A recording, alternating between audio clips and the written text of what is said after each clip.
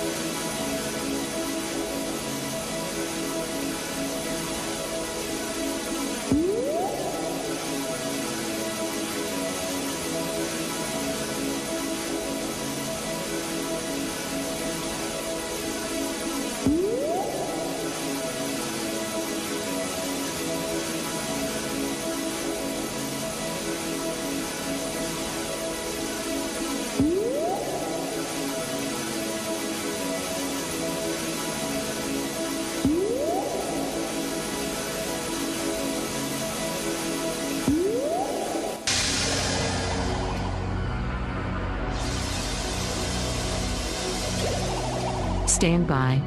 The BRN goes worldwide at 6 a.m. Eastern.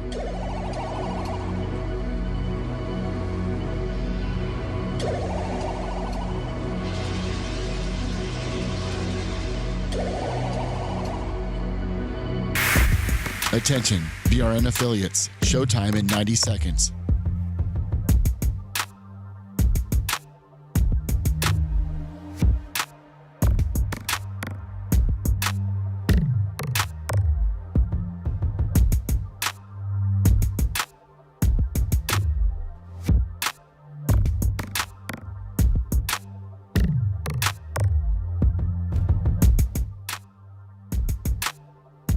Showtime in 60 seconds.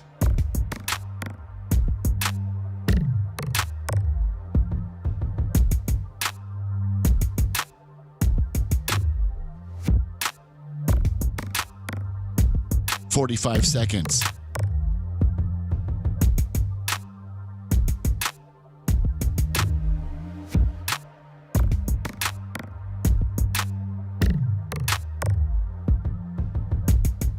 "30 seconds.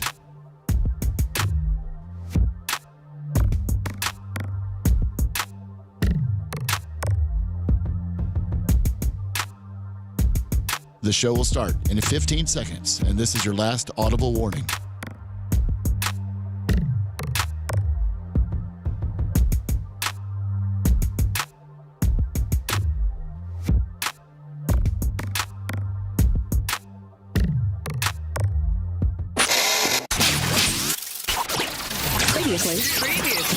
Previously on the Bubba the Love Sponge show. Oh, here we go. So they got the guy with a drum, and that's how they keep beat, right, Dan? Yes, that's how they keep coordinated. Man, you'd think he'd have some big shoulders, too, after the end of the night, right? I'd miss a beat, and that guy'd get mad at me. They're getting whipped. Tommy Lee hitting the drum. Can you imagine if Tommy Lee starts doing a solo? You're listening to the Bubba the Love Sponge show. Broadcast rights for the Bubba the Love Sponge show have been granted to this station by the Bubba Radio Network and is intended solely for the enjoyment of our listening audience. Any rebroadcast, retransmission, or other use of this production without the express written consent of the Bubba Radio Network is prohibited.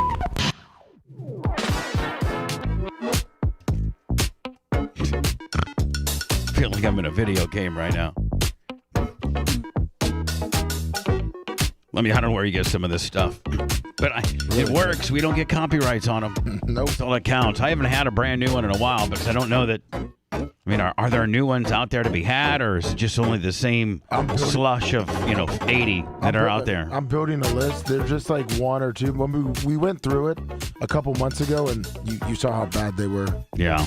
If you could continue to try to just give me one new disc of like 12 cuts Okay. gets me like another day rotation, you know? Yeah, I've been trying to target for 14, but I can cut it down to 12 and get you one. Yeah, I mean, 14 would be great. Yeah.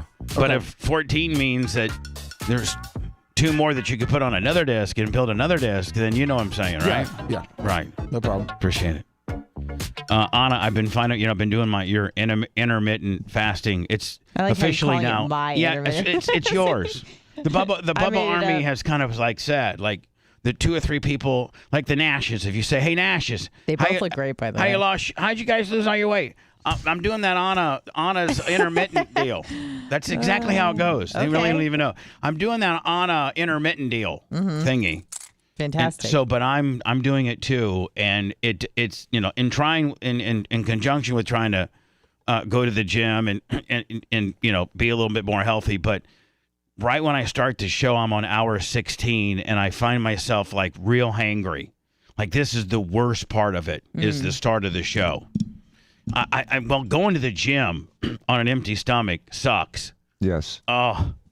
It just But I've been. But you think you come in here hangry? You think you start the day a little irritated already? For the last couple of days. I can already tell Dan is mad at me right now. So hold on, Dan. Shut up. I'm never hangry at you. No, mad at me. Dan is mad at me for doing, telling you to do the intermittent fasting. No, Dan is not going to be allowed to be mad at you at all. I'm not Okay. going to let him be mad at you. I'm not mad. It's not his fault. It's not your fault. But what I'm saying is like Lummy, Rhett, and Macho Man, I have a meeting with them every day at 5:30 for about 10 to 15 minutes. And they're the ones that have to like Deal with the brunt of Well, that. we're talking business and things like that, and things I need to get done, and just various things. And Lummy, do I seem a little more mean like the last couple of days, or am I just being a boss and trying to get stuff done? You're just being a boss and getting things Well, done. I shouldn't ask you. I should probably ask Macho Man or Rhett. Rhett, Rhett will give you an honest answer. No, Rhett will not give me an honest answer. Macho Man will just say cannot comment on the matter. Yeah, I cannot comment further on Yeah. the situation. I'm into cosplay and I dress up like Iron Man, but I cannot with half I plead the fifth. half nude. But I cannot further comment. And I'm into furry cosplay, but I plead the fifth.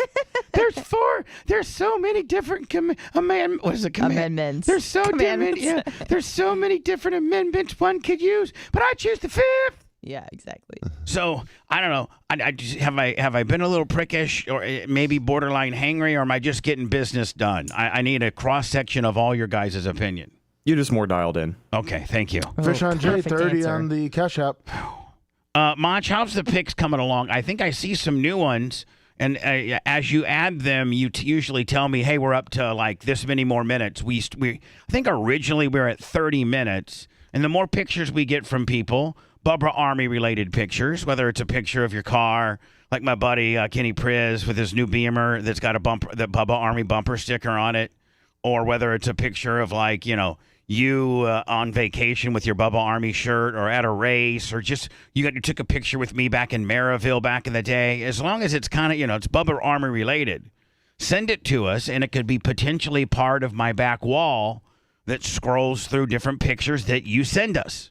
No D pics, or we can't even say any T pics, although we'd love to have some T pics. Yeah. Maybe we could get T pics with like Bubba Army. Maybe if a girl put a pair of Bubba Army stickers on her nipples.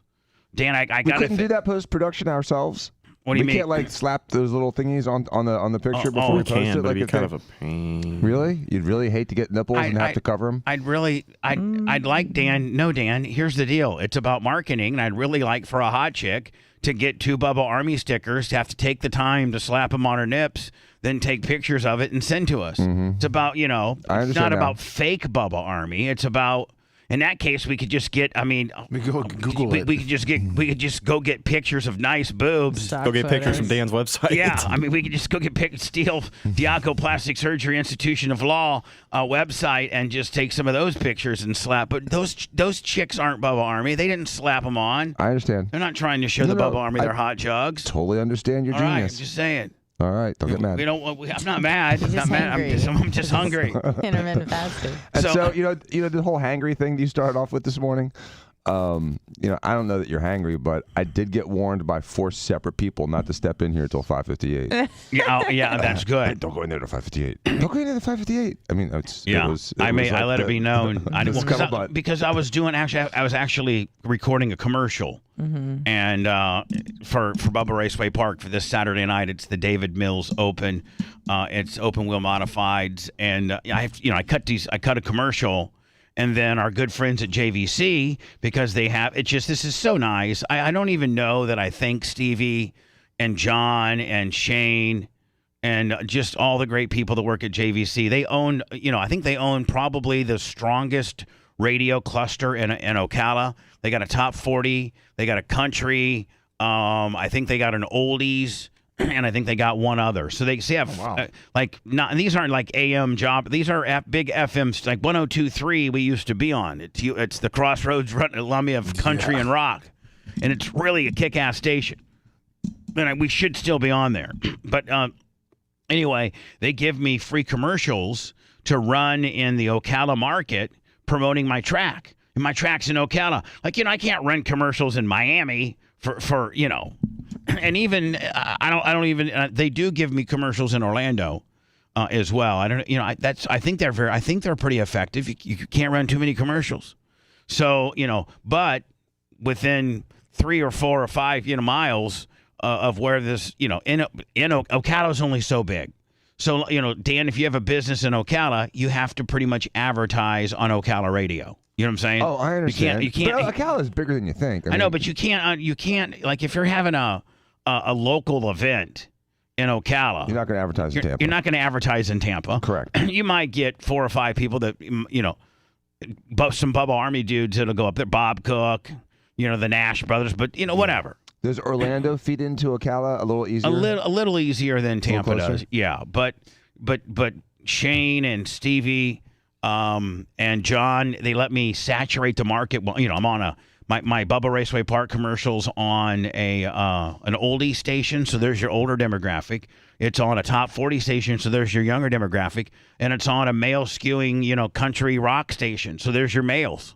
I mean, it's unbelievable the cross section of audience that I get when I advertise. I have a race coming up this Saturday on their radio stations in Ocala. They got a great thumbprint, and I'm so appreciative. So I was recording that commercial, and I was, which I should have recorded on Sunday, but I was just so exhausted on Sunday from that stupid-ass racetrack that I speak of, kicking my ass. That really is. I didn't have my helper, One-Eyed Billy, last Friday. Oh, no. And we, listen, I haven't been up there since the hurricane, and they got a lot. And the worst for a dirt track is when you get what they call rain ruts, and it's when all... Oh, it's not as it drip down, but it's got like little valleys. Oh, my God, yes. And so three eyes are definitely better than 2. Yeah, so here's the deal. Usually Billy will go, and he has a tractor that he brings with a tiller.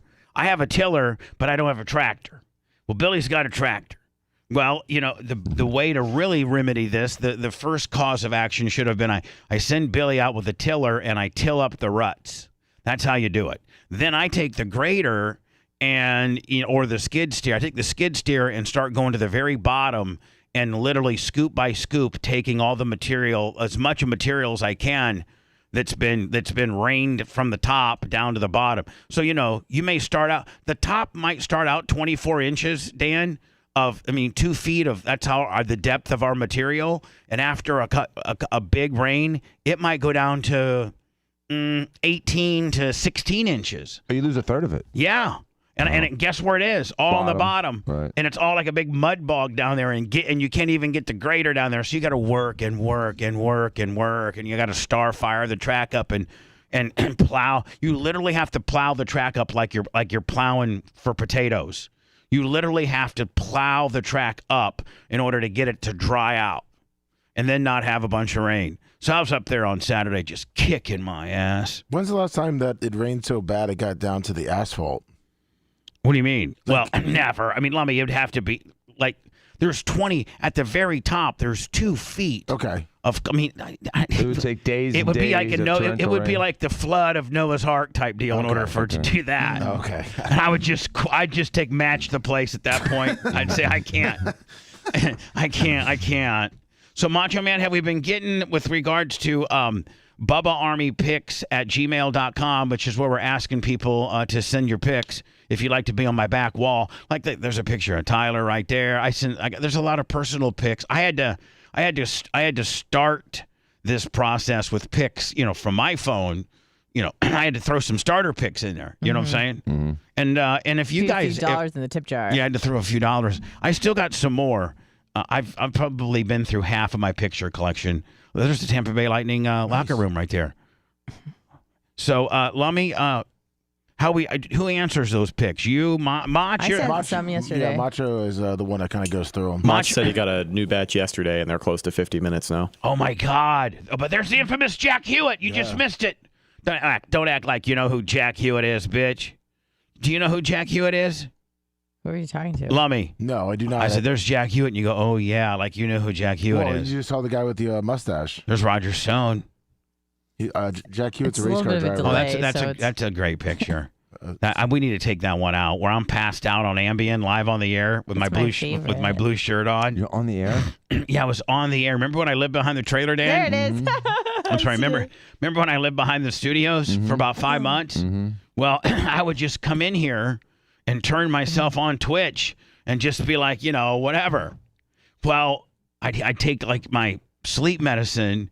It takes 2 hours for my sleep medicine to kick in. Well, I would take it and then come on and forget that I took it, and then try to do a show, and then I just literally and almost in mid sentence, I'd be like, so anyway, let me in.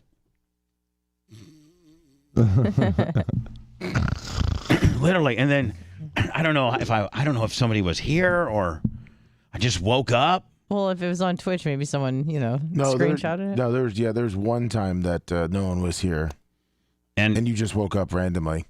Like what? How many hours later? Now, 15, 20 minutes? I think you can do that now, though. Back in the day, you weren't able to. I think there are girls on OnlyFans or things like that literally tape, go live while there's people watch them sleep.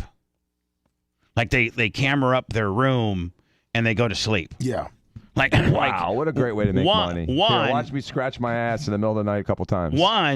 God bless the bitches and anybody that can make money doing that. God bless you. Yeah. Don't think that I'm hating on you. I wish I could. But two, how about the suckers or the losers that really would be into that? Are you take a look in the mirror. You're the biggest loser in the world. What could be fun about watching somebody sleep?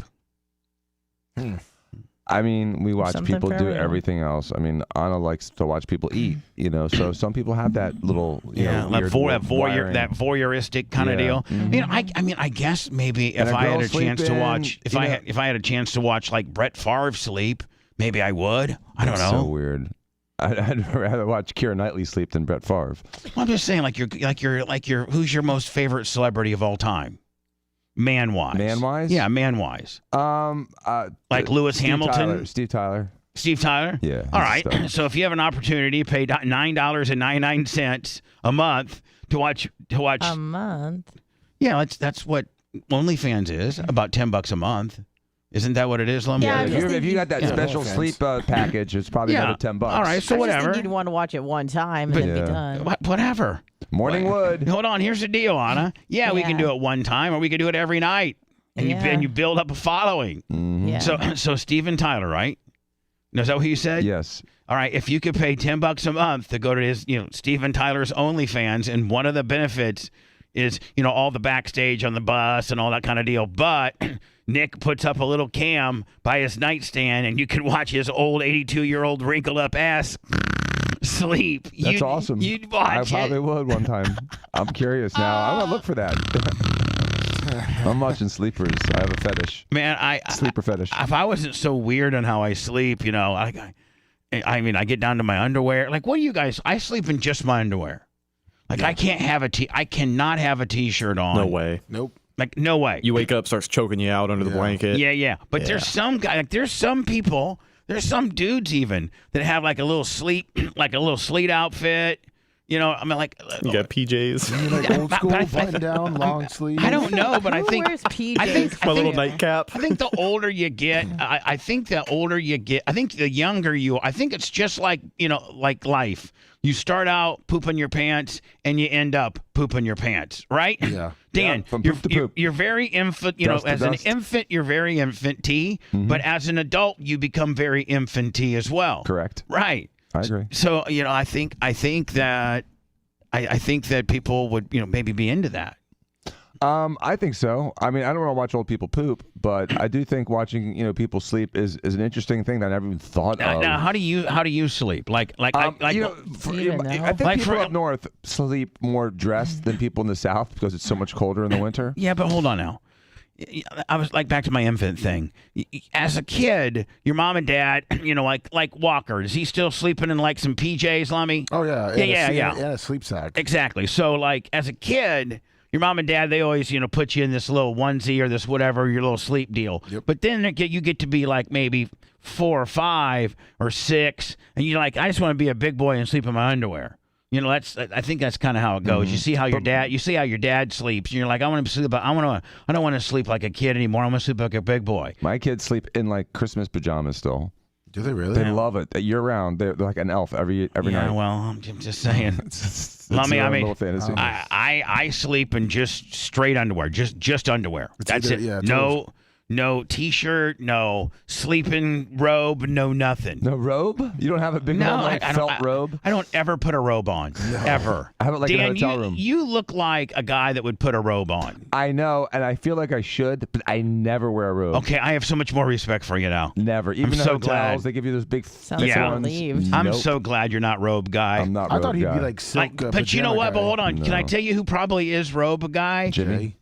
Well, Jay and Steve are both probably robe guys. Nope, but Jimmy is.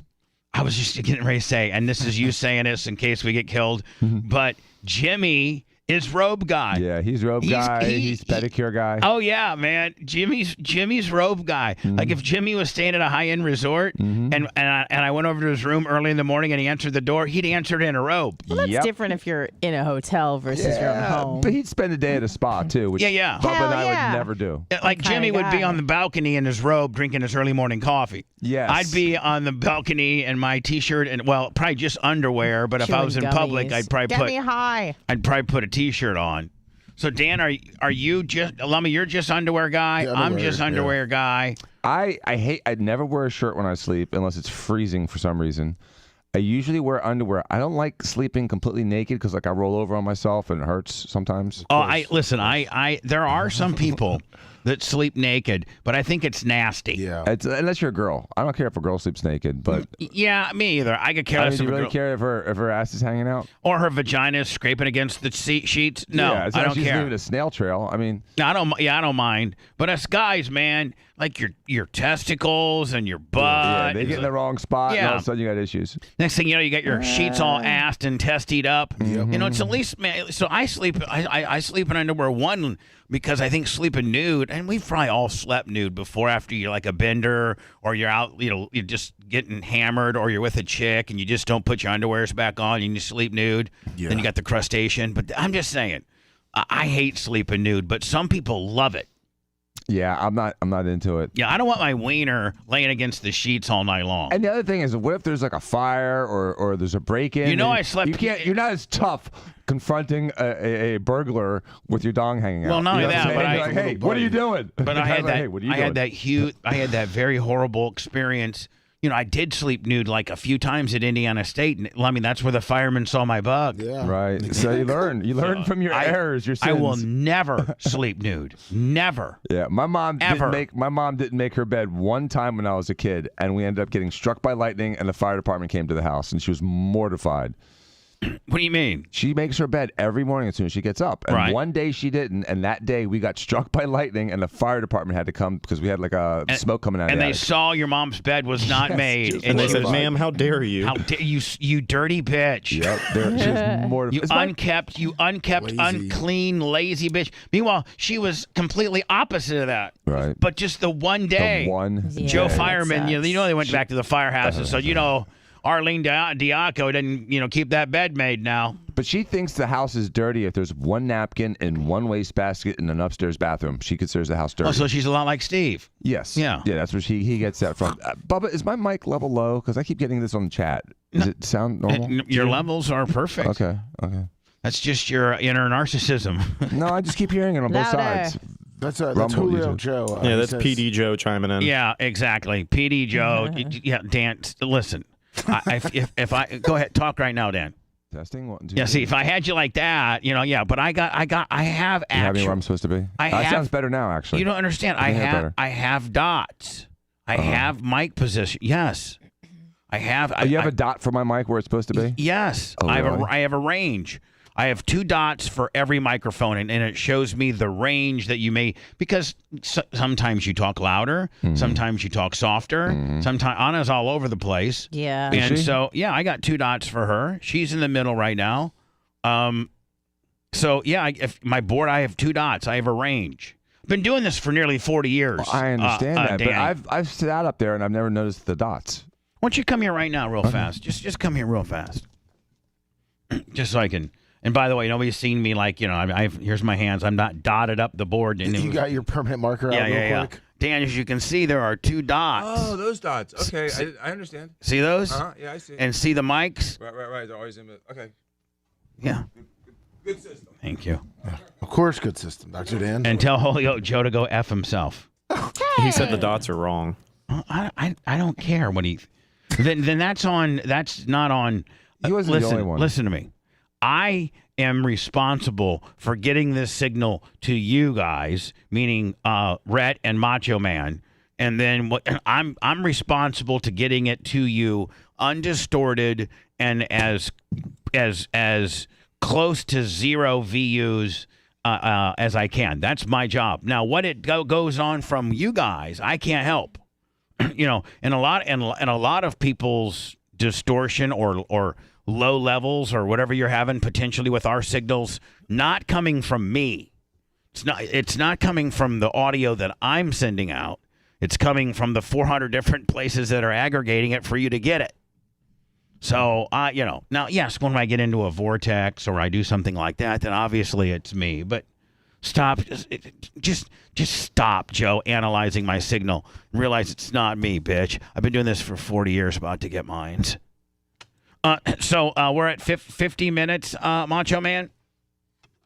With the pictures, I can verify back here in the Macho. rack room that the rack room levels show that Dan's levels are fine. Yeah, exactly. Okay, thank you. You know what that is, Dan? That's Joe just trying to say something that would get you riled up in order for you to say his name as the person that brought this particular subject up. I didn't say his name, though. Yeah, It's you just did. PD Joe. He gives us tips and tricks on how to be better broadcasters all the Another time. guy though said it too. It's like Dave M. Werning.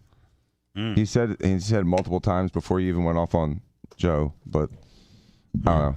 I Okay. guess it's just It's the idiosyncrasies of syndicated radio. Yeah, there you go. Do you know what I'm telling everybody to do with it? Suck it. No, Oh. just deal with it. Oh, okay. So Dan's a little low. Okay. I'll just Okay. speak a little louder.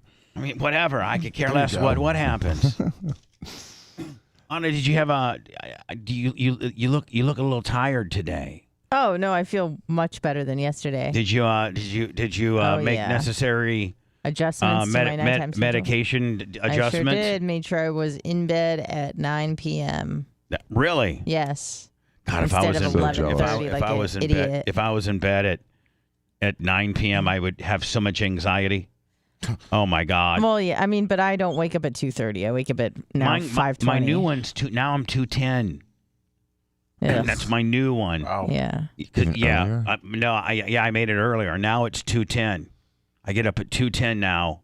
That way I can fully gear up, drive to the gym, and So you just have Monster and then down a bunch of pills and then go to the gym? Yep. That works. Once you're up, you're up. You know what I'm saying? Like once you're up and you've crossed that threshold. Like this morning, like I had to stay up really late last night helping Sophia with homework, and so What were we learning? I wasn't learning anything, but No, I she mean, was learning. What was she learning? Danny, we know you weren't learning anything. What were you teaching her? That's what I meant. Dick. Come on. Dan's trying to act like I know everything. you just said that he was learning a sophomore course. You know everything. It was a bunch of stuff. I mean, she had like religion Now, homework. Danny, is there any stuff? Is she a 10th grader? Yes. Okay, so she's a 10th grader. So she's a sophomore. And is there anything that she's bringing like to you as homework that you don't understand? Not yet. Not yet. Well, Spanish, because I don't understand. happened I don't about speak, ninth- no. Well, that's Ninth more like grade. you refuse to learn. Right. Like, you Listen, just- honest to God, by the time Tyler was like in 9th grade, I couldn't do his math. that's pretty good. 9th grade. I'm just saying. A lot of stuff you're I'm rusty on, and you just need a refresher. Well, and you know what? Here's the deal, man. I don't know how good of a father I am or not, but I'd be like, hey, Tyler, man, you know what? I've never used any of this stuff, and I'm doing pretty good in life. That's really not the message you want to be sending while they're doing their homework. I know.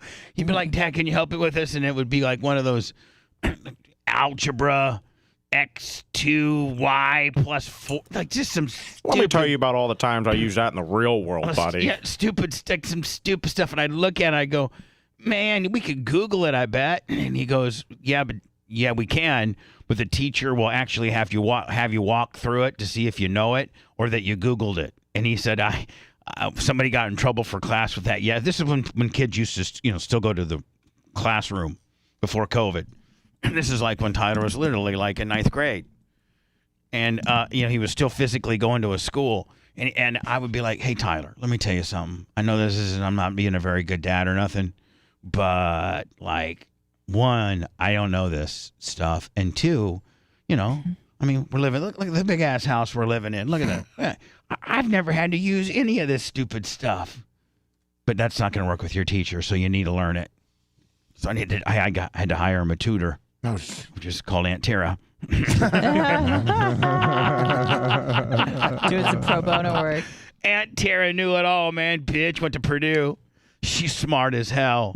She did know it. I'm like, wow, whoa. You really are pretty smart. So, Dan, what subject matter was Sophia working on last night? Yeah, what are we learning? That may have frustrated you. You look Well, frustrated. it was And now a you're lot of getting a stuff. text, It was which a I'm lot of stuff. assuming. No, I was trying to look for the name of the person that I couldn't find it because I had it on a. Because this is what would make me mad. If you got a text from a Ramina right now that would be like, "Do not talk about Sophia's It's too homework." early. No, it was. We're not being disrespectful Not at all. about it No, at not at all. all. I No. love Sophia. I Not at believe all. 10th grade is European history. Yeah, it was. She's taking like honors history of the 20th century, essentially. So it's like Man. mostly like World War I, World War II, That's and then awesome. post World War stuff. So That's kind of cool. I'd actually be. You know what? I might know some of that. yeah, You, so we were you know that Billy Joel song, so you're pretty much covered. You know? We didn't start the fire. Yeah, it's all history. I would say, hey, Tyler, you know what? Listen, I Just can answer. listen to Billy Joel. Just attach this MP3 to your homework and tell the teacher that's your answer. We didn't start the fire. That's all. My dad said that's all the history I need to know. Lummy knows all the words of that song. Do you really love me? No way. I thought you did. All right, so she's So doing like. she's kind of studying the golden age of flight, the time period between World War I and the lead up to World War II. Right, and there was such a huge advancement in technology. Oh my God! Because literally in World War I, they were using biplanes. Yes, and the radio had just been invented. You know, Right. we talked about Marconi inventing the radio. Right. And So that means the airplanes could talk to each other. airplanes could talk to each other, and they could talk to the troops down below, and then generals could talk to their sergeants, who could talk to their small privates and get them to fight coordinated. That was all brand new in World War I. Yeah, hold on, just communication. Communication. Because right. before, I think before World War I, you'd have to send like troops to deliver a message, 50 miles away to a general that came from the dictator, right? Right. Like, that's how it'd have to go by. It'd have to be physically, that message would physically have to be delivered.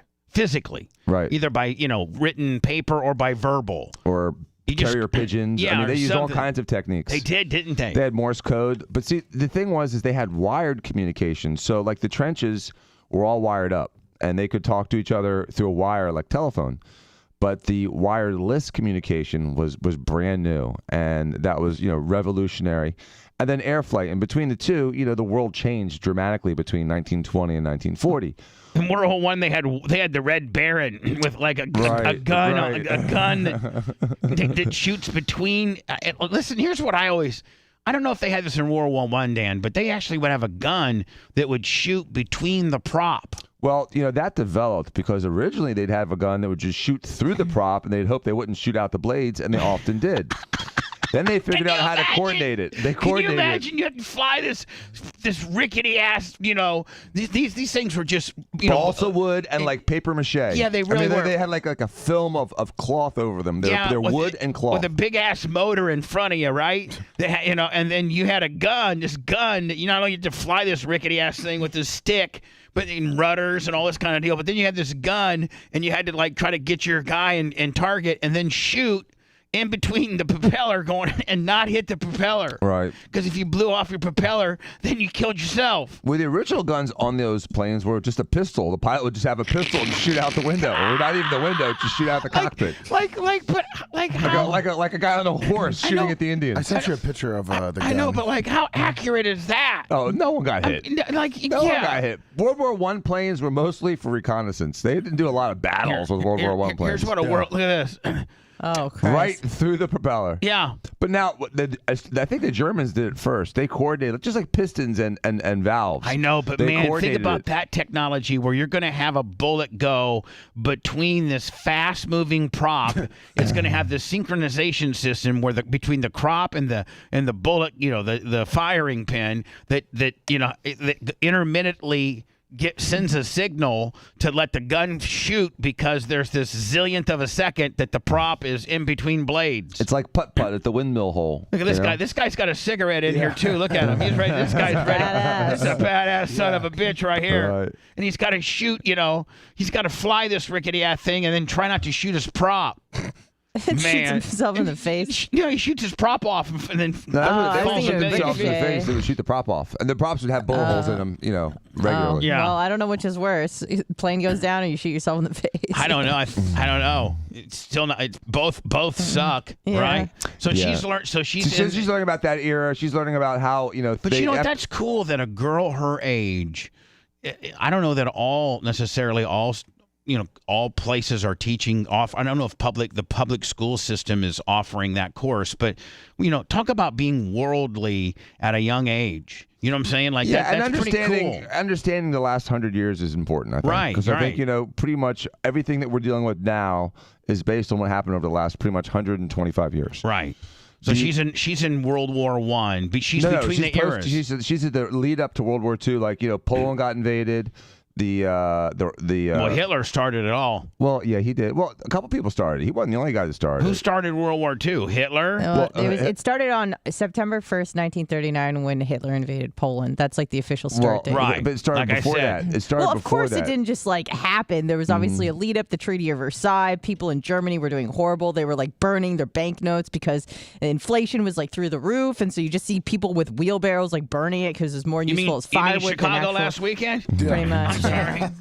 Well, World War I left Europe, all through Europe, in a lot of debt. Germany owed France $33 billion. When the stock market crashed, everyone defaulted on all their loans. And 29. Then Hit told France or Spain, whoever he owed a bunch of money to, pack sand, bitch, I ain't paying. No, he tried to borrow from the United States, and they weren't. All the banks failed. It was a disaster. Everything went upside down. And this was the Great Depression, wasn't it? Right. This is right after the Roaring 20s. Right. The 30s, and the 30s, the angst of the 30s really set up World War II. So, before, 30s were bad, weren't they? They were bad. Then ironically, the Summer Olympics were in Berlin in '36. Right, and Germany was trying to show off to the world. Everyone wanted to be, important in the world. That was the competition. It was a big dog and pony show. Yeah. Big rivalry. Isn't that, Dan, where a lot of these military parades would start from? Is they would, Russia would have these big parades and these jets and all the latest tanks and then the zillion guys marching, and it was to show the world their strength, right? And so interestingly, did we ever have those? Did we ever have those? We still do. We still do. We just don't. We don't mock it when we do it. don't have, we don't have big ones like they used to. I mean, we used to all the Korea. I time. think the And only Trump guy- tried to do one, and they said no. the only guy I think still doing it is Kim Jong, the guy from North Korea. No, China does it. Because he's a China dumbass. does Because he it. thinks he's living in the 50s anyway. Iran does it. China does it. Yeah. Russia does it. I'm They all worried do about it. China. Well, So- before Germany invaded, Japan was Oh, yeah, they were doing their own secretly, taking over that whole Asian coast. Yes, so And Japan. So 37. Japan was started. They invaded Manchuria, Yeah. and were going towards Korea, and then they also attacked China because they were trying to get the communists out of Japan. So they chased them back into China, and then ultimately went into China itself and started attacking them. And Japanese soldiers, I think they killed like 300,000 Yeah, Chinese. I mean, they were brutal.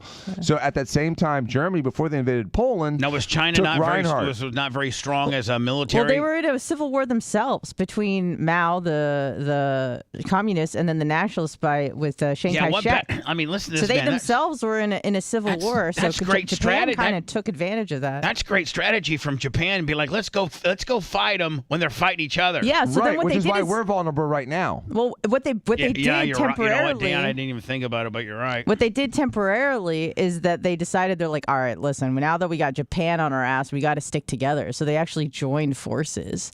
And we were actually helping Mao because we were against the nationalists and we were trying to, and because the communists were the dominant force when the Japanese were coming in, we were actually giving aid to Mao, the U.S. So if you ever want to know who our future enemy is going to be, just look at who we're giving support to right now. Seems to be. Yeah, we're going to be like the fighting Mujahideen, Ukraine. The Mujahideen, right? We're like, oh, we Right. got to fight the Soviets. And then, oh, look at that. Up the Taliban. Chuck, Whoops. Chuck and Leslie Lummy on the PayPal 25. Love them. John Kosika on some overnight trading over $100 last night. Thank you. So thank you so very much. Venmo, PayPal, Cash App, all at the Bubba Army. You start working on your 2024 BARP deal, right? Yeah. So in 1926, a lot of dictators, came to power. Mussolini, Stalin, and these guys started. Again, they were very competitive. Nationalism was huge. Fascism, which is the state where. Does that mean too Lummy, much? how aren't we close to the bell? We are at the bell. See, I've self-recognized Yes, you that. did. I'm like, let's cut Dan off. Sorry. We'll start up with fascism No, after hold the on, break. hold on. Sorry. Yeah, let's do that. That's what I'm saying. Like, let's start. Let's pick up where you left off. We won't even we won't even squirrel ourselves. We'll just say, Dan, take it away. Okay. You ready for that? Yes, sir. We'll do it next. Someone just spin him like a simpleton? God, you guys are imbeciles. Listen. More of the Bubba the Love Sponge show after these words. Sophia says, I have a test on this stuff tomorrow. I'm like, well, what? She goes, just one chapter. I'm like, one chapter had like 16 sub-chapters. And so I had to make flashcards and a timeline for all that between like... I like how you said, I had to make Yeah, so between like 10 and midnight, I'm doing that. And before that, I had to do an hour of math with her. What's she learning? Hopefully not after It's quadratic formula shit. Like the opposite of b plus or minus the square root of b Oh, squared minus fucking 4ac blow over me on 2a. that. That shit. The Fucking tedious absolutely fucking blow me on that fractions and square roots and it's fucking algebra 2. It's fucking torture. Algebra 2 is never my strong. Oh my god. Trigonometry is a lot easier and more fun. It's like sticking a red hot poker straight up my ass. Oh, I forgot about the quadratic formula. Ugh. It's torture. And then she was doing a project on this woman called, I want to say it's like Frida Lamar. She was a German actress. They made her change her name to a more white name when she came to America. But she was like, one year she was the most beautiful woman in the world. Lummy, are they playing anywhere, Dropout Kings? I mean, she's... Oh, yeah, Orpheum. I have her. They're touring. What? She was... Orpheum and Tampa. She's not Then they out. tour. I got the whole tour. Just give me the whole... Weinstein Her last name was, before she changed it, was like Friedhold Reinhardt or something like that. It was a total German name. Super German name. And anyway, so she was really smart though. And she was interested in science and technology and helping advance American science. She invented frequency hopping. Frequency hopping was used to prevent jamming of the signals to torpedoes and other communications in that World War II and post-World War II era. And frequency hopping is the basis of Wi-Fi, Bluetooth, and all of our cellular communications. She developed that process. She was an actress. She was a female actress. Interesting. Yeah, you're right. She was a Jew. Yeah, absolutely smart shit. You know what I'm saying? Smart as shit and pretty and could sing. Yeah. Oh, wow. Really nailed it. Threat. So she immigrated here in the 30s? Late 30s. Russia, Germany was killing all the Jews in the mid-30s. They started killing Jews, attacking them. They took away their rights in 35. And by 38, they were actually going into houses and attacking them and killing them and deporting them in concentration camps. Yeah. So she came over like 38, 39. So we had all kinds of shit to do. And she was reading a book called Between Shades of Grey, which is not the 50 Shades of Grey.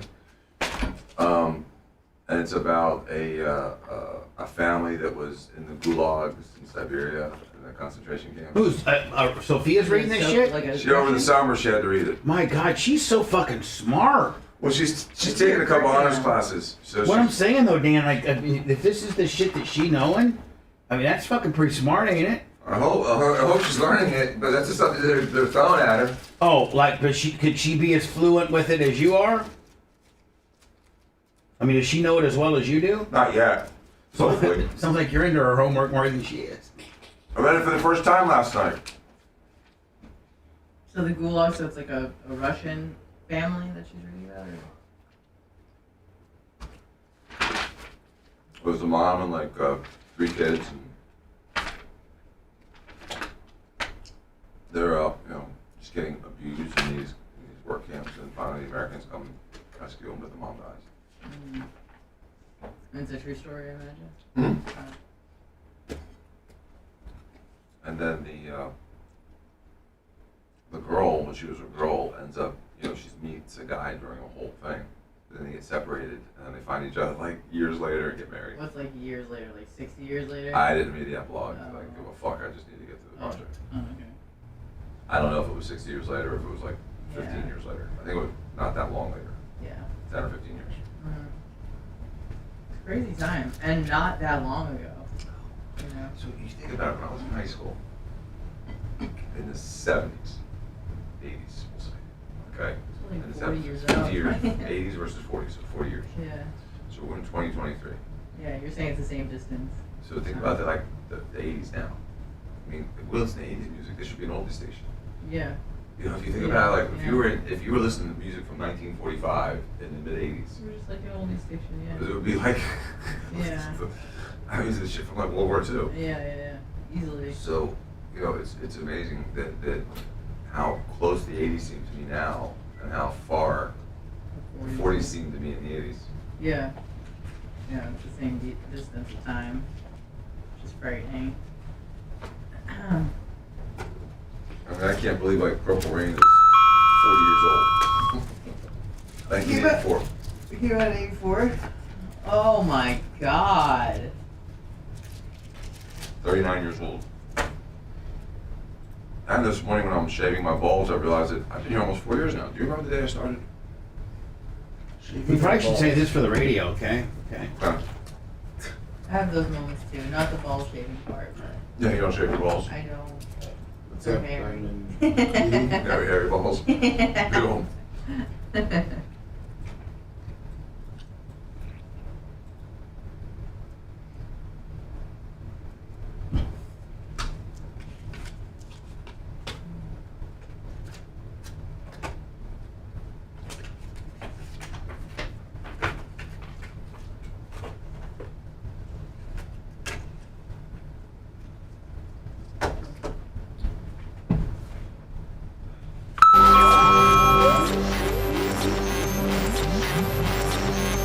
Get to a safe place. The prison work release program gone horribly wrong. You may want to duck. This is the Bubba the Love Sponge Show. Bubba the Love Sponge. There's your watermark, Willie Lummy. Are you proud when you hear that? Oh, yeah, I heard You feel that stupid? guitar riff, and I was like, You yes. feel stupid? Yes, 100%. Watermark. Dropout Kings. They'll be in studio today about 9:30. We'll do like a 15, 20-minute little interview terrestrially with them, and then we'll go digital. We'll go streaming, Lummy. Facebook. Today's Twitch. It's Twitch Tuesdays. That's Twitch too. Yeah, that's our after show today. The only day through the week. Well, we only do 4 shows a month on Twitch because they just got so woke and just so impossible. For real. Oh, real. It's just like, anything we did, we'd get like a 2-week violation from Dan could cure cancer, and they'd be like, "Oh, you're talking about medical stuff." Whatever. So we do Twitch. We do Tuesdays on Twitch, the after show, like 11:50. Today, let me probably be more like 11:15. So we're not waiting around so long. Okay. To like maybe, like 10:15 to like 11:15, something like that. Yeah. All right. That works. Dan, you were talking about. Oh, but by the way, Lummy, do you have do you have all the information? I didn't want to bring it up with a minute left, so they're Orpheum in Tampa because I don't like bothering you with a minute left. Well, okay. Well, get it to me next break then, okay? No problem. But the Dropout Kings and their song "Virus," it's a great song. Yeah, it's exciting. You showed me that song last night. And I listened to it, and it's intense. So you're not talking to the microphone the same way you were earlier this morning. I'm not. Nope. Am I talking because differently? You're way hot there. You're way overmodulated. You got to be. Listen. I'm trying to be consistent. You got to be consistent. I'm trying. You've got to be consistent. Maybe because I was looking at my phone. I don't know. So anyway, listen. We're going to get back to World War I here momentarily, but you threw in a little gimmick here during the hot mic, and your exact quote was, I was shaving my balls this morning. Oh, yes. As I was shaving my balls this morning, I figured out that this is nearly my 4-year anniversary. I've been with this show now 4 years. Almost. Yeah. It's a moment of reflection. And so it dawned on me that it was. Man, when I shave my balls, I try to kind of pay attention. Are you focused? Well, because one little nick, you do one little razor blade going a little too sideways and not up and down, and next thing you know, you cut your balls. And let me tell you something. Balls bleed. Oh my God! It's such thin skin. It is. It's thin. It's really tough skin, but it's elephant skin. But it's thin, and you can nick it. And if you ever nick your balls, man, it can almost scare the hell out of you. Oh, it's horrible. And even just the smallest little nick, you got to bandage up. Well, no, you really can't bandage up. No, you can't. All sweaty. You got to kind of powder and stay on top of it and avoid the infection. Antiseptic pencil. So Dan, ow! Little piece of toilet paper stuck to it. Is that what this weekend's looking like? We're supposed to get that much rain. Look up there, up above you. Is that what it looks like? Risk of strong winds. News said today it's going to rain like hell. Really? It is? That's it's supposed to be actually really damn nice. It. I thought it was like 60% chance today. No, hold on. I was looking at I was looking off. What? Do you hear me now? Do I sound quiet? No, I can't even hear me. I was just because I was yelling over you. I'm sorry. You can't. What do you mean you can't? Why? Well, I don't know, dude. Everyone sounds loud. And my listen to me. You're in your. What are you talking about, Dan? You're in your own head right now. It sounded hot when I was talking about at the very beginning. Stop. Just stop with it, buddy. It's probably your headphones. Uh-oh, he's freaking out now about his headphones. Listen. I'm not making any large adjustments over here with anybody. Okay, I understand that, Bubba. I set it and forget it. These levels unless I hear an obvious overmodulation, then I'll go make an adjustment. Right. But why are you so obsessed with this audio change today, I don't know. It buddy? just keeps changing my ears. It just keeps going high and low. You're in my going ears. Insane. I am. It must be. My Lord. Sorry, I'm not trying to be disruptive. So it's supposed to be really nice this weekend. Yeah, this is weather porn up here. Weather. This is like scare weather. That's national news. And you're gone, Bubba. So there's no bike ride because you got the racing. I'm gone for the entire. I'm gone. I'm in Ocala this weekend and all the next. When are we going to ride again? And then I got the weekend. Can you ride by yourself? The or 4th. That's just not an I got option? 4th and 5th. First weekend of October off, and then second weekend a monster truck show at the track. So I don't have any free time. I was supposed to be in Vegas, but I got to call Ronnie and cancel on that. You haven't done that yet? No. What weekend's that? October 11th and 12th. It's like less than a month away. Bubba, you need to get on that. Why is that disrespectful? Yeah, because they're planning for X amount of people. And plates. Okay, cool. Then I'll get a hold of Ronnie today. What are you going to say? Do you want to do a dress rehearsal? No. Dry run? No, I think it's probably a private conversation that maybe I should only have with Ronnie. Yeah, I don't think this needs to be all spewed out everywhere, and then it'll get misreported back to him, and all the trolls will make something about nothing when it's a very personal matter. Right. Thank Understood. you. Yeah, thanks.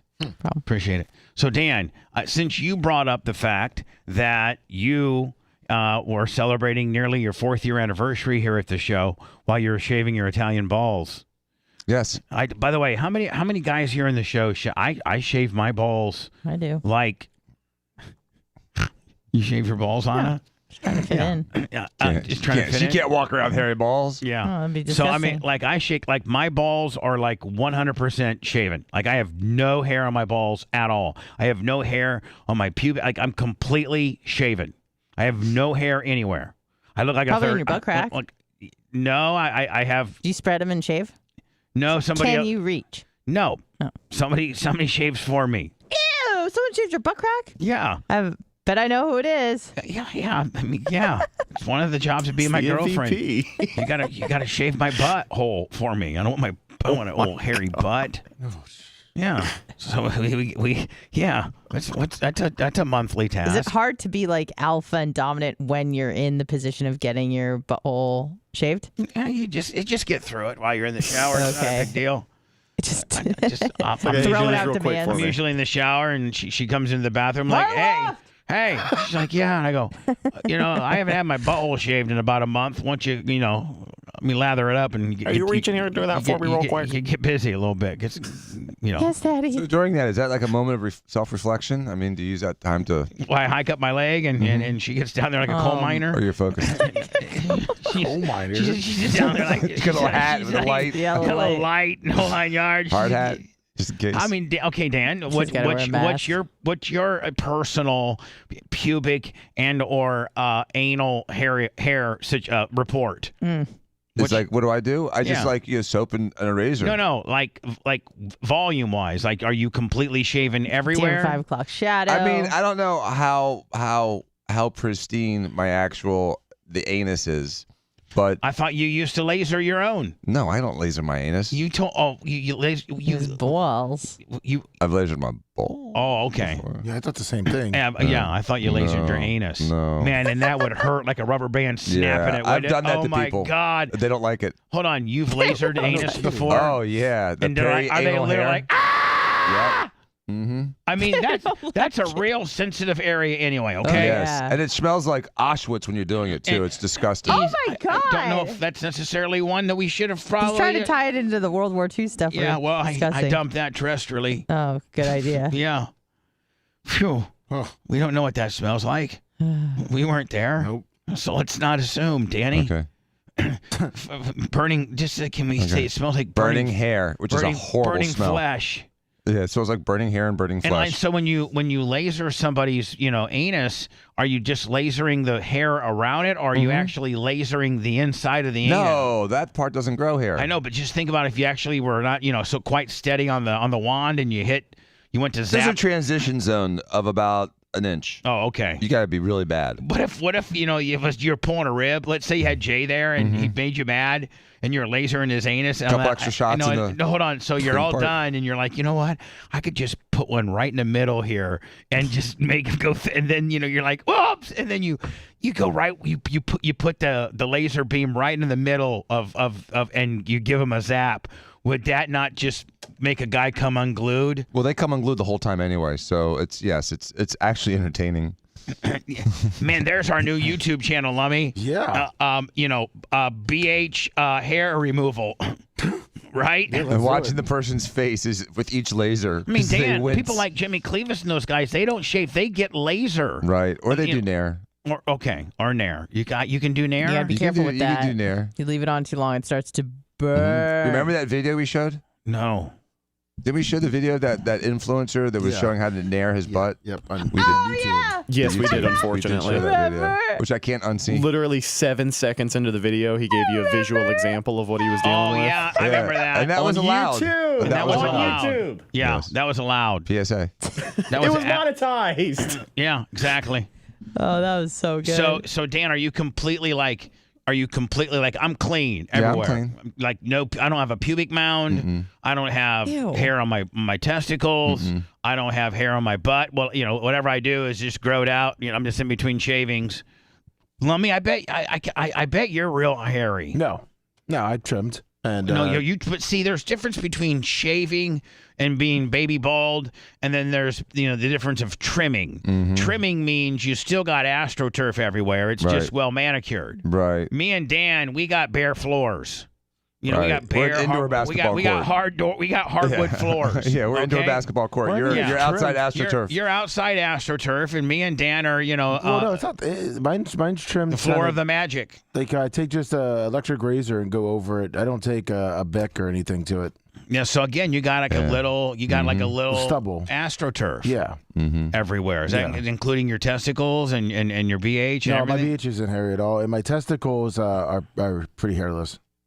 Okay. How about you, Rat? Like, what's your situation? Wiry red hair. Yeah, I And try is to. your pubes real? It's like a lot of times gingers' pubes are even redder than the hair on their head. Yep. Like it's a whole nother red. It's like Ronald McDonald red. Right. Wow. Like your hair is not Ronald McDonald. Your hair on your head, what the public can see is just a nice ginger. It's a nice looking red ginger. Poofy, not real, or just kind of a light ginger. But are your pubes Ronald McDonald? Don't lie. Yeah, they match my beard. Oh, really? Pretty much. And so do you really maybe a little darker? Like, do you really like to grow it out to have the ultimate fire crotch, or not at all? Like, no. are you a gym floor, or are you an AstroTurf? Not quite gym floor. Yeah, probably somewhere between AstroTurf and gym floor. Like I'll do it up and I'll clean it up, but it'll probably be a week or two like before a I do it hockey again. rink halfway into the period. Oh, okay. Not completely smooth, just a little dust. Got to get the Zamboni out there every now and again. Then Mach, what's your situation? Oh, he's shaved. I'm thinking Come that on. you're completely 100% shaved, like the rest, like your forearms and your back and He's everything. magic. The only thing I don't shave is my legs. Right, exactly. And then you have no more further comments No about more this. comment on the matter. He always makes one statement, and then he has no more comments on the matter. Anna, are you like, okay, hold on. So you're like me and Danny, hardwood floor? Yeah, I don't mess around with nothing. I shave like almost every day, maybe every other day. Right. By the way, your shoulders look good. Thank you. Did you have a private session with Rob Kahn yesterday? No, but I do today and Thursday. Really? Which I'm not nervous about, but I just feel like I am not worthy. Do you learn? Like, do you I think really? that's the point of a lesson. I understand, but do you? Yeah, he spent like 45 minutes with me at there was like an open mat deal on Saturday, and he was there teaching. And then after class was over, he's like, "You got time for one more roll?" And of course, I'm like, "Oh, S." Hold on, you know what watching. you know what you just did too? Huh? Is you don't even know, but like.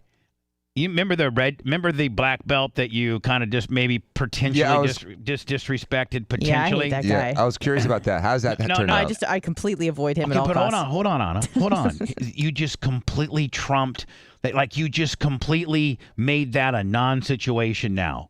Because when word gets back to that guy that you're rolling with Rob Kahn, then he doesn't feel so important. You know what I'm saying? Exactly. Like right now, he's like, man, I can't believe that bitch said no to me. I'm a black belt. When word gets out, hey, guess what, Fred? Anna is doing personal lessons with Rob Kahn. That's how she rolls. Yeah, and it really was the perfect time for him to approach me because I did a roll right before that, and granted, it was with a white belt chick, but I tapped her twice in 5 minutes. So, I just looked cool, and it was no gi, so you didn't know who was what belt. You know what I mean? Right. Just looked like we were wrestling equals. So when you guys rolled the first time, does he like okay, let me get this mount or the side mount or whatever, and then he'll start telling you, okay, I want you to try to work on this, and then a certain type of move, and then that way you do this is you do this, and then you bring this arm over here, and then when they give it over, it's like a guided roll. So we just start doing whatever, and then at some point he would be like, it's like pause button, and then he's like, get the underhook here, and I'm like, oh, okay, and then we'd roll, and then he's like, stop, and he's like, make sure that this wrist is secure, and I'd be like, oh, okay, and I like that a lot because that helps me. tremendously. Instead of just teaching me a lesson, it's like we're doing an active live role, and then in the middle of it, he's pointing out my mistakes. So you're like doing 85% and then pausing? Yeah, just for a few seconds. And then, do this. Then while you're while you're in the midst of doing it, when you are not making a mistake but maybe missing something or don't know what you're supposed to do, grab where, he's like, okay, boom, stop. Now with this particular situation, grab an underhook right here. Yeah. Now let's pick it up from there. Yes. Boom. Exactly. Then you go, and then you're like, okay, hold on. All right, so at this situation, after then you underhook Willie, then you do like the reverse wrist McGillicuddy. Right. And the thing about jiu-jitsu, it's crazy how much just the tiniest details matter. Like now, when you roll, the devil is in the details. If you can make these slight adjustments, I mean, it completely transforms your game. But hold on, when you roll with a guy like Rob Kahn, who, every black belt, every Gracie black belt from this particular area, is a Rob Kahn black belt. Mm-hmm. He's the first person that came into Tampa with the Gracie franchise, and so anybody that works at a Gracie or like Matt Arroyo, for instance, Rob's best student.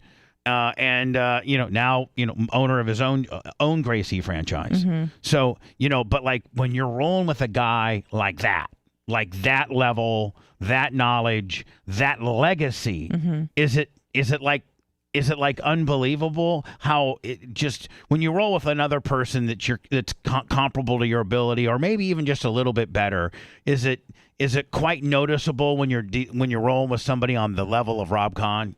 Yes, usually the better the person, the worse I roll because I get nervous. Right. Whereas with someone that I'm like, I don't care. It's like being on a date with someone you're like, I'm not really that attracted. You're more funny. You're more charismatic. But then when you're with the really hot girl, you're like, am I saying the wrong thing?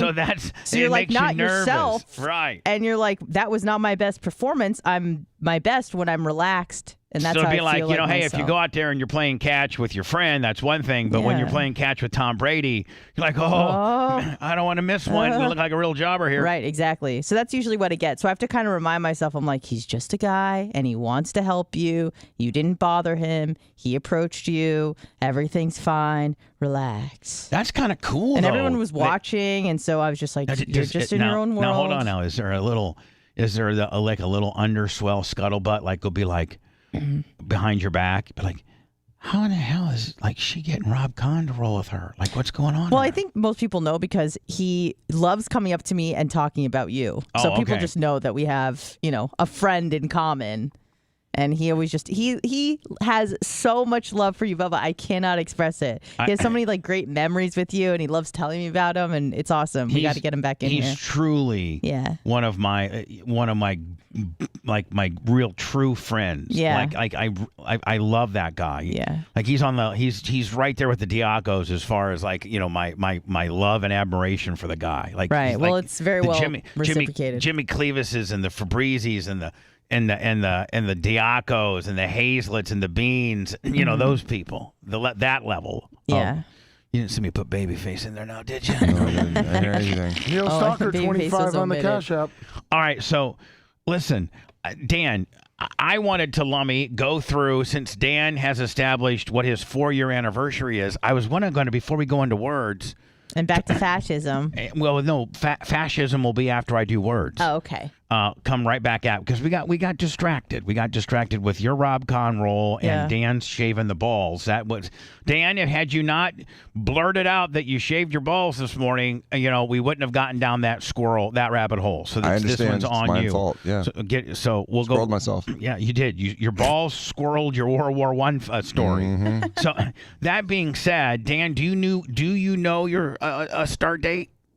I don't have a specific start. I know it was before Halloween because I remember doing the jack-o'-lanterns. So I think it was like the beginning of October, end of September. It's right around now. Can we just call it, September 15th?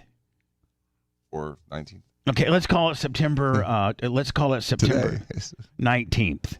September 19th. What? 2019. Yep. 2019. 9/19/19. That'll be an easy one to remember. Ooh, that's Thank nice. you. Lummy, what's yours? November. Now, are you going to talk? I'm talking about like when you were a co-host. Yeah. Yeah. November 26th, 2018. Really? Yeah. Okay. Anna, what about you? June 17th, 2020. June 17th, 2020.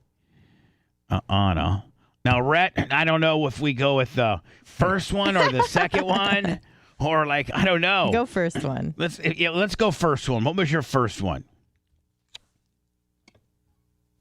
Yeah. Mm-hmm. I agree. Rhett?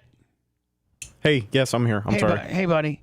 What was your start date the first time before you quit? End of November 2020. I don't remember the exact day. All right, we'll just say the November 15th. That works. 2020. Rhett.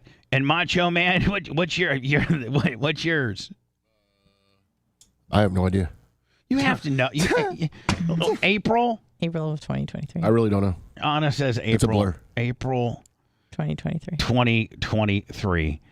Macho Man. And then I was thinking about mine, Lummy, would probably be, 1606. 06? I thought it was 86. Well, no, I mean, the show was off for 2 years. The show was completely off. I'm talking about like this run. Oh. Or I have a couple different dates. January 6th of 06 would have been, the start of me back on the air. Yeah. And with my own studios. You know what I'm saying? Like, this is studio. Yeah, this is like, my own show, my own studios. So mine would be, and then, maybe then we have in 2008 and January of 2008 was my start on the Bone. And then it would have been, then I quit the Bone for a couple of years, didn't I? No, I started the Bone late. They quit you. Yeah, they quit me. I was 06 and 08, I was Sirius XM only. Yes. And then 08 to 12, you were everything, no, I'm sorry, right? 08, 2008, 2009, and 2010, I was mornings on the Bone and afternoons on Howard. And then 2012, 13, 14, 15, no, 2000 and my last day on the Bone was Labor Day of 2014. So 2004, yeah. And when did we start Radio IO? That was 2012. 2012. And when did I? And then 2000. But that's kind of morphed into Bubba Army Radio. Yeah. So I don't know what to say. I don't know what my start date is. And then we realistically started October of 2017. Kind of more being streaming centric. You know what I'm saying? Like less terrestrial radio, more of the stream deal was October of 17. So maybe that's the start date of this run, because we have different chapters, Dan. And this is a whole other chapter. Totally understand. Yes, I agree. It has been different eras. There has been different chapters. Lummy, are you sick? No, why? I didn't. You had your face down. I'm sure I'm writing. Oh. I was writing all the dates, and I was trying to figure out yours because we set a bunch of dates for you. You're just reiterating what I just said because you're scrambling. Well, he's writing them down. Yeah. So anyway, is it 2006? 2006? No, I think it would be this chapter, which would be your guys' chapter, the streaming chapter, would be October of 2017. Okay. So okay, just trying to figure out what. So then, Lummy, I mean, the next, you were only about a year. I was only about a year on Twitch before I brought you in full time. Yes. And who did you replace? Tuttle? Like, what was my lineup? I replaced Tuttle. Yeah, it was after Tuttle. So it was Tuttle me, Manson, and Tuttle, and 25 still there? No, Trace was on and off, and then Trace left, and then it was Manson and Tuttle, and then Manson quit, and I brought Janessa in. Yep. And it was me, you, Janessa. And then you had, SJL come in, Colton come in, me come in. And then, November 26th, you picked me to come in full time after Thanksgiving. Really? Yep. And I think I told you, hey, I'm gonna make you a star. Yes, you did. I mean, can you get me that break? Not necessarily for today, but just to have your very first day. I told you, I said, look at you. You're stupid, but you're very lovable. You don't have a lot of radio experience. You've never, it's not like I hired somebody who had a ton of radio experience. You had none. I mean, right? Yeah. And I don't even know if you're good enough to be on the radio, anywhere else but me. I'm the only person that can probably make you I don't know if just anybody can make you a star, Lummy. Yes. No, only you, Bubba. Thank you. No problem. It's the truth. But I think I told you, look at you. You have no radio experience. You're slinging fish for 11.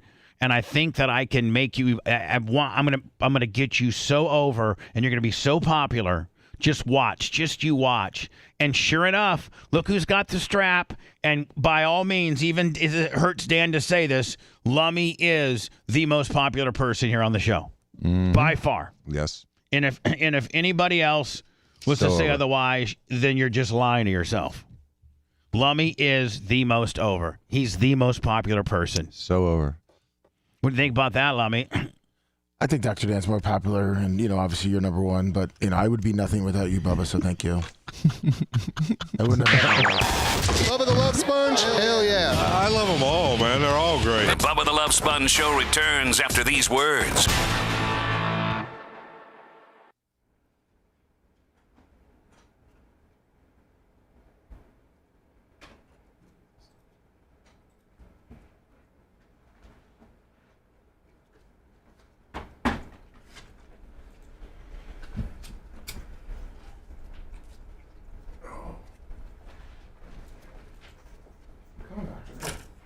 Give me a second.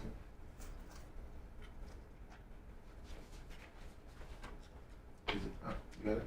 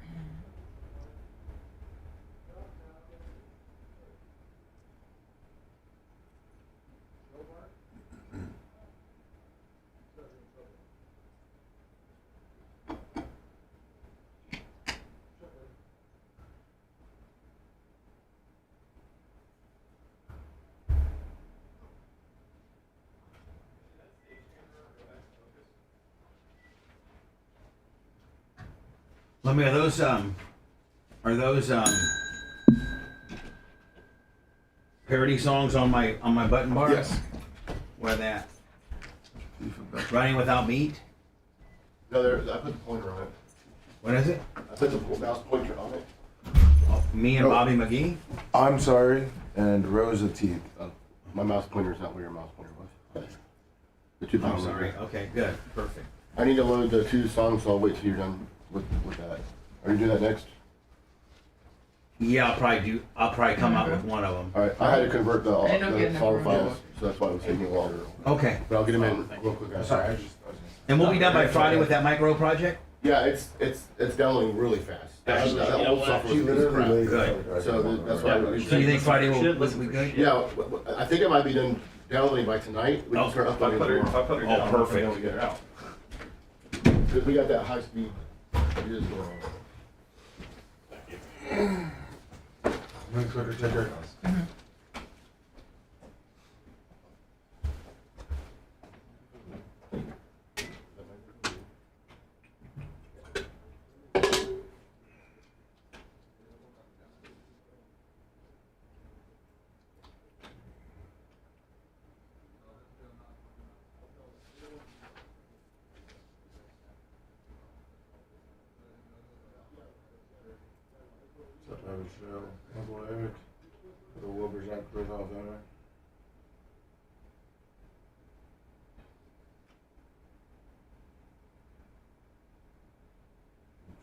Guru.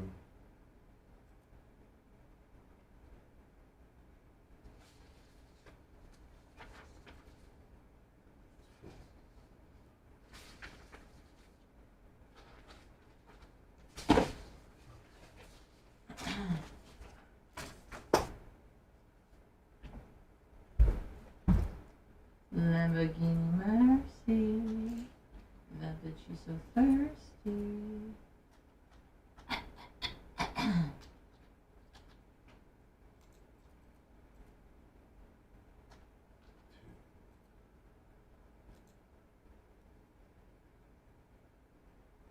I love green.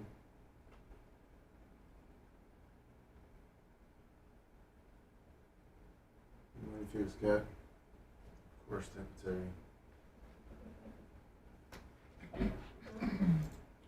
But meaty Neo.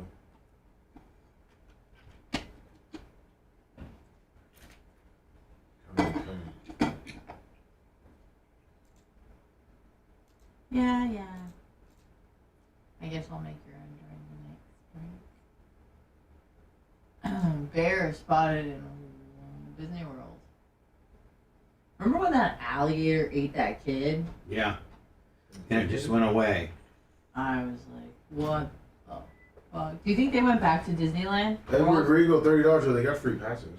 They got free season passes. No, they also got probably about $50 million. Yeah. Oh, well, I would fucking hope so. Remember when that alligator, alligator ate that kid? Yeah. I guarantee you they got a lot of fucking money. I hope they did. Bubba, not trying to squirrel you, but there was a story I put in prep that when I saw it, my initial reaction was death penalty. But I was like, I don't believe in the death penalty, but I wanted to give it. Did you see that video of those kids driving and they can't hit that guy? Yeah, I saw that on Twitter a couple days ago. Yeah. That fucking. And you know, what I mean, they should. Just I was like, just shoot him. Just fucking kill him, take him outside, hold the other style, and just fucking shoot him. I was so mad. For the other guy. The guy who videotaped it. They found the driver. He ain't saying nothing. I wonder how they would charge the passenger, who I assume was whose idea it was, but didn't actually drive into the Piper. Like an accomplice or I don't know. I mean, obviously you know more than me, but how does that work? Because he's definitely not innocent, but like, how guilty is he? It's arguable that he's not guilty at all. If he's like.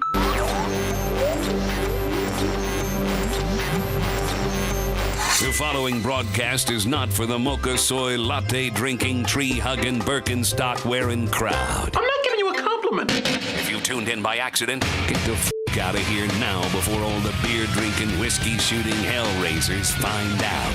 This is the Bubba the Love Sponge Show. Lummy, have you ever? I was just scrolling through Facebook and I hit pro wrestling. Yes.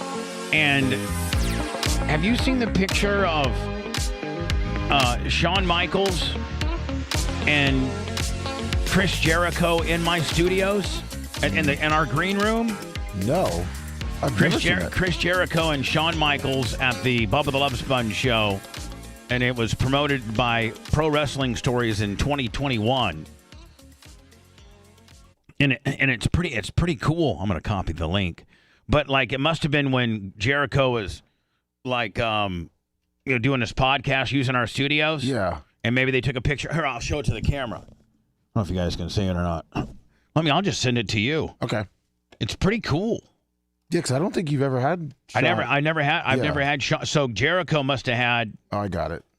How did you get it? I binged it. Oh, so I don't even need to send it to you? No, I just sent it to you. Oh, so I can show everybody? Yep. Oh, okay. This is pretty cool. Yeah, it is. Wait, you think we should use that in some way, shape, or form, or is there nothing really to be used on the deal? I mean, just say it. Why not?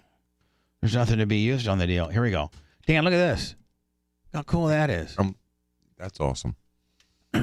Right there. That arm. That's right in the studios. Thank you. Thank you very much. So Dan, throwing it back over to you, freshly shaved balls and all. Sophia, your lovely daughter, your hot, smart daughter. Whoa. I'm not trying to be creepy, but she is I'm just telling you right now, you can tell when a girl's gonna be a very attractive woman. And you can tell that she has her mom and her father's looks, and you can tell Sophia, is going to be beautiful. Can't you? I mean, like you could tell Bella was going to be pretty. Right, she's going to be pretty. I've never seen Jay's daughter. I've never met her, but Sage, she's pretty. Yeah, but you can probably tell. I mean, if she takes after her mom and dad, she's going to be pretty. No, she's pretty. Pretty people make pretty kids. Usually. Yeah, sometimes it doesn't happen that way. I know. If they're too different looking. You know what I mean? If you take two different faces, like sometimes, you take two people that are just like completely different looking and you blend them together and it just, like, sometimes it does work out, and sometimes it's like they look clumpy milk. like a Furby or something. Like poor Walker, man. He didn't have the odds with him on his dad's part, but his mom's gene came through and made him cute as hell. He's a really cute kid, too. He really that kid is. Huge. He's objectively a good-looking baby. Yeah. There's just no two ways about it. And Sophia's a good-looking girl. Oh, yeah. I mean, would you not agree? No, she's pretty. And so, Dan's doing homework with her last night. She's a sophomore, and she's learning about European history and World War I and II, and she's in the 30s now, which was just the end of World War I.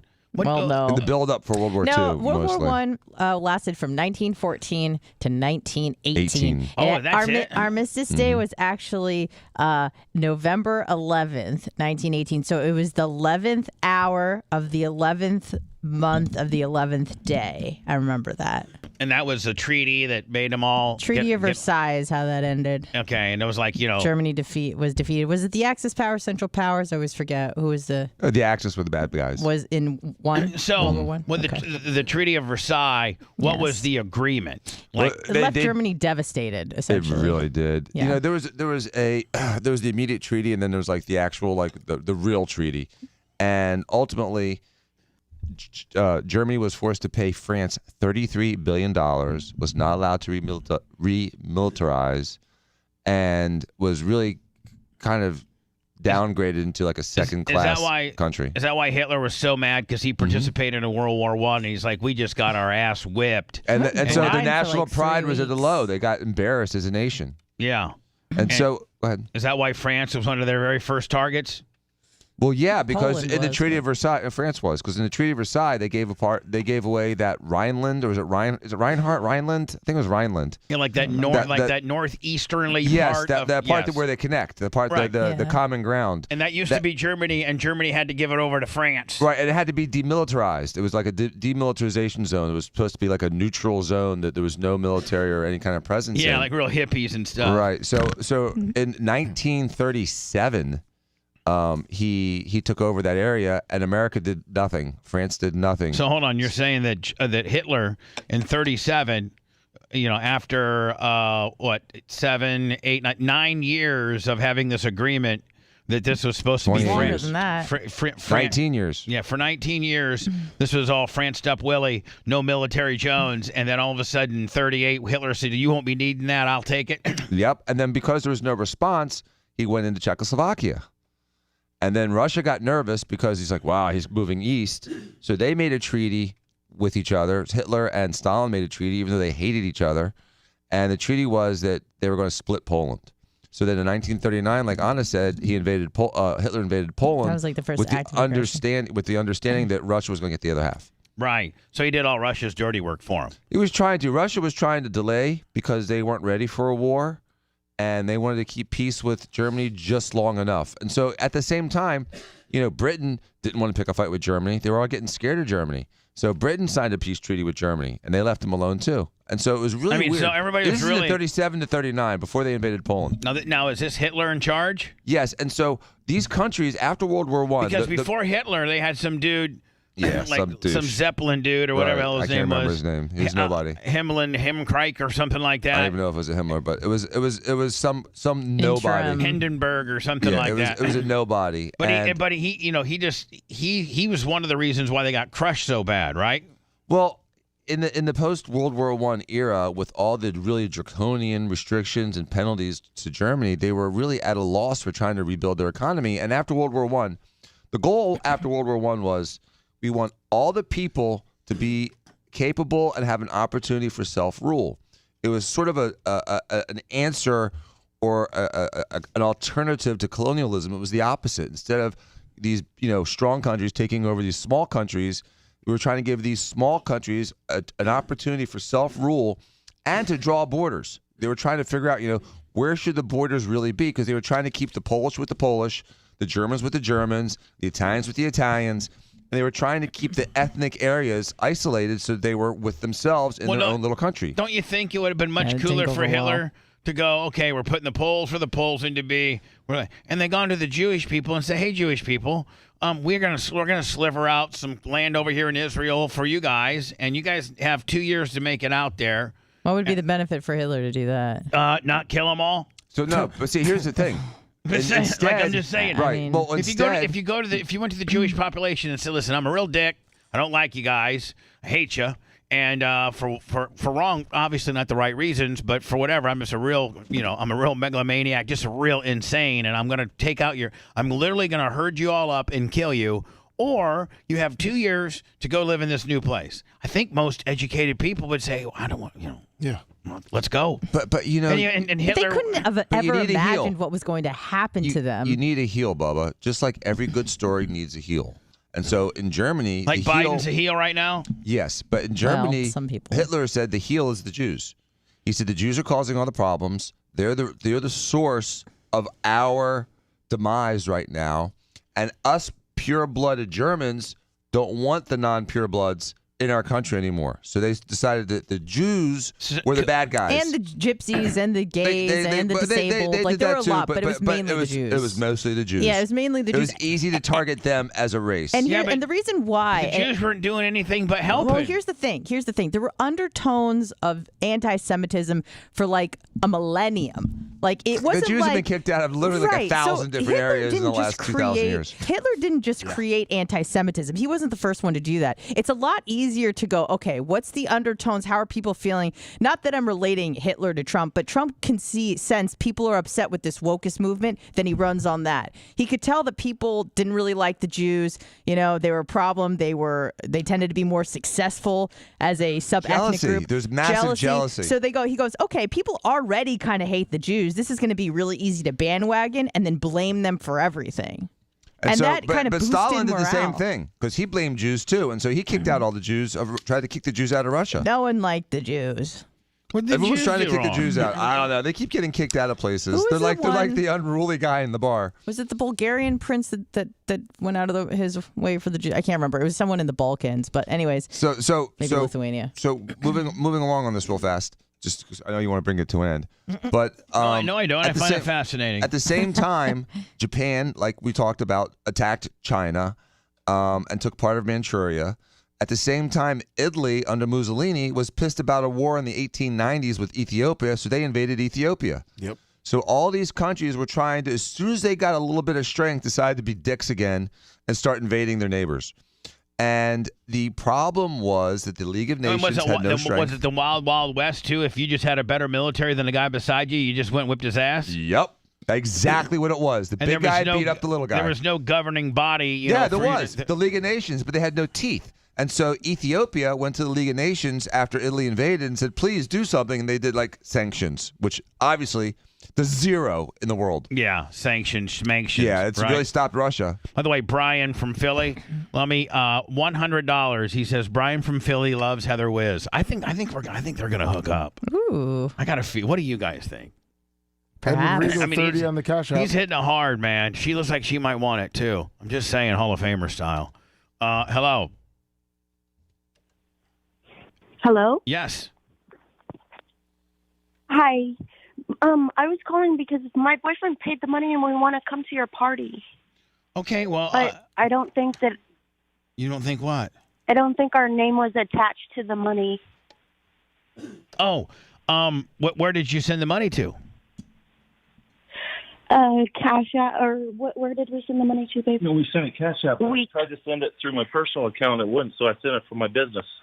Okay. Well, let me take you guys off the air. Get Lummy. Let me have Lummy to get your email and your phone number, and we'll get all your information. Make sure that we get your guys' ring size and get you guys all ready to go. All right. Perfect. Thank you. I love you too, man. Looking forward to seeing you. Thank you so much, and we're going to put you on hold. Lummy will get you information, and the Merch Crick or Ash or somebody by the end of this week will have reached out to you and got your ring size and all that stuff, okay? Awesome. Thank you. Hold on a second, okay? Lummy, a little housekeeping on one there, my friend. If you could do that for me. Thank you. So that's where she's at. That's the start of World War II, is really Hitler being a dick. Hitler being a dick, everyone having to respond. And Hitler, now, let me ask you a question. Could Hitler have, if Hitler would have just left well enough alone? If he would have become a painter, probably World War II wouldn't have happened. A painter. I'm not kidding. He was denied art school, right? Yeah. And guess one of his best patrons was a Jewish guy. Of course, they're connoisseurs of art. So then we didn't get involved until Japan attacked us. Right? Because again, everyone's we were kind of staying out of it, weren't we? Yes, isolationism was big. It was huge. Everyone decided to go with isolationism because they didn't want another escalation like they had in World War I. But eventually, when so many different countries start invading so many different other countries, and there were treaties, in line. Like, what was the defining World War I ending moment? Like, Poland. World War Ending II. or starting? Hold on. No. What ended World War I? With World War II, obviously, we had some kick-ass Jews in the Manhattan Project that came up with a couple badass bombs that could completely...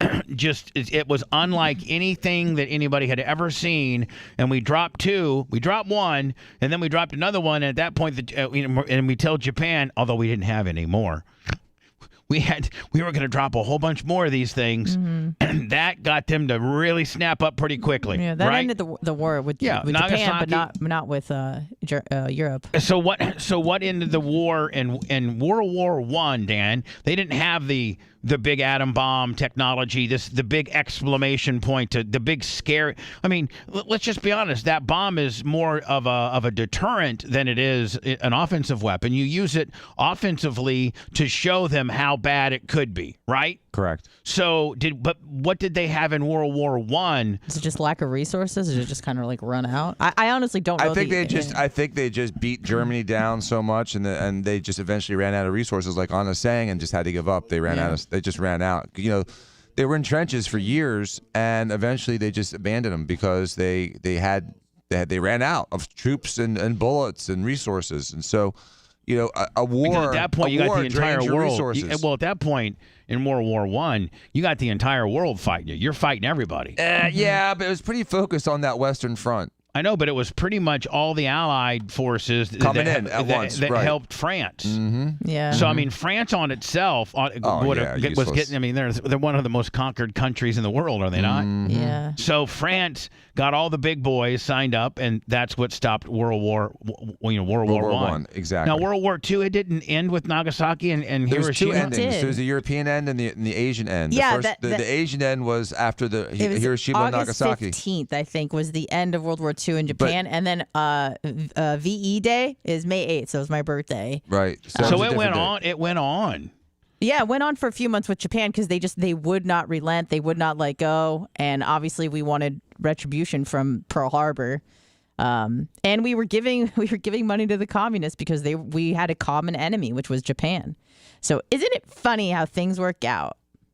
So Dan, that's the homework that you're doing? I love it. Can I do her homework? That was please, if you would like to please. Now when you're teaching this stuff to her, are you literally talking to her like the way we're talking right now? Yes, I try to explain it to her in common terms, so she goes, cuts through the unnecessary language. Give her the Reader's Digest version of kind of like what we just did. The Cliff Notes, Dan Notes, right. But she also had a paper. She had the math. She had a bunch of stuff last night. Math. What math? What kind of math? It was quadratic formulas and factoring out like x squared plus 4x minus 5 equals 0. Factor it. Do you know how to do that? Yeah, but I don't like it. You can do that. Yeah, I just don't like it. Let me write that down again. What is that now again? We can do x squared. Hold on, x squared. Minus 4x plus 4. 4x plus 4 equals 0. Equals 0. What are we looking for here? We're looking to solve x. So you move 4 over to the other side, so you add 4. I have. Let me. Do you? Wait, I want to try it. Do you know how to do it? I don't. Can you say it? Can you? X squared minus 4x plus 4 equals 0. Stop for x. I can't listen plus for 4x. $10 million. For $10 million, Lummy, I can't figure that out right now. Is that right? Lummy, don't bing it too, because I can see you binging it. Lummy, you were going to bing it. Keyboard. No, it's no problem. I was just looking. I've seen it before in college.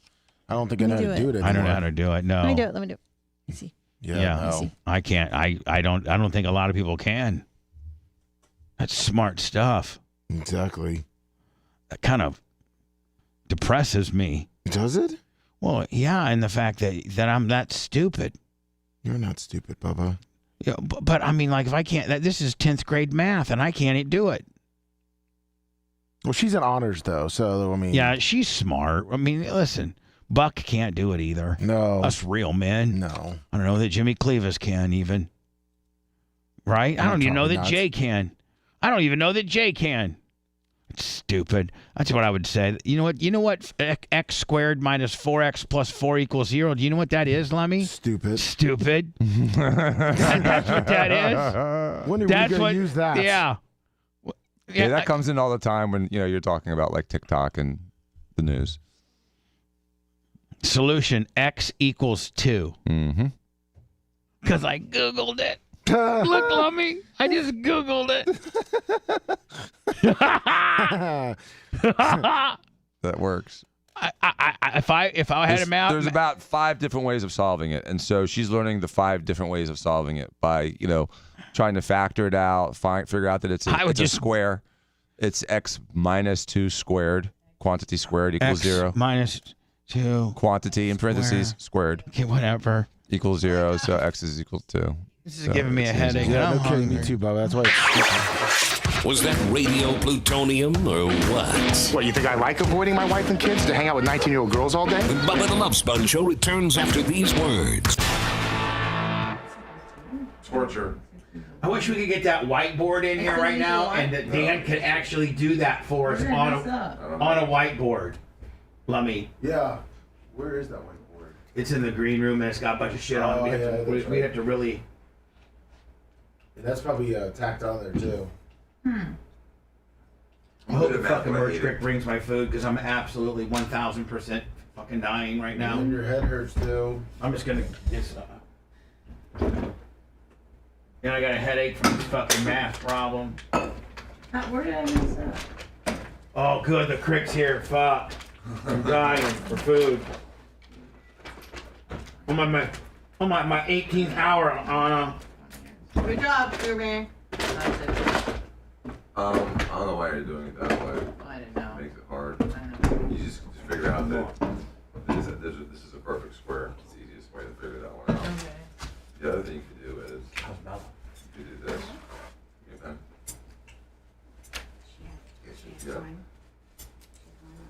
X squared minus 4x plus 4 equals 0.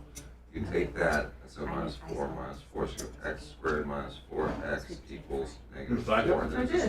Okay, but then here's what you do. You want to add something to both sides to make it easy for yourself.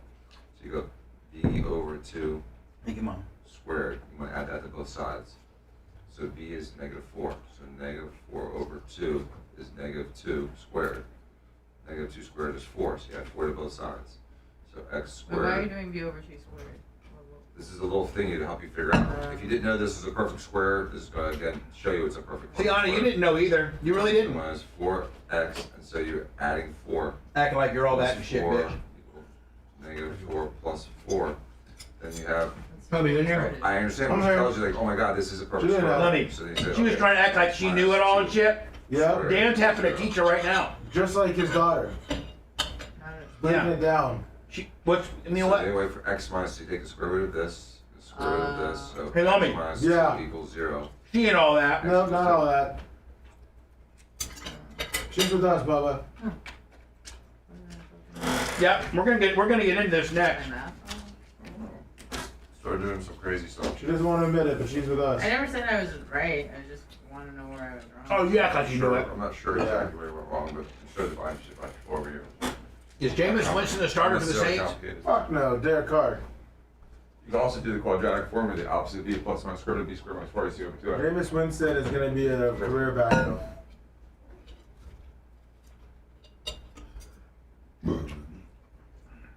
Realistically, it's not too bad for him. It makes a pretty good amount of money. Anna, isn't that amazing how smart that stupid fuck is?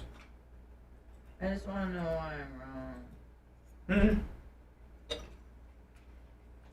Let me. Yes, Bubba. Isn't it amazing how smart that guy is?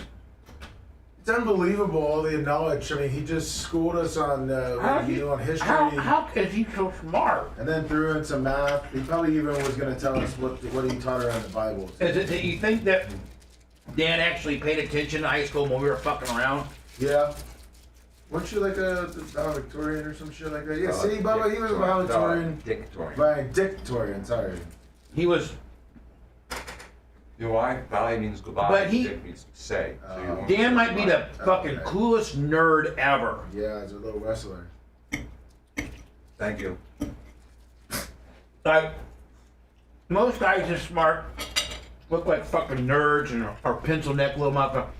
This guy's Bill Gates. Nick. Yeah, But Bill Gates. Bella's like the cool version of Nick. But Dan's like a pimp and fucking smart as fuck. Yeah. That's very rare. Usually you're fucking smart and you look like Bill Gates, or you're good looking like Dan and are smart as me. Bubba, you're so much smarter than you give yourself credit for. On some stuff. On everything that I know. Not math. Oh.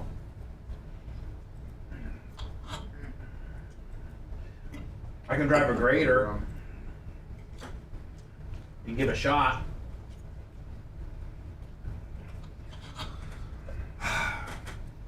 Ooh.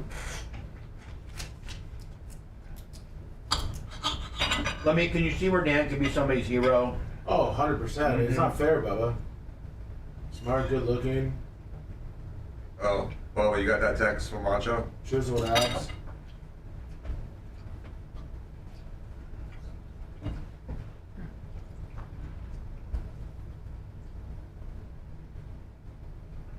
But the thermostat? No.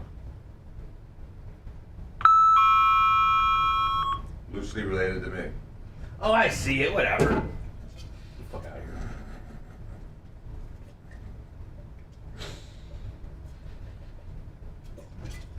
here. Man, I'm fucking dying here. I haven't eaten for 18 hours.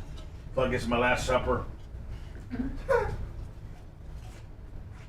Pretty good across.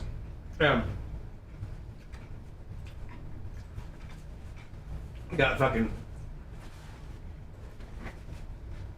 30 seconds to eat, but I'm not done eating. Complete bullshit. So I gotta put it over here. And I'm freaked out because I know it's over there. You know what I'm saying, Lummy? Yeah. He's getting his food in. Who, Dan? Yeah. Yeah, he's a fucker. Fucking Nutter Butter.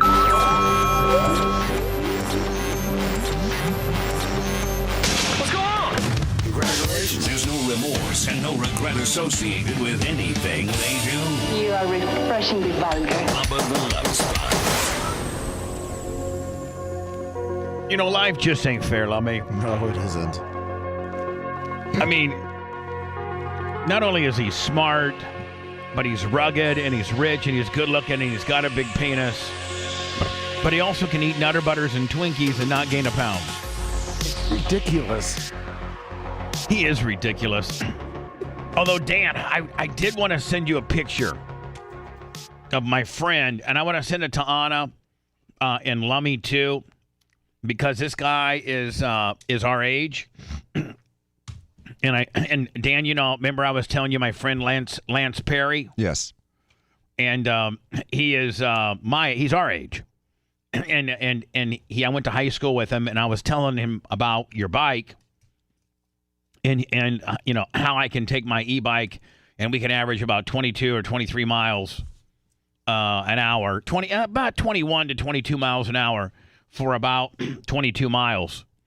And he said, "Oh, that's great. That's awesome." And he was super cool with it.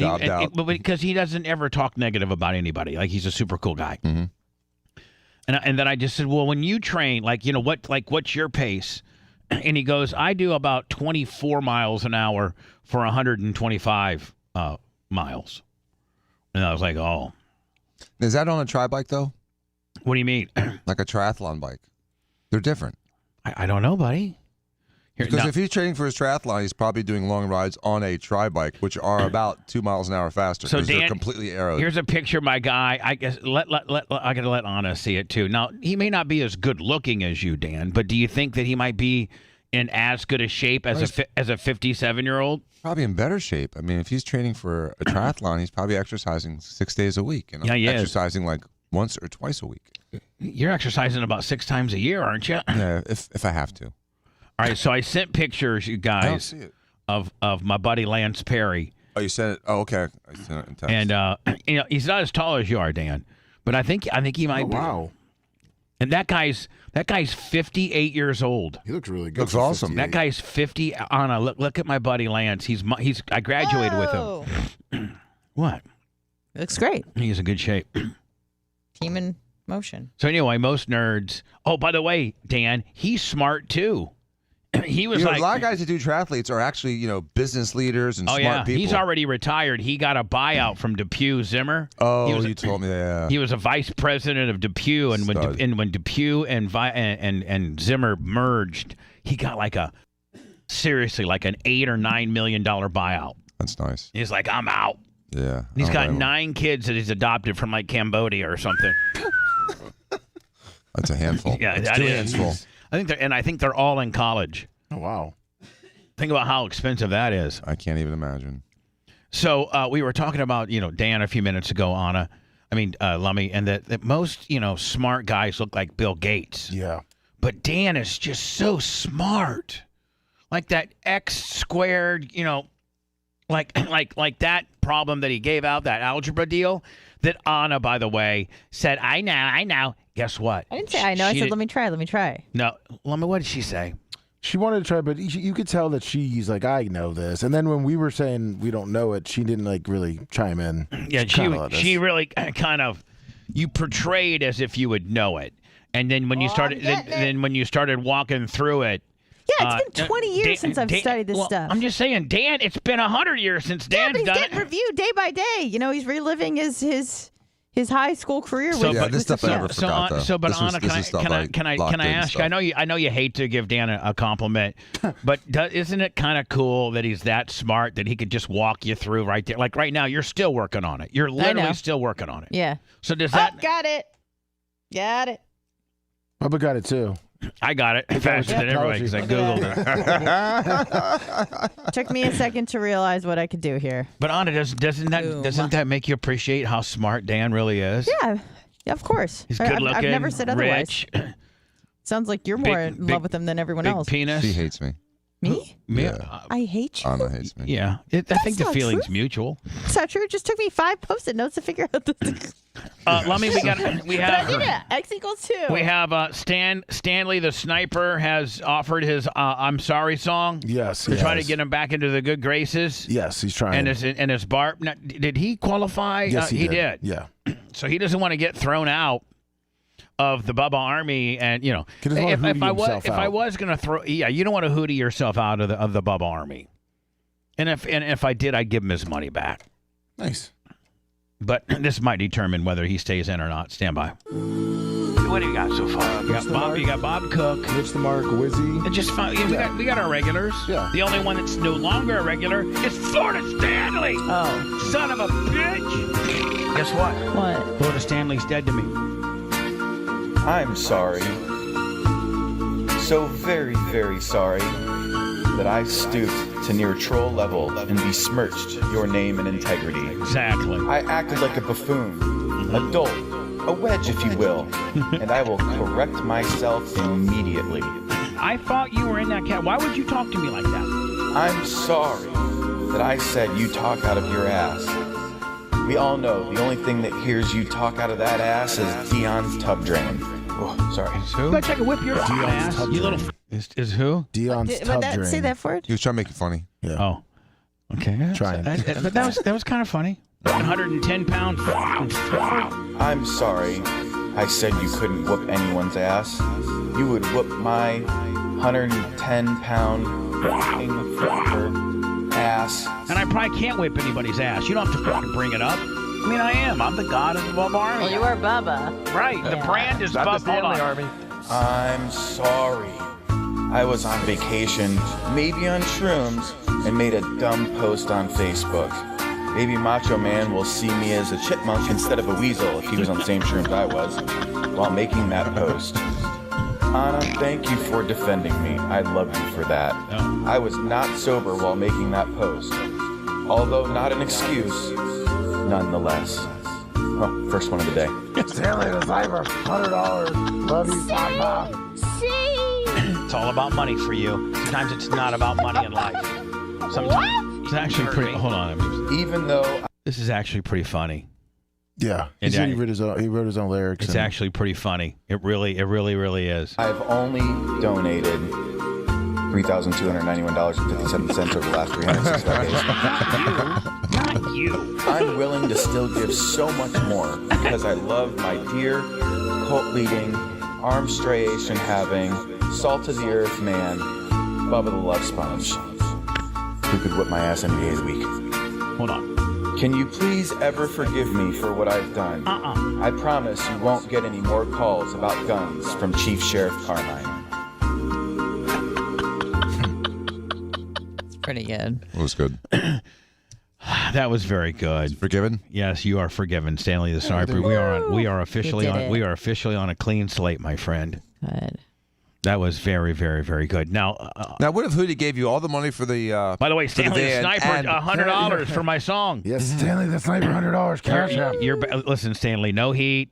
I'll see you at the next Bubba 199. Of course, you're all you're back. You're back at good standings. Now, what about Hootie? So, what if Hootie paid you in full and made an apology song? No, you've not been listening to the show. We got a Hootie deal out there. I know you got a little bit of a Hootie deal, but no, do you know the Hootie deal?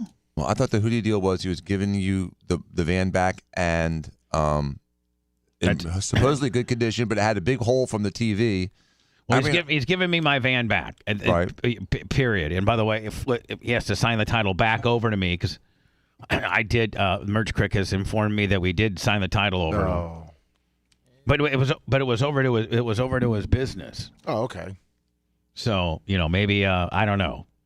So the Hootie deal, Dan, is just he needs to return the vehicle back to me, and but it's hard telling how much work it needs. So I don't think he has to give me any more money. He qualified for Barb. Yeah, he did. So just bring us back the cream machine, and I'm gonna have to assess the damage on that. That's it might be worthless. It might need a whole new motor, and the side's been cut out. It might be just what the value of the scrap of it is. It's going to be like your girlfriend broke up with you and started dating the center for the Orlando Magic, then comes back and things aren't the same. Yeah. Wow. Exactly. All wallered out. Your van's been wallered out. The cream machine's been wallered out. The cream machine had a couple-year relationship with Shaquille O'Neal. Yeah, or Robert. So Holt. they actually was well hung. Greg Odom. Hello. Hey, it's Tampa Terry in Muscle Beach, Nova Scotia. Yeah, what's going on, buddy? I just wanted to congratulate Dr. Dan on 4 years on the show, brother. He's come a long way, and he's Dr. Dan. In my opinion, and I think a lot of other people's opinions, is he's right up there with you, Bubba. As one of the top guys on YouTube. Oh no, he's top. He's top guy. Yeah, Dan's a top guy. Oh yeah. I mean, it's Lummy, Dan, Mach. It's top guys. Sorry, on red. Yeah, that's right, brother. Say it, Dr. Dan, top guy. Say it. Top guys. Dr. Dan, top guy, and I think he's actually even gotten smarter over the years since being on the show. I remember back when he first got on the show, I used to always call in and punk him out and outsmart him with my Canadian intellect. But he's come a long way, bro. Now he's Dr. Dan is doing these now you've seen firsthand how smart he is. And now you don't even try to even attempt to compete with him intellectually wise because he will own you. I mean, you figured that out. You're smart enough to know that, and I appreciate that. Did you guys weather that non-hurricane? Well, actually, we probably get worse hurricanes up here than you guys do. Those little baby hurricanes you get down in Florida, brother. But yeah, right.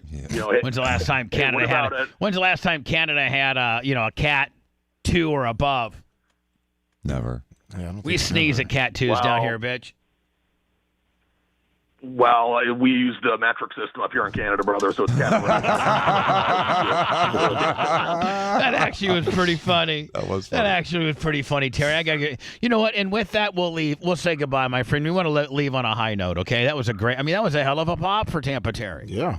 That was a hell of a pop. You usually funny. you leave us with something stupid and disappointing, but yet we all popped on that one, Terry, with your bag full of milk. God bless your little soul. Hello. Hey, good morning, guys. It's Grant. Hey, Brant. Is it just me, or did Stanley's song sound awfully similar to the apology you had to make to Jay a couple years ago when you busted on his commercial a little too hard?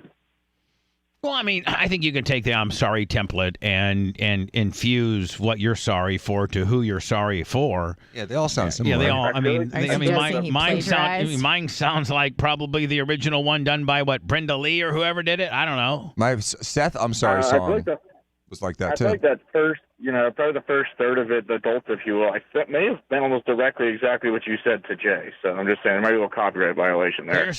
You're saying. Not only is the format similar, but you're saying that he actually used the same verbiage? I think maybe on that first line he may have. Oh, who cares? I mean, it was brilliant verbiage. Stole one line. I mean, you stole one line. Fair enough. I was just, all right, but Jesus, what a bunch of tattletales. I know. My Biden Lord. steals whole speeches. My God, I steal everything. Nothing I can think of as original, please. Although, I mean, we have to go round up some homeless people. People like that homeless stuff. Oh, yeah. What are we doing with the homeless? We're talking to them. Dan. Oh, just for interviews? The interviews we talked about like last week? Yeah. I thought there was something else I missed. I'm sorry. Anna, are you still working on that? Dan, can you take this? She's not even paying attention to the show. I am paying attention to the show. The homeless people. She's still doing that? No, yes, you are. There's a different way to solve for it. And you're Anna, I'm paying you. I'm paying you to be a co-host of my program. Not solve math not problems. solve an algebra problem ways to solve it. made for a 10th grader. Easier. Step away, no more. Step away from the math. Participate on the show. Sorry. Jesus, God, you have problems. The homeless people. You wonder why people hate you. My God, like I love her, I want to like her, but but instead of being funny, she's solving math problems. I'm sorry. She's looking at different ways to solve it. Yeah. Dr. Dan There's wrong. 5 different ways. That's why I said originally that she's learning the 16 different ways to solve the same problem. I It's just want to see which torture. one was easier. Sorry. What are you going to go to brunch and show it off to your friends? No, I have Math brunch. No. That's sex. It's hard when you're interested in things that no one cares about. No, it's tough when you're interested in something besides the show you're getting paid to be interested in. I love the homeless people. I know. I was listening. But no, you don't even have it. You do because you pay attention. Dan, you've not obviously been monitoring I ask everybody to be very familiar with what we're doing in our YouTube world. That's kind of like our different little world. Our world outside of radio kind of all originates and are based on our YouTube channel, which is at The Bubba Army. And I interviewed 2 homeless people from Columbus, Indiana. And I'm going to start this homeless series, and you don't have any idea because you've not kept up on our YouTube channel. You just told on yourself. I get notifications, and I try to watch everything that comes through. I don't must think have so. missed it. I must have missed it. It must have been, it must have been my 2 16-hour days back to back that I was. I was just, saving sorry. lives and doing boobs. I'm sorry. Saving lives and doing boobs. Dan, you got to be up to speed on what I got going on, buddy. Dude, I watched the entire DEION interview. Okay. I watched a couple other things on YouTube. I was trying to be proactive, and I just literally ran out of minutes. Look at Bubba. Now, have you watched the Bubba Goes Fishing with Big Buck yet? No. Have you watched who my latest crush on what my local radio female crush is? I believe I saw part of that. Meredith. Well, that hasn't the Meredith one. I don't think that's come out yet. Oh yeah, my Meredith crush is coming. What? It's coming. Oh. Out soon. Oh, okay. And then I got 2. Then I got 2 back-to-back homeless deals. Yeah. But the surprising story of homeless Rob, and then Bubba's heartfelt interview with homeless Joe or John or whatever the hell his name is. You've not watched either. I have not seen those 2. Yeah, that heartfelt interview work. Are these your needles? Nobody's really watched. I didn't really promote this, or people would have seen this. I mean, people would have went and watched this. This is pretty sketch, and and it's only got like 600 views. Let me. It's because I don't think we've talked about it a lot. Not at all. But so I got to explain this to you before I go into words. So I got to explain this to you. So I got to explain this to you. Oh my goodness. So I got to explain this to you. So I got to explain this to you. So I got to explain this to you. So I got to explain this to you. So I got to explain this to you. I thought that guy was gonna get naked and jump in the little pond. What do you mean? In the video, the guy you rolled up on.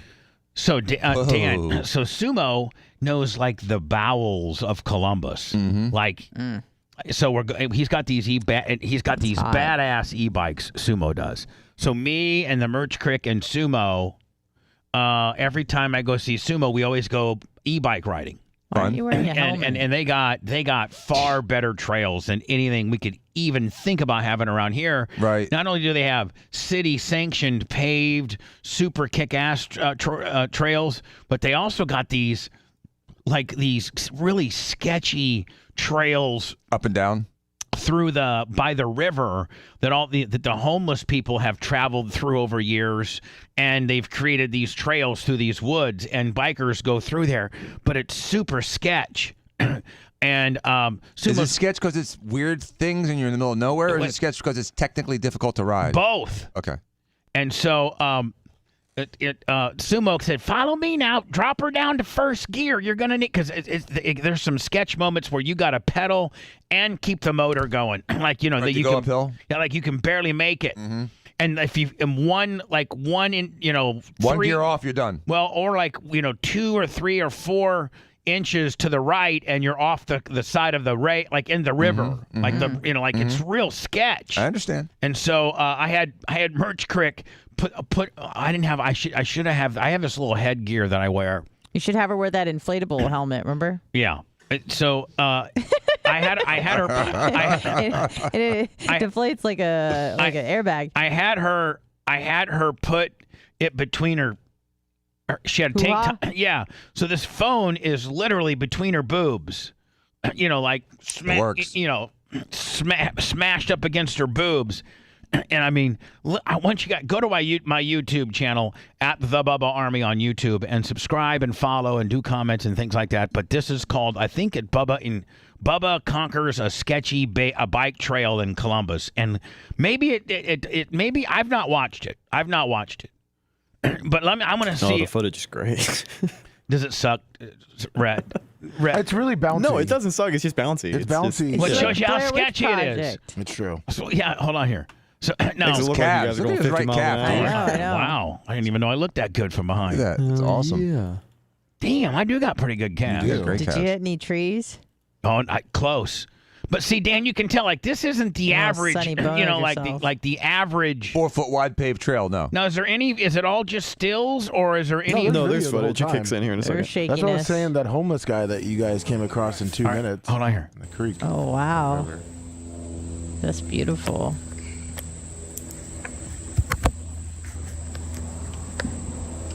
All right, I'm ready. Yeah, by the way, that frustration. Yeah, Did because you see that frustration? Yeah, because she said, Bubba, stop, because her big jugs would turn off the camera, so we'd have to stop every once in a while, and I was just getting going, and Dan, once you lose your inertia, once you lose your momentum on this bike, it's tough to get it going again. We're on some treacherous scales. Right. Yeah, it's a pain in the ass to stop. So I'm like, all right, you ready? And it's tough through here. Are you even pedaling? Yeah, no, I got to pedal the entire time. Wow, this is crazy. Yeah, it gets better. It gets better a little later. Oh, good, because I got serious vertigo right now. I mean, I feel like I'm What's watching. wrong way again? I just love the constant zooming in and out. Those boobies have a bite of their own. I mean, yeah, her boobies are. Her boobies are zooming. It's a boob zoom. Her boob is it's the boob gyroscope. It's a Blair Witch Project. I know. I'm so afraid. Does it ever get better, Lummy? Yeah. No wonder. You haven't hold seen on. this? Nobody's. This is horrible. No, it's true. No wonder we only got 629 views. It sucks. The best part, I mean, after you guys leave the homeless guy. And let me tell me where to go. So you go to step 2 forward? minutes. 2 minutes. Yeah, after Very you see the sketch. homeless guy. Can you go to 436? Which is the end. All right, here we go. Stop right here, okay? All right. Oh, thank God. Oh, look at that pristine creek.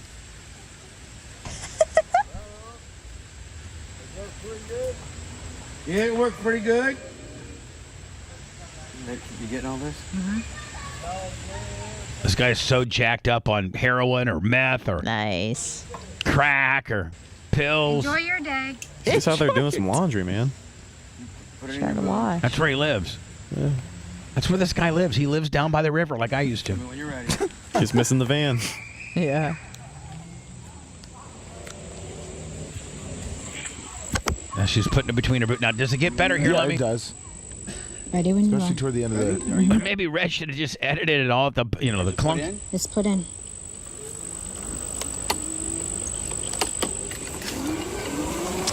All right, so now this is better. I mean, like if you hit that log, you're done, and if you hit that thing, you're done, and you gotta. Why aren't you videotaping? What am I gonna hook it up to? She has boobs. You can't use your hands? No, you can't use them for the bike. Listen, you cannot, Anna. You cannot drive this one-handed. What about your little helmet with the? I didn't have that with me. I didn't have my head mount with me, so I didn't. We had no options. It was either not tape it and not get any of this stupid footage, or or get some of this stupid footage. Now this footage worked perfectly.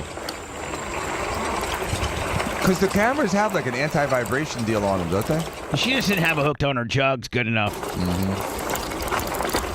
Got a little sweat now. It's sticking. You make it? Yep, I made it. Yeah, sketch.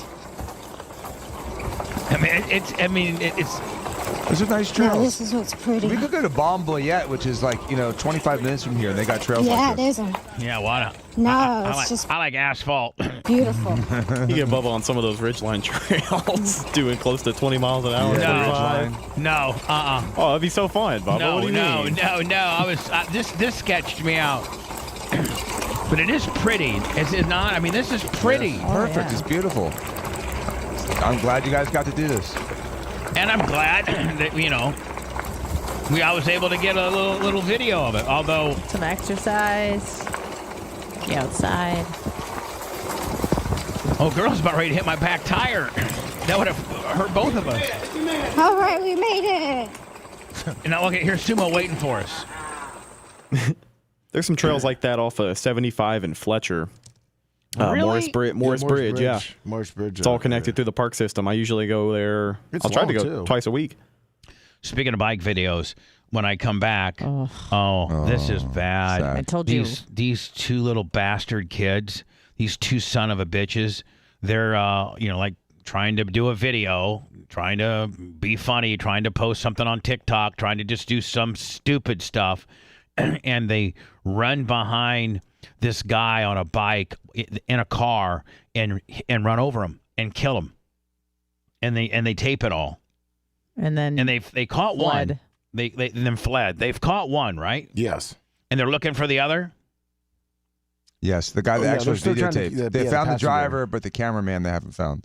And Because he's the not driver talking. ain't saying nothing. Yeah. Can they get the death penalty for this? Because Dan, it would be premeditated, would it not? I believe so, and I mean, you would hope so. If you're, it shows when I come back to here, it shows them talking about it. Hey, see, there's a guy up there. Yeah, there. All right, let's get him. You ready? Yeah, let's get him. Well, that's premeditation. There's no question it's premeditation, and using a vehicle as a weapon is also a felony. Is there death penalty in Nevada? I don't know. Probably And then also not. he's In the old days, to hang 17. him. I know they're going to charge him as an adult. but- Probably Yeah, not. so he won't get the death penalty as a 17-year-old, even though they charge him as an adult. They'll never give a 17-year-old the death penalty. But that just won't happen. Well, remember, they gave OJ 9 years for just getting his stuff back. No. I think this guy's going to he's going to get like a 25-year sentence, but I don't think he's going to get, like the death penalty for being, I'd kill him. Most minors. I wish we could kill him. You can't, every time a minor's been given the death penalty, it's been reversed. Well, if you're old enough to drive and old enough to be able to make this decision to kill somebody, you should. I mean, if you're old enough to drive, you should be able to face the death penalty. That should be the cutoff point, driver's license or not. I don't disagree. We'll do that story next. That particular situation was getting pretty hairy. All right. Want to make sure you're on top of it. Time for some words before we get back to the mayhem with the Bubba the Love Sponge Show.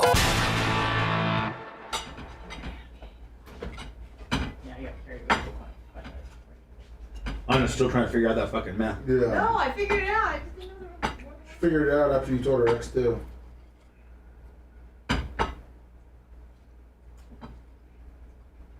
What's up, Dirk Match Steve? Is Dan in here? No, Dan left. Morning, Dr. Dad's Woo, Dr. Baker.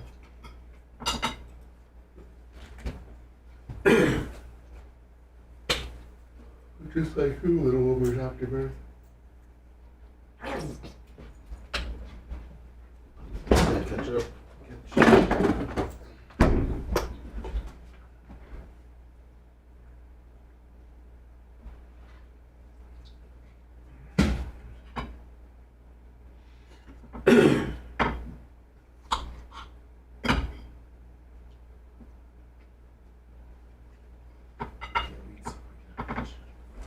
I'm actually eating a warmed up Big Red burger. Oh, are you? Those are really good. Good as fuck. What's up, Sister Goatees?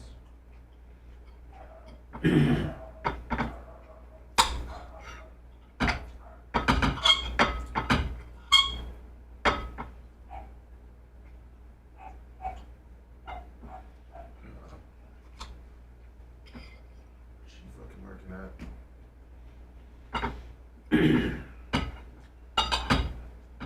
A little bit. It must be from the big storm for 10th Terry.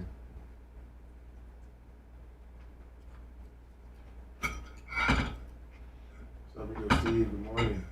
Working on it. Getting it.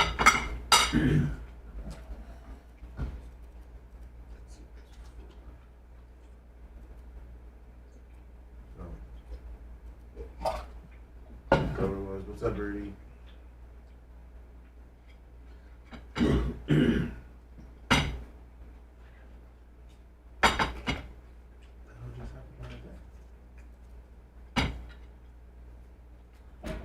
There we go, back.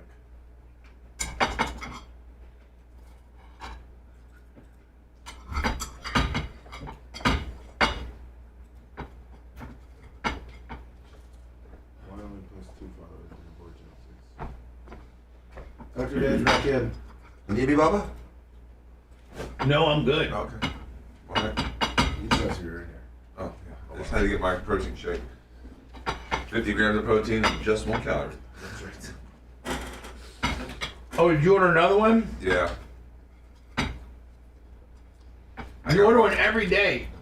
I drink one of these almost every day. Doesn't food just hit different when you've been fasting? You're saying it was a retired chef. Yeah. It sucks. They had no idea he was a retired chef. Here it comes. How many did you get this time? Huh? How many did you get this time? So I get one of the munch. No, what's his, Macho. did you hear they found him? His phone said he fell. His daughter got the. That's gotta suck for his daughter. And finds him in a lump of shit on the side of the road. Bullshit. Let me, where's the Dropout Kings music? It's gotta be, away from the parodies. Is it the parodies? No, I'm gonna pull it up. No, I got it. Okay. What's happened? I got the peanut butter. What's this called? Where's it at? Bunsicle? Why don't you put it under Jersey. Oh. bands on the button bar? Storm. Okay. Oh, I It's got called it. peanut butter cup, I think. Which one's it? Is it? I got They're you. both the same. They're both Virus and Lights Out. Virus is their most popular one. Would you Lights Out's try the newest another one. one? Okay. Consider it. Thank you. Oh, man. Alright. Stanley the Sniper, $10. Let's see what's going on. Stanley the Sniper, welcome back. Have you ever had He massage wants to know if you liked your ketchup. I loved it. Lots. Thank you. I did legs yesterday, and I got the fucking full-blown dogs day after. Ooh. The shake on the bowl is too much. It's too filling. Because shake fills you the bowl. Well, why don't you just get one bowl, but you like the shake? Usually if I'm getting a shake, oh, I get a bowl too, and then I'd eat like half the bowl and I can't finish the shake. What about You don't like coffee. Fuck no. Chocolate Cinnaswirl. That sounds pretty good. Plant-based protein, graham cracker, chocolate cinnamon. Sounds good. Very berry chocolate. I don't like fruit and chocolate really. Really? You don't like chocolate with strawberries? Yeah, I don't know. I just like chocolate with like nuts and graham cracker. I don't know. I like to keep it separate. Blueberry cheesecake. That sounds good. And then green machine. That's probably the worst thing. Spirulina. I feel like it's not your thing. What's green machine, like kale and shit? Spirulina, like that. It's like a powder, green powder. I'm so sorry. What exactly is it? I'm assuming obviously it's a plant. Sounds like a bacteria. It's a biomass of cyanobacteria that can be consumed by humans and animals. It is bacteria. Oh, okay, I was right. Yeah. So I just It's like a figured out probiotic. a biomass. How do they cultivate it? Yeah. I like bananas and chocolate. Like how do they? Is it like a plant? Oh, it's a type of algae. Okay, that makes sense. Ugh. It's like fucking sea moss. It's gross.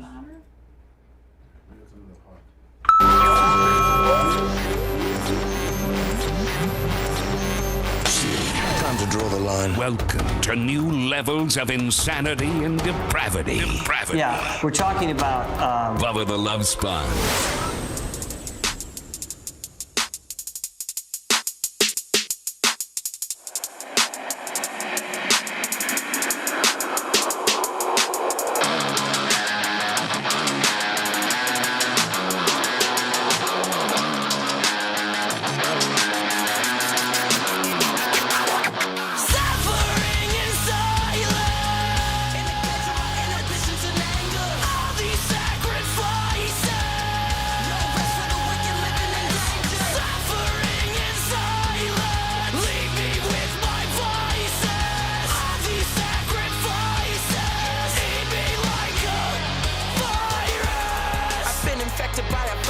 One that thrives from inside us. Kids at home shouldn't try this. Self-done surgery, medical tables, burgundy, third-degree burns. Spirit rising like heated mercury.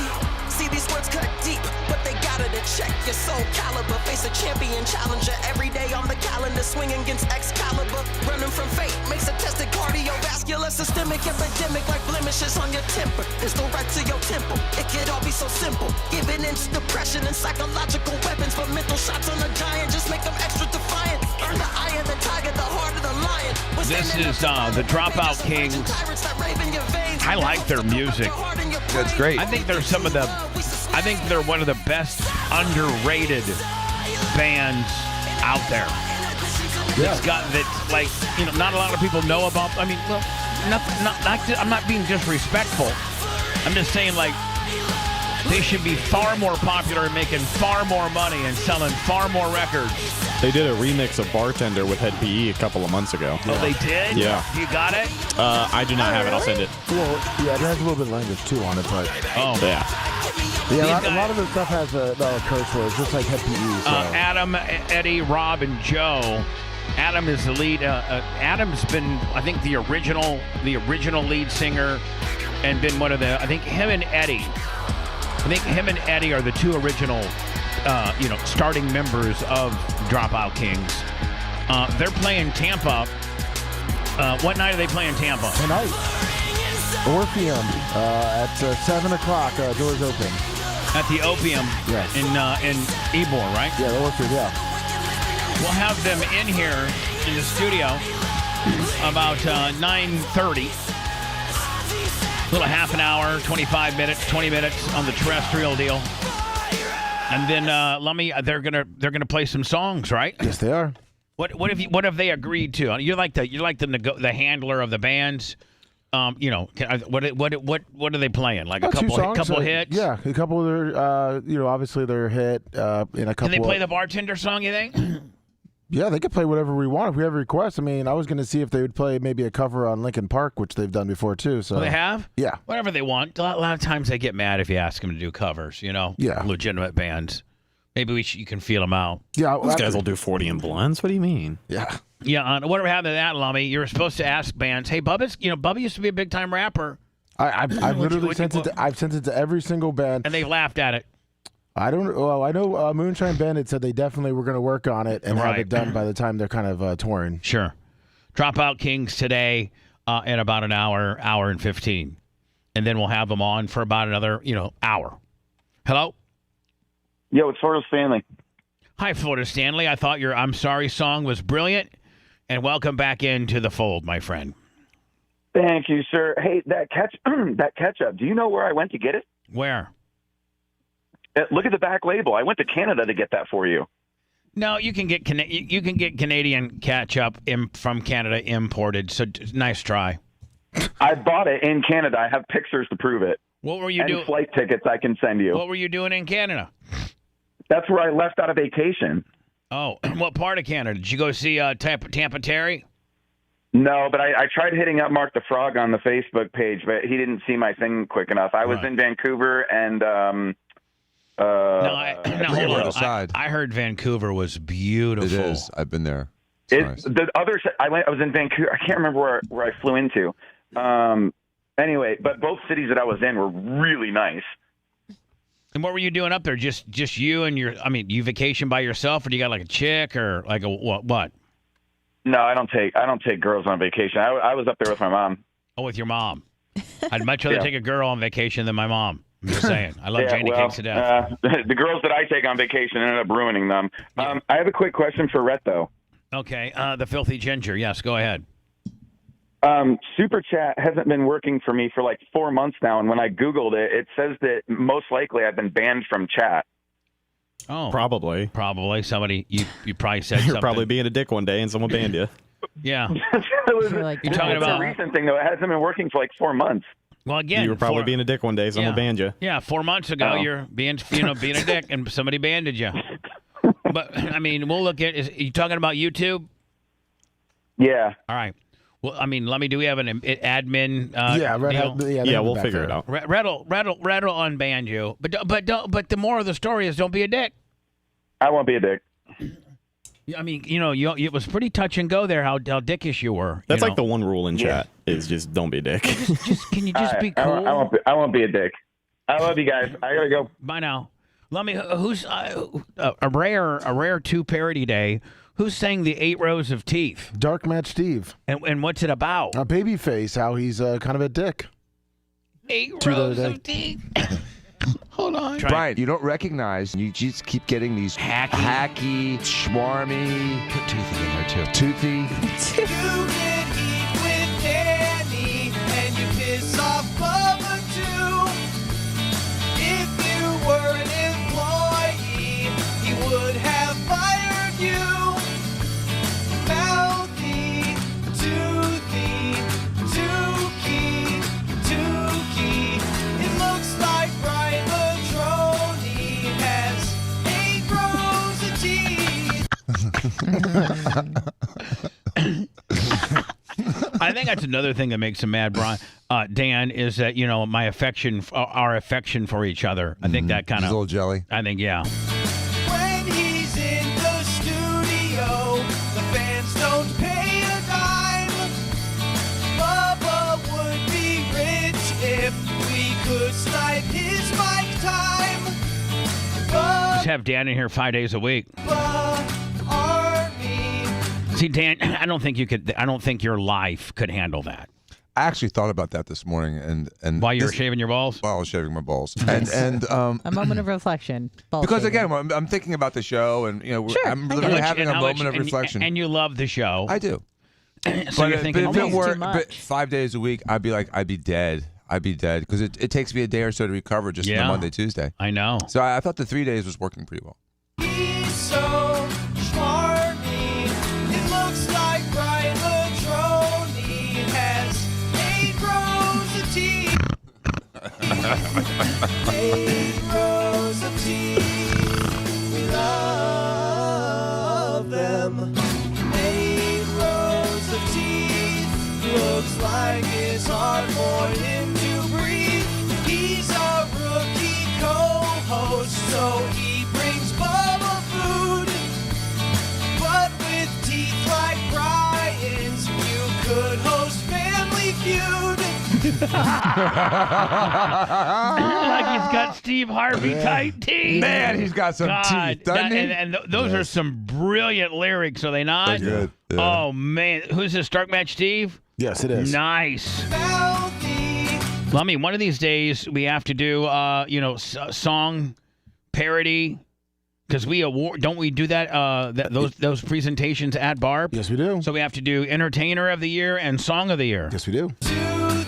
Well, I mean, I think they need to, like in the next probably 30 days, give me their top 5 submissions. Okay, we'll do. Each guy. Just tell us we have them. Just tell Lummy what your top 5 is that you're submitting for the competition. And he'll put them together for me on 3 different discs. We'll do.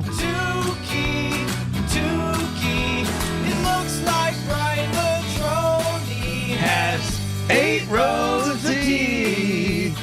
You can't just mess up everything and piss everybody off in the car. Oh, then an impersonation. I'm gonna bring me beef jerky and think everything's gonna be okay.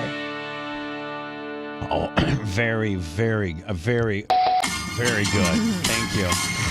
Brian's coming in on Thursday, right? I don't know. Oh. I gotta have a talk with him. You'll I have ask to him just every week. Sorry. I was gonna say you'll have to rejoin with that and just not tell him. Yeah. See if he notices. No, I'm sure he's heard it. He does keep up on the show pretty good. He's a pretty good show historian. Lummy, did you send that email to him? Yes, I did. That's all it needs to be said. Bubba, yes. I think that the parodies over the last few years have been so fun. They're so different. That having the 3 or 4 different people making them makes them all different and fresh. And I think it's nice. They're not all just trying to bury you. Mm-hmm. They're spread around on different topics and different of the co-hosts. And I think it's awesome. I want to thank all 3 guys. The three main guys: Right. Dark Match Steve, Carlos Mandigo, and Real John. Yes. From Naples. And not only did I cut a cancer out of my business, but it's been awesome. It's been better. It's been really, really good. Because the other ones all had the kind of same feel. They all sound the same. Not only that, but that he would make them so long. They would be like 4 minutes and 35 seconds long, and parodies need to be about a minute 30 max.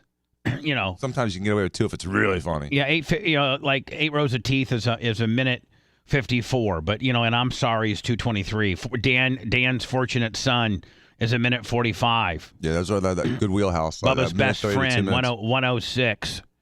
Great stuff. Here is the 2. I think they're both teenagers, right? I think they're both 17. Yeah, they're minors. An African American guy. Get that. Oh, hold on. Sorry. It has language. Yeah. Should have prefaced that. So it's 2 guys in a car. Mm-hmm. And this is in what, close to Vegas? Bubba, I think if you want to be intellectually honest, you should mention that it's 2 African American guys that are about to attack a white person. Yeah. I mean, let's be intellectually honest about this. This looks like a hate crime. Well, and this, I just hate to say it, but this reversed would be a far bigger issue. International story. International. Right. Like, this would be a bad. This would be they'd be rioting. They would be rioting. This would be a. Oh, my bad. Hold on. This would be. They might be. I mean, people might riot over this. Yes, absolutely. It would bring down the city. Bring down the city. There's 2 guys outside of Atlanta, 2 white. Hey, Jimmy, look at that there black guy on the bicycle. I think we should hit him. Oh, goddamn, let's hit him. Boom, they hit him and he dies. Mm-hmm. I think that's a whole different scenario than this.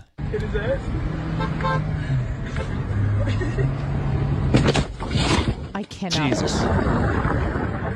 And he died. Yep. Yeah. It's brutal. It's absolutely cold-blooded, heartless, brutal. That person is broken. That person should not be part of modern society. Sorry. I mean, is he wearing a helmet? I'm just asking. No. Okay. But he shouldn't have to. And he was No, the I'm not police. He's saying a that. retired police I'm chief, asking. which makes it even worse. Yeah, retired police chief. I know. Just riding his bike. In his own little world, bugging nobody, doing exactly what a retired police chief should be able to do, and not get killed over it. I mean, just think about this. To be a police chief means you probably were like a beat cop, a street cop for 20 years. Right. You know, on the road. And so you survived 20 years of, the ins and outs of being a cop and, not getting shot and not getting killed. And, it's tough out there. And you survived that only to be killed by a couple of ass wipes that want to hit you from behind on a bicycle. Oh my God. He broke the window. Oh my God, I didn't see that before. They stopped it on the news. Holy smokes. Knocked out. Oh my God. What a lot of people are upset about is that the media is really not covering it At all. I didn't hear about it until someone showed me. Yeah, like, I don't understand. I saw it on Fox News last night for about a second, and they stopped the clip right before it. I got to say, that's very, very disturbing to see that. Yeah. Because they were also saying, I think it was on the 5, which is on Fox, but they were saying how, like, when the George Floyd or anything that happens, the other way, all they do is play it like 24/7. Over and over. The George Floyd man, they had an update for an update. 3 people live from outside the deal, thrown over to an expert, throwing it over to a a police brutality expert, throwing it over to a demonstration in Seattle, throwing it back over to Minneapolis, and I'm reporting live. Peaceful protests. And look how his camera, I can't believe the guy gets all the footage. I know. They're looking for that guy still. Oh my God. I mean, they didn't even clip him. Like, like not saying that clipping him would be any better. That could kill him too, yeah. Yeah, I mean, that could have killed him too. But Dan, if you clip him with the right front and kind of, go off of him, right? He hits the sidewalk. Maybe he knocks into the weeds. And maybe he kills, and maybe they kill him. Well, but yeah, I mean, going down on a bike sucks. But hitting him, you would know, pretty square. Hitting him pretty square. Not even trying to clip him. But they line him up. You hear it. Oh. He broke the windshield, right? Oh my God. And they just keep driving. Oh. That's why, man. That's why I won't. Dan does, and every time. Well, I mean, for the most part, every time Dan rides the regular roads, he's had a mishap. The last time it was on West Shore. Makes me nervous. I won't ride. I had a guy almost clip me a couple days ago on Bayshore because even trying to get to the Bayshore proper, some guy just almost purposefully came into the bike lane, like he was being a dick. And you were in a bike lane. And I was in my bike lane, yeah.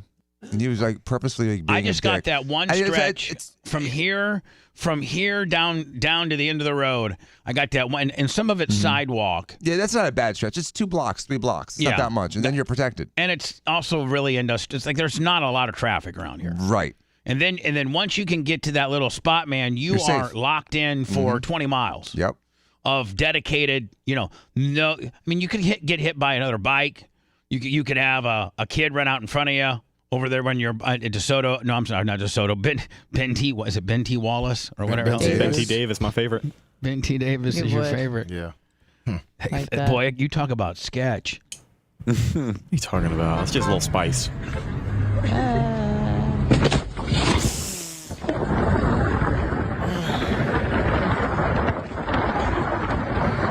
Had this been 2 white dudes and they had a black guy, oh my God, there would be Jesse James Dupree. Oh, Ben Crump.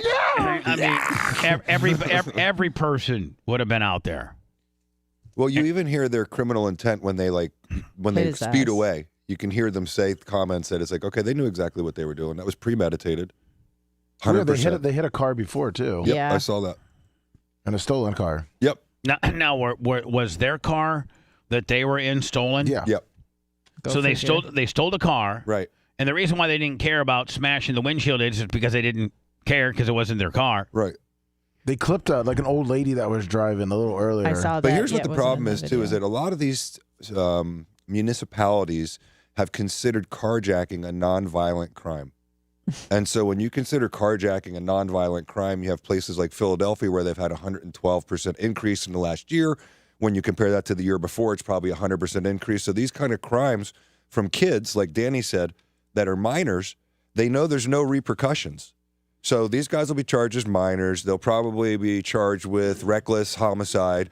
and they'll probably be given, like Danny said, 2 or 3 years. They'll probably be given 10 or 15, but it's ridiculous because if you like you said, reverse the situation, right? It's life in prison. Another example right here. Oh, this one is so hard to watch too. Oh my God, really sad. This woman's Have working. you seen this one? Yeah. This woman's working a convenience store. She's just a late night convenience store clerk, and these hoodlums. I don't know I don't know their ethnicity or I don't know. Looks like a white kid beating on her. To be honest with you, it does. I don't know the ethnicity. I think it's mixed. To be honest with you, I think it's some white kids, some black kids, maybe some Mexican kids, but they're all wearing black sweatshirts. They all come into this convenience store, and one kid's job is to do nothing but pummel the woman, just hit her in the face as much as you can, while the other 5 or 6 or 7 of his hoodlum friends take cigarettes and candy and they just completely raid the place. And here's the footage, and it's pretty. And I'd catch every one of these guys. And I wish we had some old time justice where like you just caning them publicly, like have them out in public and beat them with a cane. Yeah, like how they about did. this, Dale? Yeah. They could figure out everyone through geo-targeting from their cell phones on January 6th. We don't know who these 6 guys are. We know who they are. I mean, come on, it's ridiculous. Yeah. No, I mean, yeah, something like that, Dan. Something barbaric that they get hit in the face. There's a reason for 400 times. There's a reason for public hangings. There's a reason for public whippings. It's called a chilling effect. Exactly. It's a chilling effect. It was to make people say, "I don't want to be the asshole getting whipped tomorrow." And so, if you did that, if those 2 teens were sentenced to a public whipping, and they got 50 lashes in front of every other asshole that thought about doing that, you'd have a chilling effect. And if someone tries to strong arm, carjack my car, it's going to turn into a violent crime. So people have had enough. They've been taking a stand. Even some of these really, really super liberal, let all the criminals go cities are starting to have second guessing themselves because the city politicians are becoming victims of violent crime. Yep. Yeah, like that one Hispanic lady that got her head lacerated from a violent crime. Well, and welcome carjacking. And then I think it was the mayor of Chicago or the police chief of Chicago got robbed or something like that. Yeah. I have a question about so carjackings. Welcome to it. So first of all, they deserve it. If they defunded the police and now they're victims of the crime, that's what you get, kid. Yep. If you are witnessing your car getting jacked, you're not in the car. Right. Can you go and shoot? No. Well, that's But if you're in the car, someone's trying to pull your door open and pull you out of the car. You can shoot them. Yeah. Blast away. No, kid. for real. I want everybody does, and I got 2 lawyers here right now. But I'm just telling you, if you're in your car, and you're just in your car, you're in possession of your vehicle, and somebody rips open the door, or is trying to rip open the door. Let's say you got it locked. And this madman is literally beating on your window. Banging on the window. And he's trying to open up your door. You can smoke him through the windshield. Now, it's state-specific. Not all states allow that, but Louisiana does because they applied the Castle Doctrine to your car. So did DeSantis during COVID. Florida has applied the Castle Doctrine to your car, but not every state is like like that. And your business. You can protect your business in Florida as well as you can protect your home. Look at this. So this guy comes in, and the distractor is nothing. And when I pause it, it sends me to this default screen. So please be patient.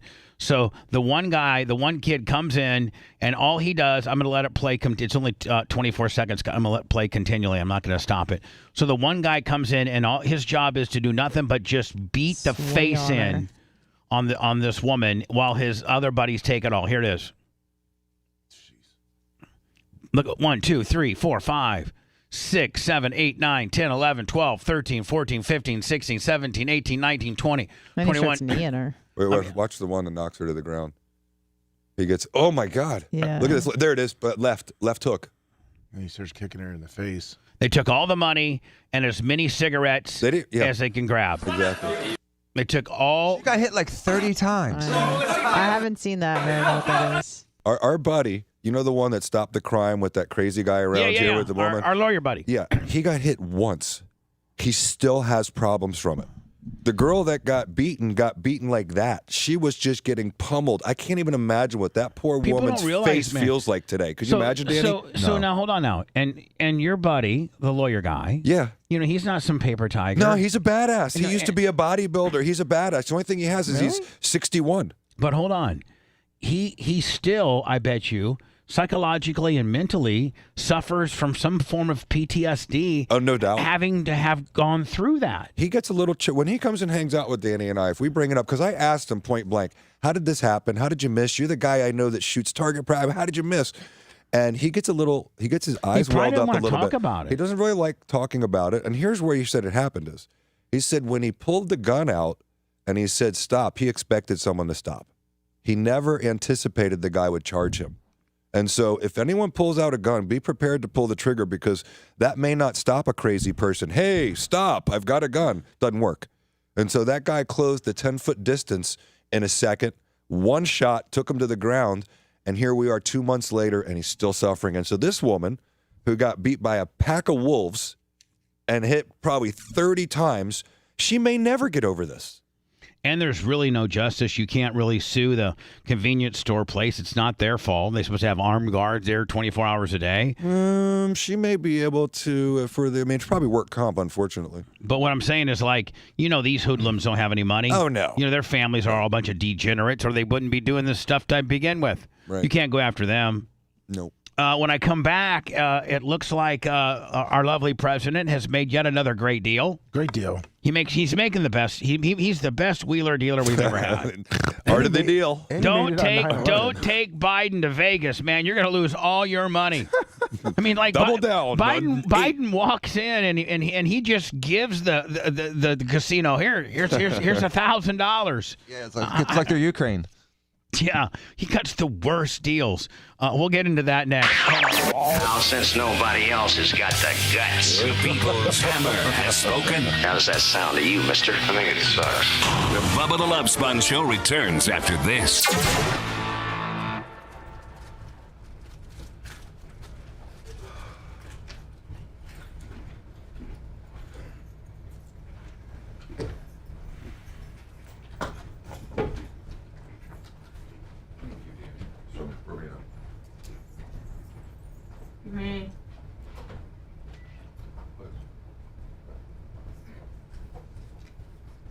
Mommy, send me, are you here? No. What do you need? Muffin. Oh, shit. I need you to find me the trailer for Special Ops The Lioness. How many hiccups have you had? 3, 4? Give me your left wrist. Give me your left wrist real quick.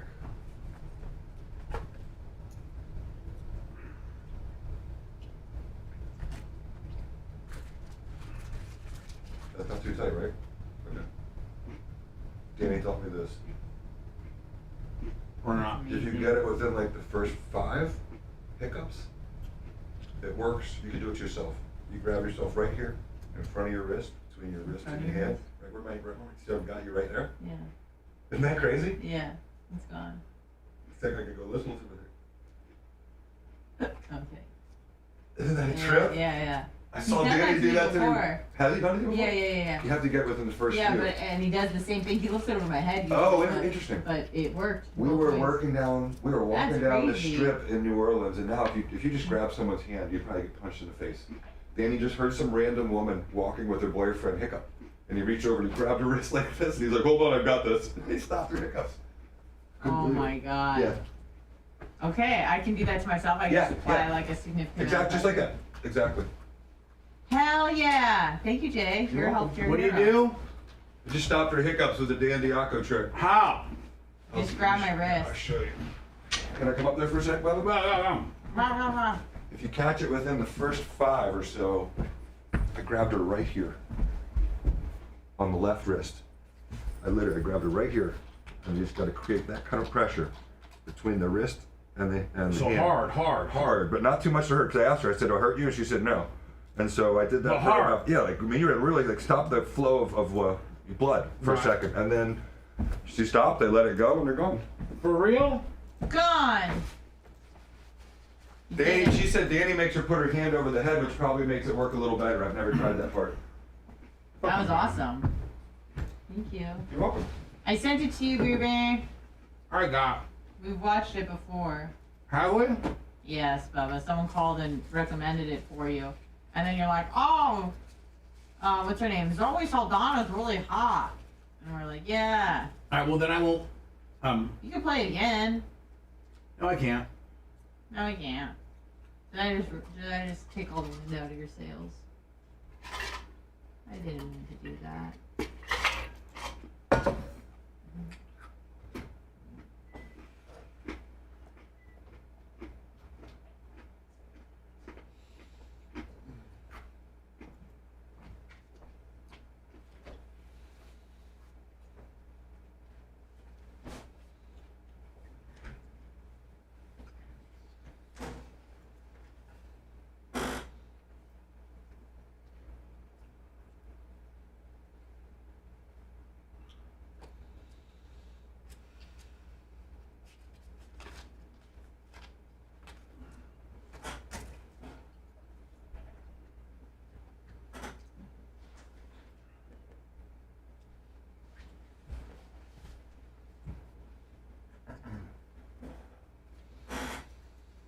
I mean,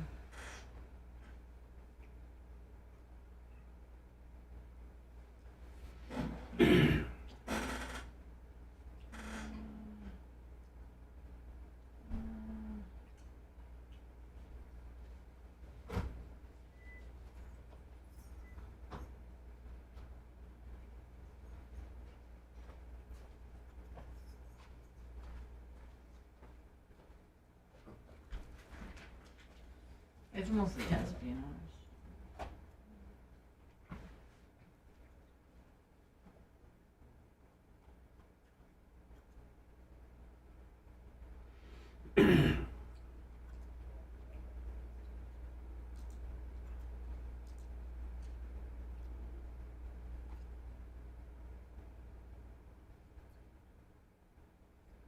Hey, Baba. What? There was something in 1933 called the Havara Agreement where Germany let the Jews go to Israel. I told you. You're right. There was something like that. Because the Israeli state was created. Before World War II. What? 33. Oh, before. He was letting them go voluntarily. Okay. He was trying to let them go out on their own. I mean, did he say otherwise I'm gonna fucking kill No, it you? was an agreement. There was an agreement between the Jews and the government to let them migrate to But they Israel. didn't tell the Jews the downside if they didn't go. Yeah. They should have been They're a little like, bit no, more. we're good. We got a business here. Hey, we're German. you Okay. Hit should have been a little more transparent. know? Yeah. Yeah. Well. Israel wasn't a state until 4 years. No, it was a British. Mandate. It was a British place. Yeah. Mhm. British colony. And actually, the Jews there were initially were called Palestinians. Then it switched once it became Israel and then Palestinians for the Jordanian refugees. Yeah. So what were you? Huh? I mean, I'm an You're Israeli. a Palestinian. You're originally a Palestinian that became a Jew? No, I was born in '87, so Israel was a state.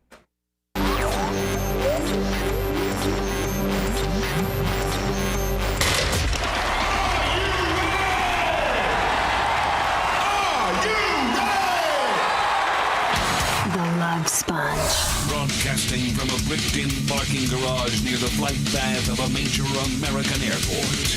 It's time to turn out the propaganda and manipulate some minds. Now return to the Bubba the Love Sponge Show. What do you got so far? You got Bob Cook. Rich the Mark, Wizzy. And just fine. Yeah, we got our regulars. Yeah. The only one that's no longer a regular is Florida Stanley. Oh. Son of a bitch. Guess what? What? Florida Stanley's dead to me. I'm sorry. So very, very sorry that I stooped to near troll level and besmirched your name and integrity. I acted like a buffoon, a dolt, a wedge if you will, and I will correct myself immediately. I thought you were in that cat. Why would you talk to me like that? I'm sorry that I said you talk out of your ass. We all know the only thing that hears you talk out of that ass is Dion's tub drain. Oh, sorry. bet you I could whip your ass, you little 110-pound fucking. I'm sorry. I said you couldn't whoop anyone's ass. You would whoop my 110-pound fucking ass. And I probably can't whip anybody's ass. You don't have to fucking bring it up. I mean, I am. I'm the god of the Bubba Army. Well, you are Bubba. Right. The brand is Bubba. Hold on. Army. I'm sorry. I was on vacation, maybe on shrooms, and made a dumb post on Facebook. Maybe Macho Man will see me as a chipmunk instead of a weasel if he was on the same shrooms I was while making that post. Anna, thank you for defending me. I love you for that. I was not sober while making that post. Although not an excuse, nonetheless. Well, first one of the day. Stanley the Cyber, $100. Love you, Papa. It's all about money for you. Sometimes it's not about money in life. Sometimes you heard me. Even though I've only donated $3,291.57 over the last 365 days. Not you. Not you. I'm willing to still give so much more because I love my dear, cult-leading, arm striation having, salt-to-the-earth man, Bubba the Love Sponge, who could whip my ass any day of the week. Hold on. Can you please ever forgive me for what I've done? I promise you won't get any more calls about guns from Chief Sheriff Carmine.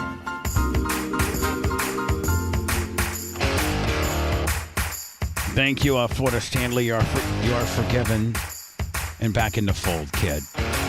The Bubba the Love Sponge Show, Tuesday the 19th, 2023. JD Acco with us. Good morning. For the crossover, Willie. Hello, who's this? Hey, Bubba, Las Vegas Mario. How you doing today? Hey, Mario. How are you, buddy? I'm good. I just wanted to ask you a question. I don't know if you guys touched on this. Two things, actually. The first one is, did you hear about that rep from Colorado, Lauren Buber, that was like getting groped at the Beetlejuice? Yes. We haven't heard of that. Well, we talked about that yesterday. I didn't know. I'm going to talk about it again today because one, a paparazzi caught her outside of the Washington Dulles Airport, headed back to Washington to serve, and she looks pretty damn good for just getting off a plane. And she has a politician type response as to what happened, and she is supposedly not going to go out. That was a date, she's single. I guess she's single. She's going through a divorce, and that was her first date with this dude, and she likes to party. She sure does. Yeah, She likes that. Was a Beetlejuice theater play. She was bopping in her seat and stuff. I mean. And the other thing is, they're saying that they may be able to. This is the cancel society, and the fact that they may try to get her for public indecency or something like that. Yeah, rude and lascivious behavior. Okay. Yep. There's your two-tier justice system. There's your two. Yep. She Republican? Yes. Yes, she's Republican. And she's outspoken, Dan. But she did go on a date with a Democrat. Oh, that's the irony. Did you hear that, Bubba? Yeah, her boyfriend is a Democrat who owns a gay bar. But... Well, the date. Yeah, the date. And he owns a gay bar. So actually, But he's not gay. a drag bar. It's a drag bar. Yeah. So that's correct. Yeah. Which, if she would say those kind of things, she'd probably get reelected more quickly than if she's one of these people that's telling you what you can and cannot do in your bedroom. That's the problem. I think she's going to get reelected based on those jugs, to be honest with you. I'd vote she was in my jurisdiction. She might be one of my new favorite female politicians. The hottest grandma there is. Yeah. She's a grandma. You know So anyway, she's buddy. 36. Thank you, buddy. 17-year-old kid. 36-year-old grandmother? 17-year-old kid had a kid. For real? Yes. But I don't know how responsible she is. Exactly. 17. Yeah. She likes to party. Jeez. So does her kid. Yeah. So her kid is Just had a 17 baby. and had a baby. Yeah. So she's on the politician that we're talking about. Is this rep from? Is it from Colorado? Colorado. Lauren Boebert. Yeah. Yeah. Yeah. She was a high school dropout because she got pregnant. Really? Yeah, I think so. Just like her daughter? Just like her son. Man, she really. Yep. I mean, she really. She nailed it in life, did she not? From I a high think school so. dropout, got pregnant, dropped out of high school, and now she's a Congress lady. And then got pregnant 3 more times. She has 4 kids. What? This bitch has got 4 kids. She's got 4 kids. She's hot as hell. I know. Looks great. I know it's been a rough week. What has it been? It's always hard whenever. I mean, natural Dan just flying. I mean, I know she has makeup on and things like that, but 36. She looks good. I mean, she looks good as hell. Yeah, very pretty. 36. 36, 4 kids. Grandma. I'm here to provide levity and lift burdens off of people. So anytime that they're carrying mine, it's Jay, she's got a little bit of a candle look to her. She actually does Don't you look like a think? candle a little bit. And, yes. I'm saying that in a hot. I mean, like No, I you've been think your complimenting how wife's very hot. I know that. And I think this woman's hot, and she's got kind of a candle profile. And body. Yeah. something that kind of feel deep inside. But ultimately, all future date nights have been canceled, and I learned to check party affiliations before you go on a date. But all in all, See, a chick. That's funny. A chick that's casual in a hat works for me. It really does. it was mostly a lovely time, and I've taken responsibility for my actions. Showing my jugs, flipping off the security guard, everything. I mean, it's what. It's just another day at Dan Diaco. That's Dan's Friday night with the family. That's the exactly musical right. ended, and I encourage people to go and see it. But it was a great time back in the district, seeing voters and. So how are the voters taking it? How are the voters taking it right now? Are they understanding at this moment? Yeah, there's a lot of folks who are certainly understanding, and they understand that it was a part of my personal life, my private time, something that I rarely indulge in, and And when you say affiliation, as far as Yeah, she's got, like Dion says, she's got the Cadillac, says she not? She does. Yeah. not to date the opposite side. well, TMZ, I'm pretty sure you told the world I went on a date with a Democrat. So when it comes like that, what's this? The cop came up to see what. Is she okay? Those times when it's he's a wonderful man, and it was a great time to go out and have dinner, enjoy part of a show, and now it's back to work. We're here in DC. Okay. And focusing on. So taking is care of my that date life? Is that over with him because of? Some people say because he had a drag bar or his Yeah, bar no, did that or nothing anything? to do with anything anybody reported. But Okay. honestly, he's a private citizen, and Respect that. we peacefully parted at this time. Great man, great friend, and I wish him all the And he best. really likes to grab my boobs at the play. Boy, did he I mean, get- he was really taking those things around the She farm. reciprocated. He probably didn't bring the steam because he looked like he looked like Dan doing an examination. Yeah. You know how Dan, you sometimes Yeah. got to squeeze him hard. Post op. Yeah. Capture the contracture bust. Yeah, exactly. Dan post op.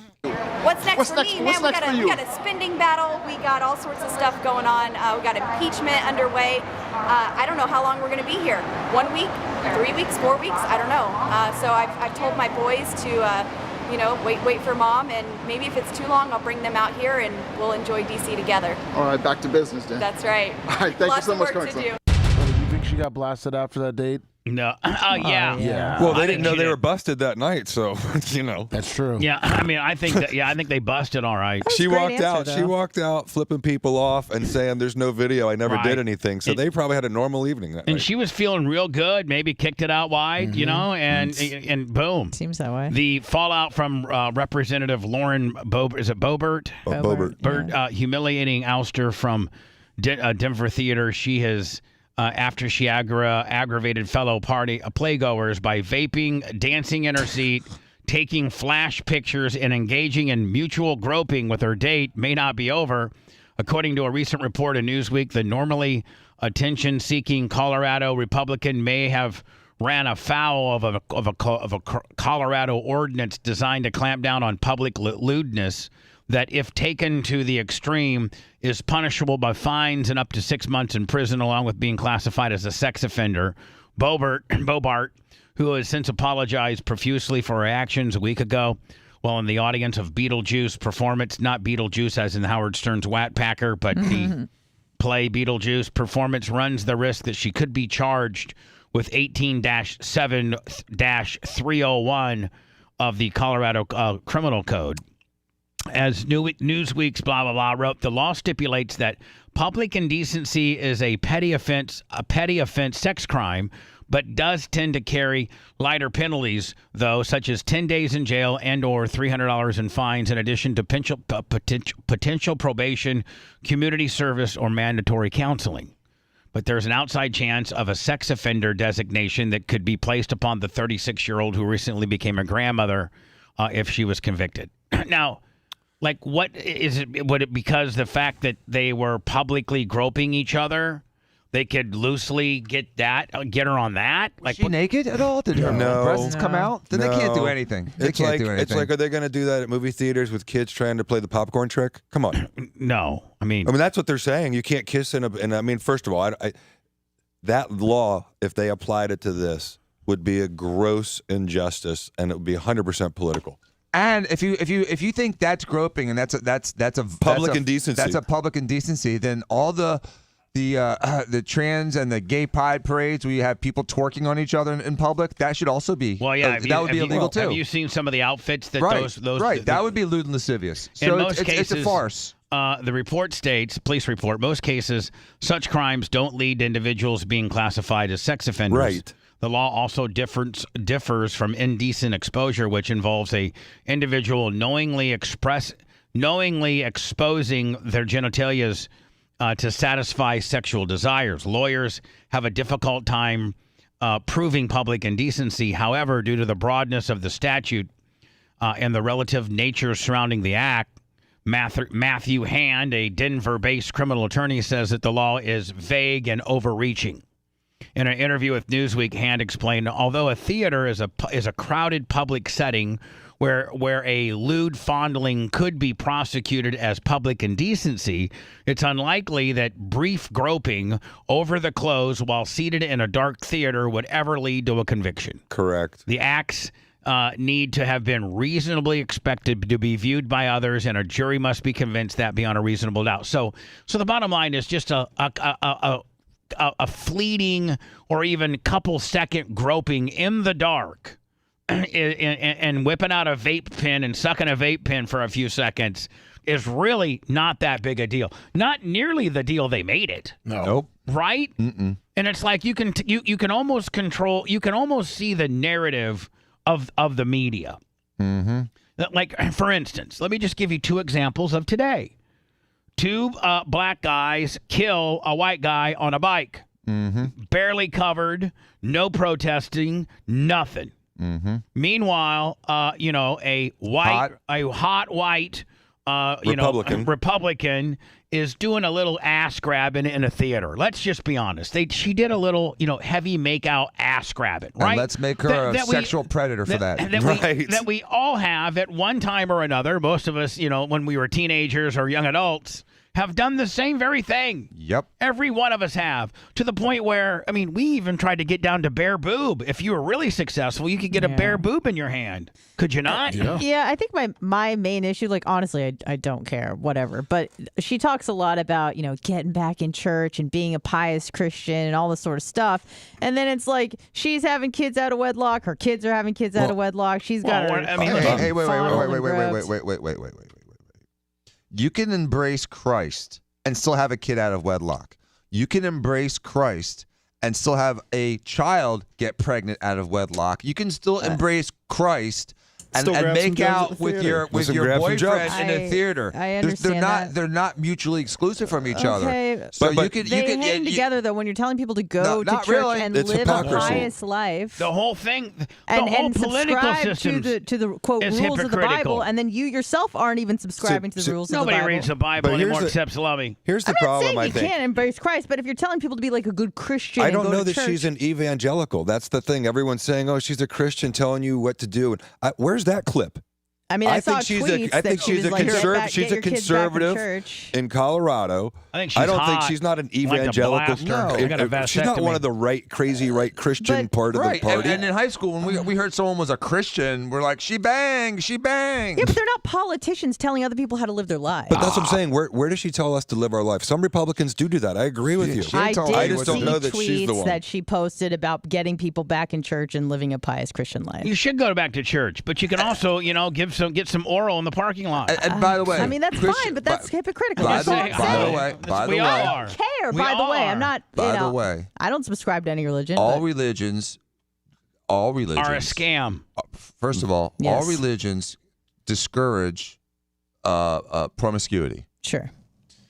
But there's nothing in there that says you can't worship and live a Christian life following Jesus as your personal savior and be kind to your fellow man and be honest to people around you and still be sexually active. And still get your boobs grabbed. You can still get your boobs grabbed. Right. They're not mutually exclusive. I And wish so it- you I don't wish- have to They make be babies. a nun They make to be babies. Christian. Yeah, but Christians have you're- babies. All that but means they you're had just- sex. Listen, you're just saying that. Like, those are the rules that you are subscribing. No, if that's you what the read rules- the book, which I haven't you read read in the full, book. You haven't read the New Testament. it in full. doesn't tell you that you can. That you just said that it doesn't it allow says for don't have promiscuity. sex out of wedlock. It says she was forgiveness. groping, and she also said forgiveness, That's kindness. the basis Okay. of the and putting religion. other people I don't first. think she was married when she had, And her Jesus, first and doesn't Jesus matter. did say that, all What Christians Jesus are say, sinners. Lummi? You all know, you're Christians, All Christians are all sinners. Christians are sinners, and they make mistakes, which is why Jesus in the New Testament always said, you make a mistake, and you are forgiven. Yeah, As you long as pray for ask forgiveness. Christians are sinners. By the grace That's of the God. Everyone is basis. human. That's the right. basis of the Christian religion. Why it's so Humans is powerful is that forgiveness. humans That's why- are flawed, that's why and that we kids- have the power of forgiveness. That's why you can be. That's why you can virtually be a Christian and do anything you want. Because you can Right, be like, 'cause hey, it's it's a right there. scam. It's right there in the book. I can be a sinner. When I was a young kid and I realized what sex was, I would go to church and look around at all these old people and go, "Oh my God, these old people had sex." Right. Every one of them did. It's part of the human I know. nature to procreate, which means you can have sex and be like a Pity's pastor when he was getting married. He said, "You can hang from the rafters in the marital bedroom. It doesn't matter." Listen, said that to Jay, him. Jay, You can hang from the rafters in the marital bedroom. I think you guys are missing my point. I had my best friend come over. I think you guys are missing my point. Closet time. I understand that that's how most, quote, Christians live, but these are the rules that they themselves put in place for themselves. And I don't really care, but it is kind of obnoxious when someone is telling you how to live a pious life when they themselves cannot even subscribe to the rules of their own religion. That's all I'm There's saying. no one. She didn't do anything in that video that it's contrary to the rules of religion that you're not a member of. Average She's Joe, lived her life as such. Say it again, Lummi. Average Joe, $100 on Venmo. Mitchell Serini, 50 on the Venmo. Yeah, you're not even. They're You're not sniping her. I mean, Here's 100 for Christianity. You don't have to be a nun to be Catholic. I understand that. But I'm just saying, like, her track record shows that she doesn't really live the pious life. Nobody that she does. tells other How do you people to know? live. But Anna, I'm not trying to counter program. I'm not I messing with you. understand. But really, understand. But you really are. how do you know that this woman wasn't monogamous with her husband, then just got divorced? And how do you know that that girl has done anything more than grope this guy? And There's it doesn't nothing say in the where- Bible there's that nothing in the says Bible you can't can't get your play book- the popcorn game. No, I There's understand. nothing in the Bible. There's nothing in the Bible that says a hot 36-year-old can't get her jugs taken around the farm Totally at the understand. Beetlejuice gimmick. Totally understand. And Yep. again, I don't have a problem with people having kids out of wedlock. That's not my thing. It doesn't affect me at all. But I mean, she did. Was and it her Mary kid Magdalene did. a whore? Yeah.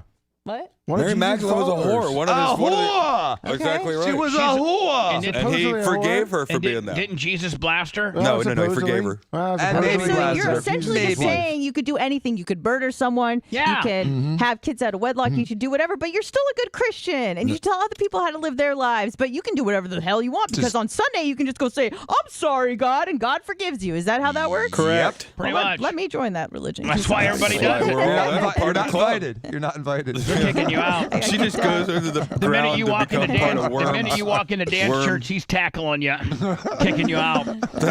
I think you guys have all seen this, and I think this is, obviously a very rude bitch. But I have to tell you, this chick is straight fire. Yep. Have you seen it, Dan? Yeah. Oh my You said God. you just said that. She's getting. I don't know what she did to get kicked off this flight. Who cares? Anna, does the story tell you?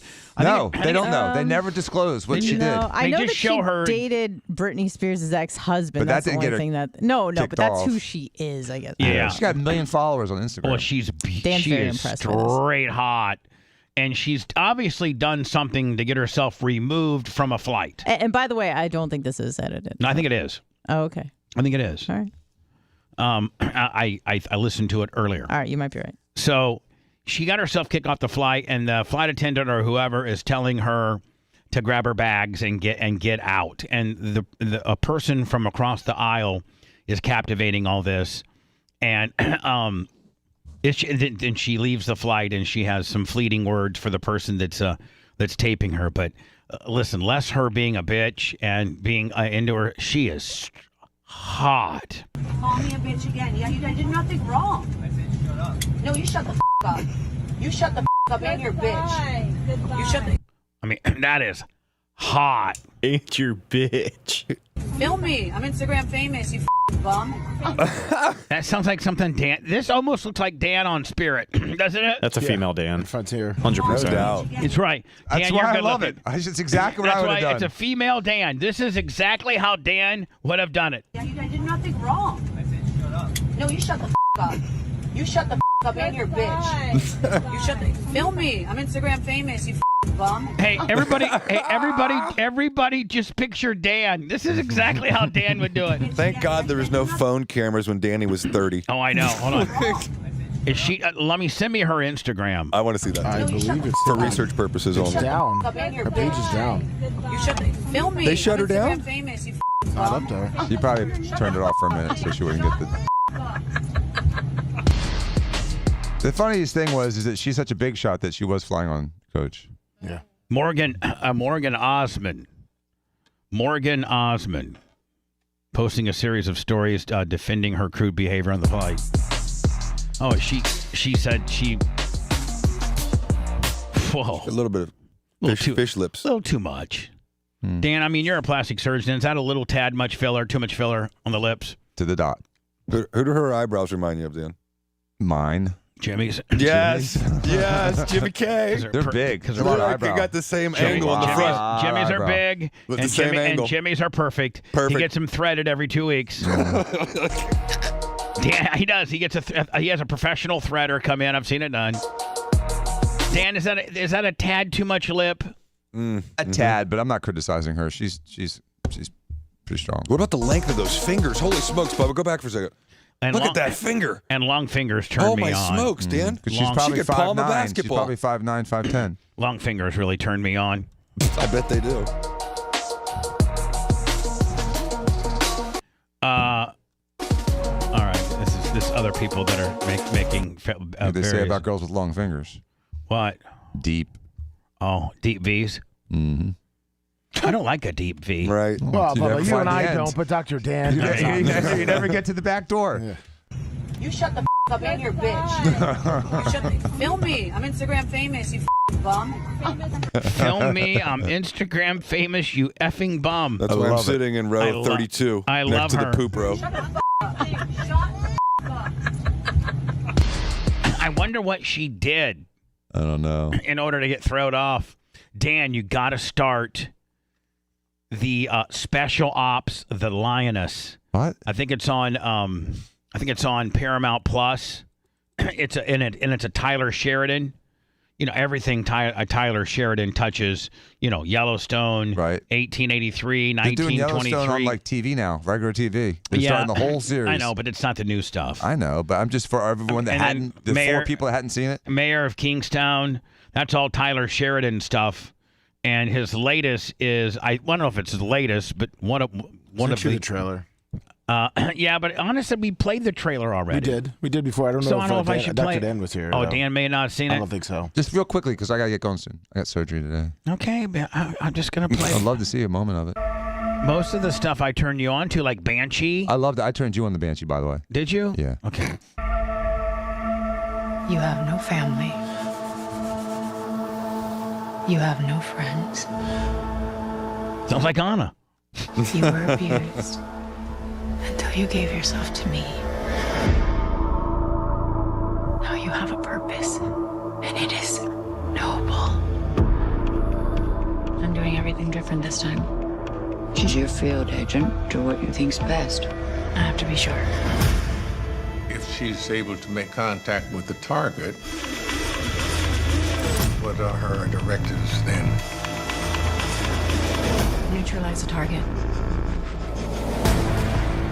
Mr. President, we have a situation unfolding in real time. So, Dan, basically, before I let you go, it's this woman and she becomes special ops undercover to get close to terrorists because terrorists, you know, aren't thinking that some chick. Right. Well, but this one particular terrorist is so slippery and so good that nobody can see, like nobody can find him.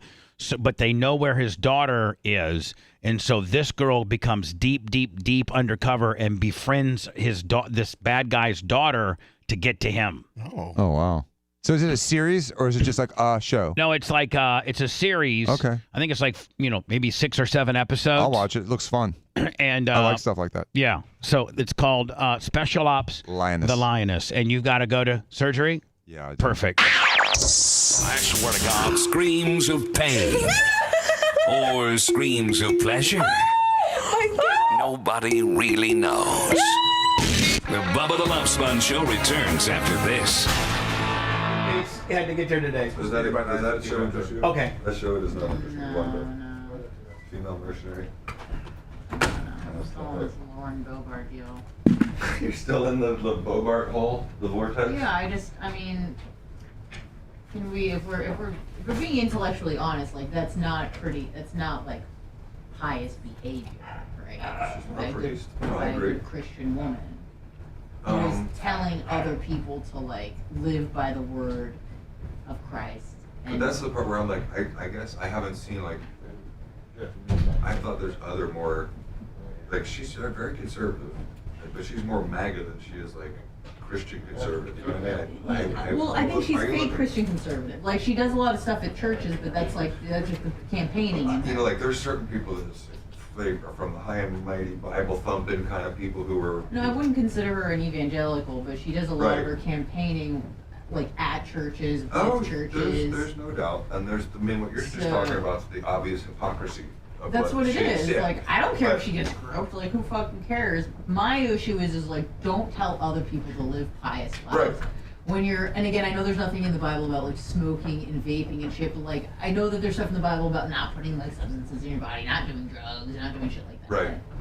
And not having like casual, like touching a man that you're not married to in such a way publicly. I don't know. That's the stuff. I get it. You know. I get it. It wouldn't even bother me if she was like, I'm a Christian and they did all that shit. It's the fact that she's telling other people like that.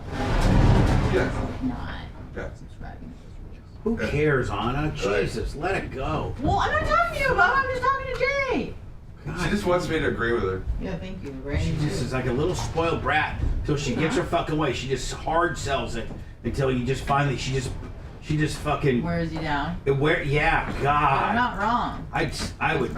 If you keep saying that out loud, people almost believe you. Mm-hmm. God, you're weird. You're weird. You're fucking weird. Cooper Lip says, move on. Yeah, move on, Anna. They don't give a fuck. They don't give a fuck about your fucking stupid.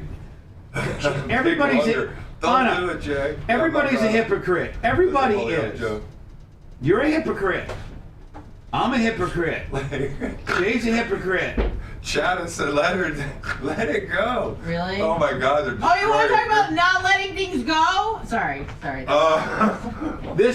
bitch, the shit that I You don't want to let talk go. about not letting things go? No. Well, I'm sorry, I had a moment for 10 minutes where I couldn't let something go. No, but the shit that you can't let go has no effect to your life. Oh, yeah, that's true. The shit that I can't let go affected my life, bitch.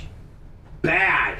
Well, I mean, I don't think that's the parameters we're talking about. I was just about making a point and. Oh, that's the wanting fucking to make a parameters point. you were talking about, bitch. Don't think about you try to get a sneaky one on me that I don't know what parameters you're speaking of. I'm not saying it affected my life. What's everyone yelling? Cause she's being a dumb bitch. I'm being a dumb bitch. I can hear you almost Being a outside. We were by the door. Cause she's being a dumb bitch. Say it. Are you being a dumb bitch, Anna? Only like 50%. I don't use that terminology. I subscribe to a higher decorum, but I will say she's wrong. Oh. No. You will say she's harboring something she should let go. She has. My aunt would say she's not well read. She hasn't read the New Testament, so. Have you? Of course I have. Cover to cover? Cover to cover. Okay. Was very painful. Yeah. At times, and I had to. Well, I think it's pretty to have obvious why everyone in this room was defending her, and that's okay. Hey, I ain't read shit, and I'm defending her. If she was ugly, Bubba wouldn't be defending her. No. Right. If she's hot, we all agree on that basic fact. I wouldn't either. If she looked like Whoopi, you know. Yeah. Guilty. If she looked like fucking Amy Schumer, I wouldn't be fucking. Nope. Guilty as charged. Anna. What?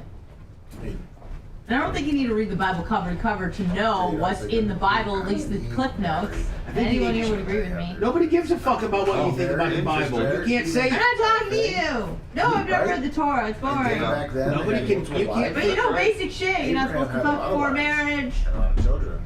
You know your Bible stories. That's what kill people. You'd be talking to Donnie. He's spitting over here. He knows everything about the wisdom Bible. of the Old Testament. He says, "Do you think Adam and Eve were married but never doing it? Were they? Was there such a thing? Was there an institution of Was marriage? Abraham married all his wives? No, but that's the Old Testament. Then y'all came in with the New Testament and made some fucking shit. The New Testament is like it's loose. It's loose? Yeah, compared to the Old Testament. So then you tell me the rules. It's fine to Old Testament's fire and brimstone, and you die. They rewrote the book because the first book was too stiff and they couldn't get as much money out of the first book. That's right. Okay. So they said, let's write the second book where we can let people be a little more shady. So then explain to me what the Christian rules are, not your rules or your interpretation. Where the Christian rules of marriage. That you should, the person you're with is the person that you lay down with. Right. But that you should look at him using the right terminology. But technically, they were together. What are we talking about? They were on a date. I mean, they could have been dating. Yeah, but I thought it's about marriage. Oh, it doesn't really say marriage. I hope she blew him in the parking lot. Doesn't say marriage? No, I don't think it says marriage. I hope he went home. I hope that dude went home and just blasted the shit out of her. They have updated like the wordage on it. So they updated no, but to it's fit humans. what's It's humans that are making that up. So it could be the King James version, the New King James version. Oh, a religion is made by humans. But I'm just saying they're changing the wordage.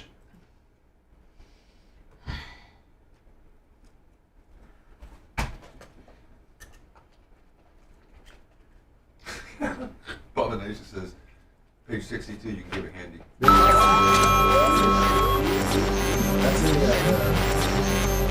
Splintered memories looming up out of the time fog. Lost somewhere between fiction and reality. Madness that made no sense at all. You're listening to the Bubba the Love Sponge Show. I do have a person that's in the know that just retired from spending a whole bunch of time in the White House. I'm sorry, the government system, we should say. And he has texted me and said, calls her LB. LB is even hotter in person, teeny tiny with giant knocks. I've been around her a lot, and she is an absolute smoke show. Yeah. Yeah. And a good Christian. Lummy, we just got this bitch settled down, okay? And now you're gonna pull her chain I have no again. further comment on the matter. That's a good decision. You're gonna pull her chain. I'm gonna pull a macho. So, I think a lot of us, for the most part, saw 60 Minutes with DEION. Yeah. And the guy was. I thought the interview was okay. The guy seemed like he was just trying to press and find that special salaciousness that doesn't exist. Right. And but it was good for. It wasn't bad for DEION's brand. It wasn't certainly bad for Colorado's brand. No. And it probably wasn't that good for Jackson State's brand. Right. Because they led, people to believe that Jackson State is the ghetto, and it was tough for DEION to be there. But here, I didn't like that way that the interviewer was questioning him, though, because he was making it seem as though he abandoned that school, which he did not do. Well, anyway, Jackson State's women's basketball coach, Tamika Reed, has fired shots at CBS, saying that the way that they portrayed Jackson by showing some of the crappiest houses and things. Listen, I've been to Jackson, Mississippi, and I feel as if 60 Minutes portrayed it pretty fairly with what's going on in Jackson, Mississippi. Now, the other thing is this, is that DEION had a 3-year deal, Lummy, plus a 2-year option that was his option. Yep. And so he fulfilled his 3-year deal. Yep. He brought a SWAC championship to them. Yes. He turned their program around. If I was not mistaken, they have had, prior to DEION getting there, Lummy, what was Jackson State's record? Like I think it was 4 and they like had 4-8. Yeah, it was like 3 and 9. It wasn't a good record. He turns him around, and his job is done. Yep. And at the end of the day, I also heard that he was, as it was on his renewal, he wanted more money. He was making $300,000 a year.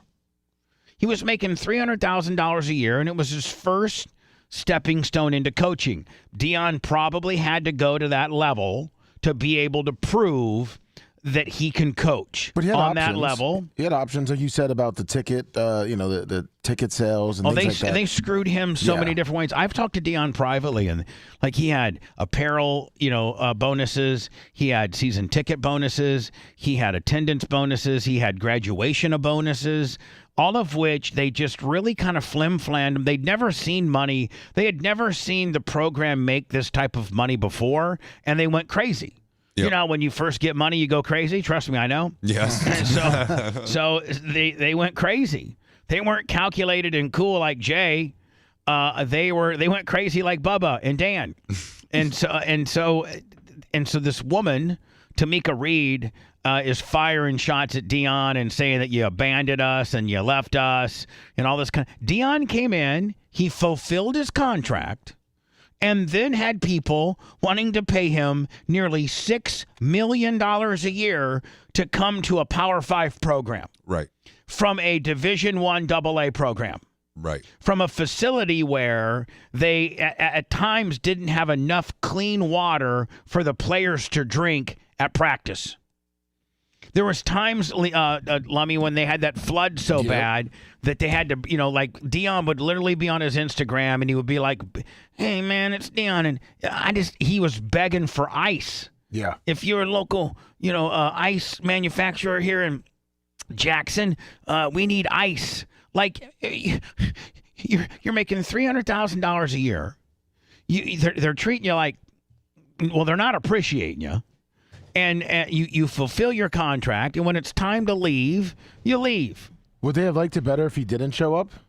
I mean, what do you mean? Like if DEION didn't even go to Jackson State? Yeah. Then we wouldn't even know about Jackson State. It's exactly right. One of the reasons we're talking about Jackson State is because Deion Sanders was there for 3 years. Right. And put them on the map. Yeah. Right. That's the only reason. Before that, it was what?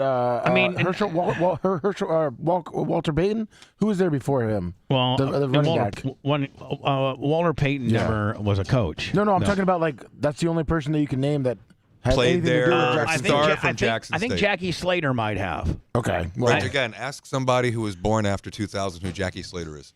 I understand. So he comes in, and not only does he revitalize, Jackson State, but he puts all new eyes on the HBCU as well. Absolutely. I mean, he comes in and gets HBCU a television deal. Although nobody's really paying attention to HBCU right now because I don't think, Lummy, that there's any. There's no big schools. There's no teams that are killing it. No. And so this Tamika Reed has really been lighting up DEION, saying he's a sellout and that the Jackson State was portrayed in a bad light, and that the houses that they showed are just these couple dilapidated houses on the. Let me tell you something. There's more houses that look like this than look like Jay's house in Jackson in Jackson, Mississippi. And DEION, as a human being, if you have fulfilled your contract and you have an option that's yours, that's your option, and you're making $300,000 in Jackson State Division I AA, or you got Colorado who says we're going to pay you $6 million, $5.5 or $6 million. And you get total control of the locker room. And you have total football control. Period. Whereas Jackson, Lummy, was the athletic director was kind of giving him a hard time. Nope. He didn't have total control. Nope. Or else USF could have got him. Yeah. Boy, does that. Right? Did you see I got credit for that in various places? I did. Does that not just validate exactly what I said all along? 100%. Is that, yes, USF was very much in the conversation of DEION being the coach there. And they had and DEION liked what the facilities they're getting ready to build, or they're in the middle of building. He liked, Lummy, I think he went on to say that he liked the stadium, and he liked they're getting ready to do some really cool stuff here at USF. He even said he was a Florida boy, that he might have found it a little bit tough to recruit against the big three, but he definitely, USF was on his list, and then all of a sudden they weren't. And the reason why they weren't is because I've been told by good sources that when it was time to ink the contract, DEION has within the contract told a clause or a paragraph or whatever that states he has total football control. All decisions involving football, he has a final say-so on. And the athletic director and the president of USF, thinking they're all that, and that he's going to, not know what he's doing, could not go for that. Was the only thing that was keeping DEION from being the coach at USF. Pathetic. And think about all the hype he's generated. Well, first of all, Lummy, USF's schedule is probably a lot easier than Colorado's. But last week would have been, instead of us watching Colorado State, we would have been watching USF play Alabama, and they probably would have beat them. And they probably would have beat them.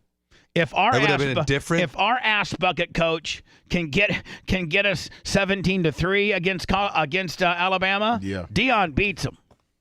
And if DEION has X amount of 85 guys, was Shedora here? Oh yeah. If DEION had 85 guys that transferred from the Michigans and the Ohio States and the Clemsons and the Alabamas, I mean, USF is as desirable a transfer portal as Colorado. And you're playing in an easier conference. I mean, let me who's US? I mean, Alabama obviously is their toughest game, but like, who else do they play? I mean, just normal AAC. Which are what? Navy, Florida Atlantic, Tulsa, Tulane. I mean, not really any big names. DEION might have gone undefeated. Yeah. DEION might. I mean, again, Alabama. Whew. How many years does he have at Colorado? I think 5. I bet you he goes to the pros after that. I bet he doesn't. No, he's not going to the pros. Nope. You don't think he follows his kids and goes to, really? Nope. You think he just likes being a coach for young men? He cannot, and I've had this conversation with him, he cannot coach up a millionaire adult man like he can an impressionable, on scholarship 20-year-old. That's a whole different skill set, honestly. You're right. Yeah. You can't get up in, a wide receiver that drops the ball, or a cornerback, a Jair Alexander, or somebody like Mike that. Evans. A guy that's making, $22 million a year, pulling up in a Bugatti.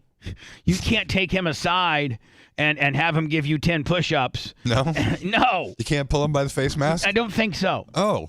I don't think you can talk to them the same way. No. I don't think they're as hungry and aggressive.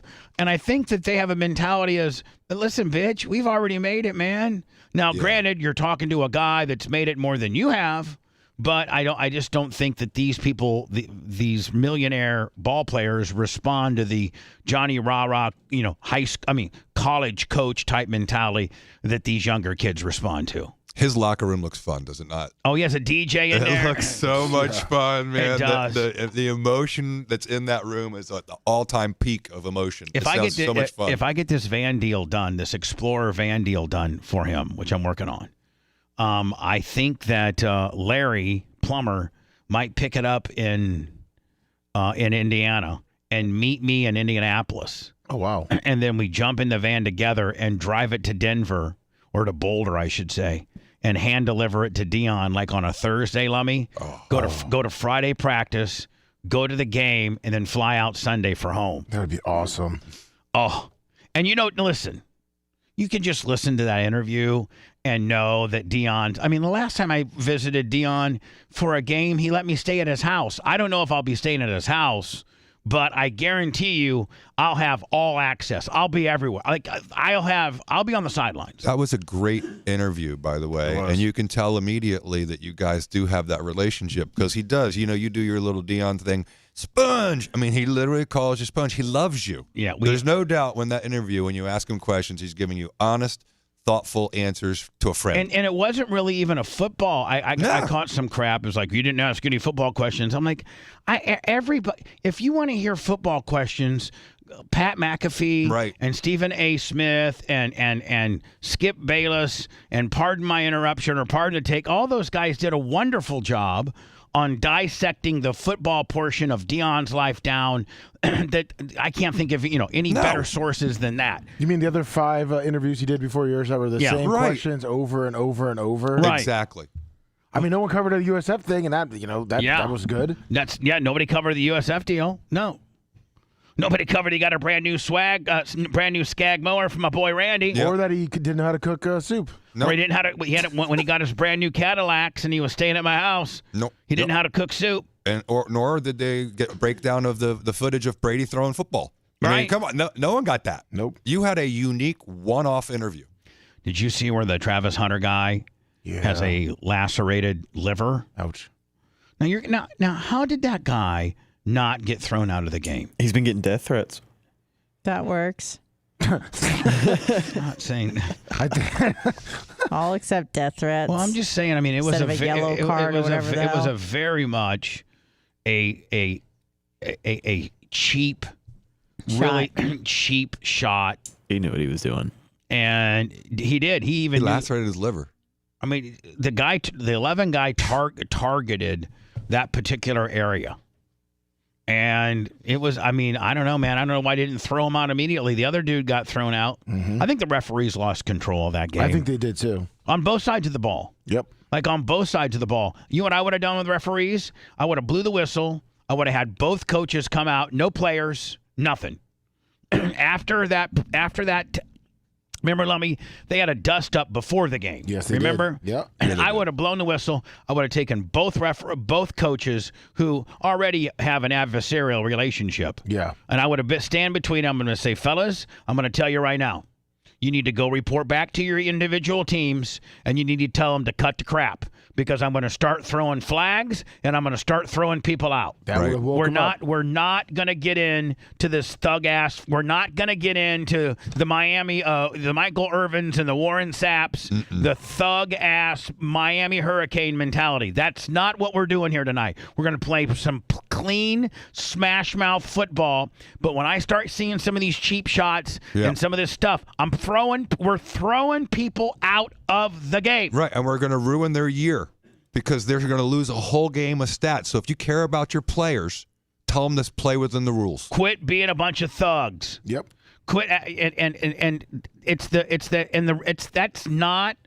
that's not unreasonable for a referee to stop the game.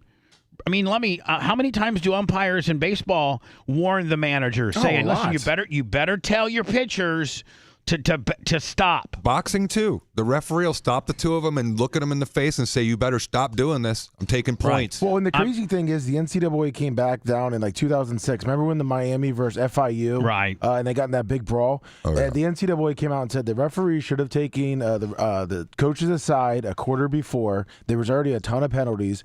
And talked to him and calmed it down and started ejecting people before the brawl because they were already doing the same thing. And the NCAA said they were going to do lessons and all that other stuff with the refs. And obviously they didn't do it.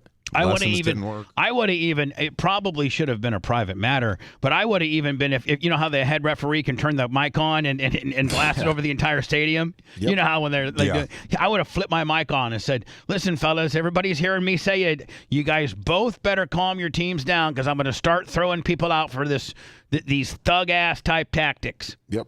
Boom. I mean that one hit that the guy put on Shedeur and what. It snapped Shedeur's neck. But what the real bad part was, and I don't know if people remember it, wasn't the fact that he just absolutely just completely late hit him and roughing the quarterback, but he wrapped him up so that Shedeur couldn't use his hands to break his fall. Yeah. Well, his other son got hit in the end zone late too. Yeah. So I don't know, man. Tamika Cook or whatever the hell your name is, go pack sand. You're just mad because you don't have University of Tennessee or Connecticut or all these other Notre Dame, and all these other big women college franchises that are all up your jock and want to hire you. And you're in Jackson State, and that's where you're going to stay. And she jumped ship if one of them offered her a contract. Oh yeah, if she could go to Colorado, she'd be gone yesterday. Exactly. Hello. Hey, it's referee Fred. Hi, Fred. So here's why he didn't get disqualified. First of all, it wasn't targeting because you have two different types of targeting in the NCAA. The first one is called it's rule number 913, which is the crown of the helmet. And he didn't hit with the crown of the helmet, he hit with shoulder pad. The second one is called 914, which is defenseless player, but it's to the head and neck area. And he hit him in the abdomen. Right. Okay. So then I got I have a better understanding, and I understand why. I think I agree with you. This is the ref we met at the Bucks Packers game. Right. So by the way, this is a legitimate NFL referee. But what about just a late hit afterwards? After you're out of he got called for that. He got that. He got a UNR, which is the necessary roughness. So let me ask you a question, referee Fred. Let me ask you a question. If the referee would have, after that penalty, blew his whistle, do the referees have the ability to bring both coaches midfield and have a talking to them? No, you won't see it. You're not going to see it. And you're definitely not going to see it in that level. The one thing you have seen in the past is you'll see a little bit of the chicken fighting where these guys are kind of pushing and shoving and throwing some punches, things like that. When they start doing that, we saw this a few years ago where I think it was Oregon and somebody else, but they gave a UNS, which is an unsportsmanlike, on every player. Even the guys sitting on the bench all got a unsportsmanlike.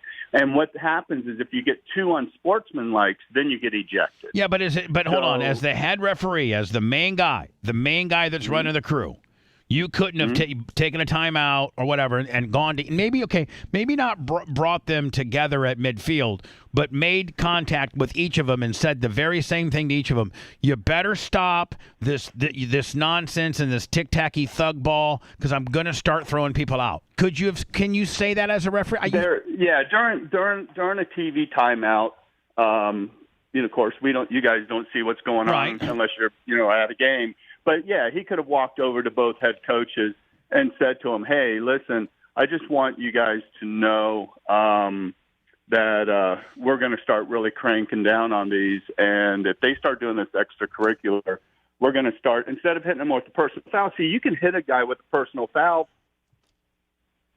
Yeah. We lose him? I think we did lose him. I think so. Man, that's interesting. And by the way, he's a real ref? Oh no, hold on. He's a real NFL ref. That's incredible. And he's done a lot of college too. Yeah. Let me get words, and maybe we can do a quick introduction of the Dropout Kings. Okay. And if they're ready, and if not, we can. We're going to have them on at 10:15 for the after show. So just let me know what to do. Okay. Okay. Right.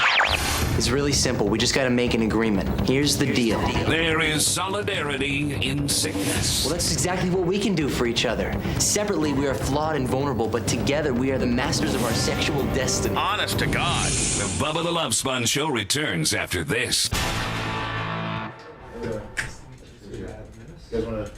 you can almost tell when her dad's in coffee water. Yes, who should have water actually? I'm going for it. I was just going to say, you could tell from the tone of the interview that it's kind of negative bullshit. Oh, yeah, it was shitty. Hi, I'm Anna. Adam. Nice to meet you. Thanks for coming. I bet you guys up here. Okay. I don't know, to me it seemed like they were trying to guilt him for leaving Jackson State.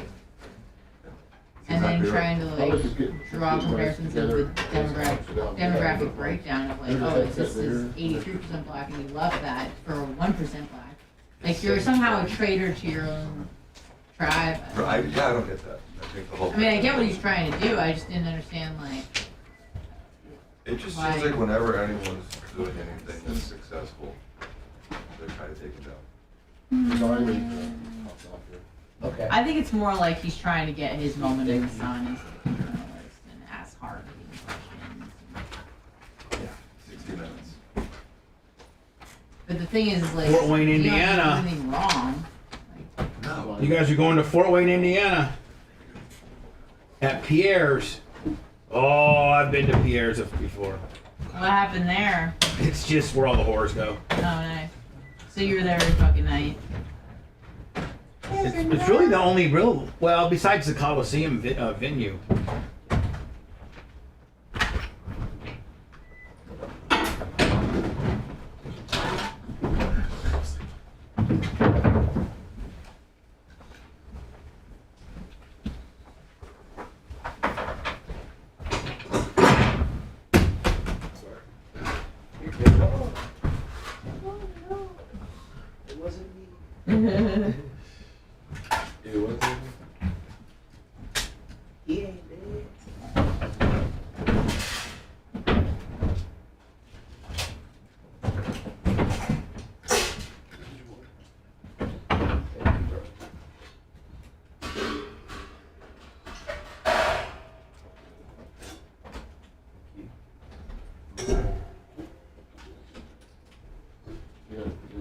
I'll be right there. You need help? You okay? I'm not really help. I don't know what you're doing. Work out. Welcome to today's site. No. I took your shit off actually. Maybe like twice a week. Hey, rest day is important.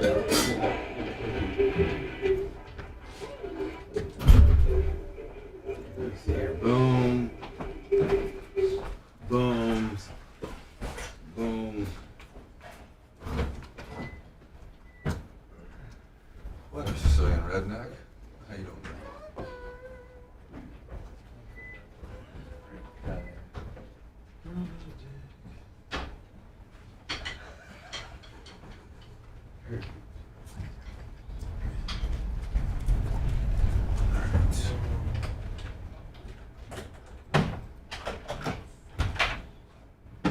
Oh, Lummy, we have the edited music, right? Yes, we do. That's on the bands. Yes. Okay, gotcha.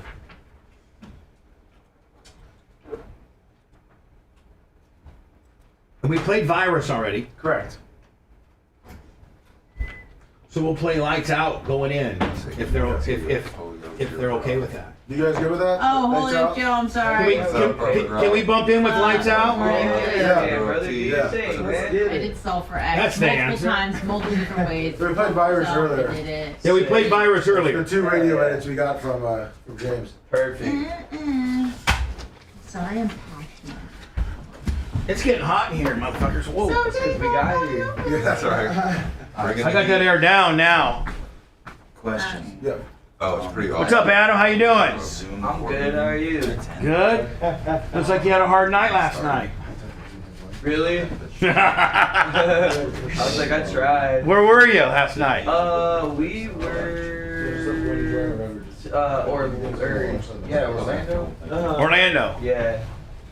Yeah, we're in Orlando. Yeah, 'cause What's that place called? Once it's segment's done. That's a good one.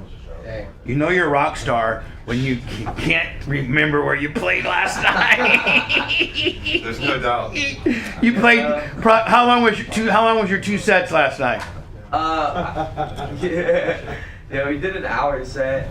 And you don't even know where the fuck you were. Yeah, to be like that. Oh, that's funny as shit. What up, NC Surf? How you doing? Oh, they're going to be in Fort Wayne, I think. In a couple I know, weeks. they're gonna be at Pierre's. Yeah. That's my old stomping ground. Oh, really? That's awesome. There's a lot of little sluts up there too. Yeah, they're nuts everywhere. But where's the bets? Where's the bets for the sluts? Dude, honestly, Omaha surprised me. Omaha? Yeah. Corn-fed. And corn-fed women. Those Nebraska bitches. Cornhuskers. Give me a test on this right now. Test. That ain't good. So they on the same couch, Mike, Macho Man? Yes, sir. Yeah, so, All right, here we go. Okay. Yeah, you know. And then Lummy, in between shows for that 15, if they need to work on their instruments, you know. Yeah.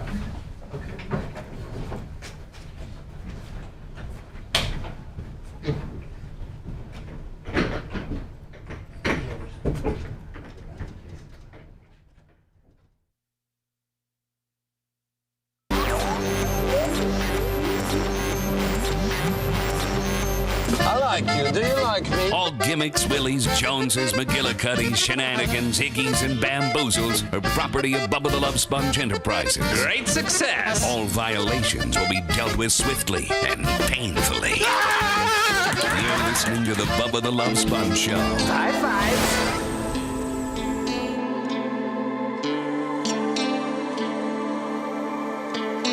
I'm going lights out, dominating, no doubt. Strength in me that I've found. Try me, whatever. You see me now, gloves off. I'm one and I can't stop. Failure's not an option. Under the pressure, you see me now. Never turn my back to my enemies. $99, but I got the remedy. I'll be the last shot straight to your memory. Know you remember me? I'm going lights out, dominating, no doubt. Strength in me that I found. Try me, whatever. You see me now. Gloves off, on one and I can't stop. Failure's not an option. Under the pressure, you see me now. Used to think you'd get the best of me. I try to hit, no apologize. Born with nothing but my word and my one dream that I won't blink. Got an eye with my fears. All I ever really wanted was just one thing. You never smile on your face when you shed tears. The choices that we make ripple through the universe. From the womb to the tomb, we don't live rehearse. The roads rising through the concrete, the sword has become me. I reach for the sky, breaking every curse.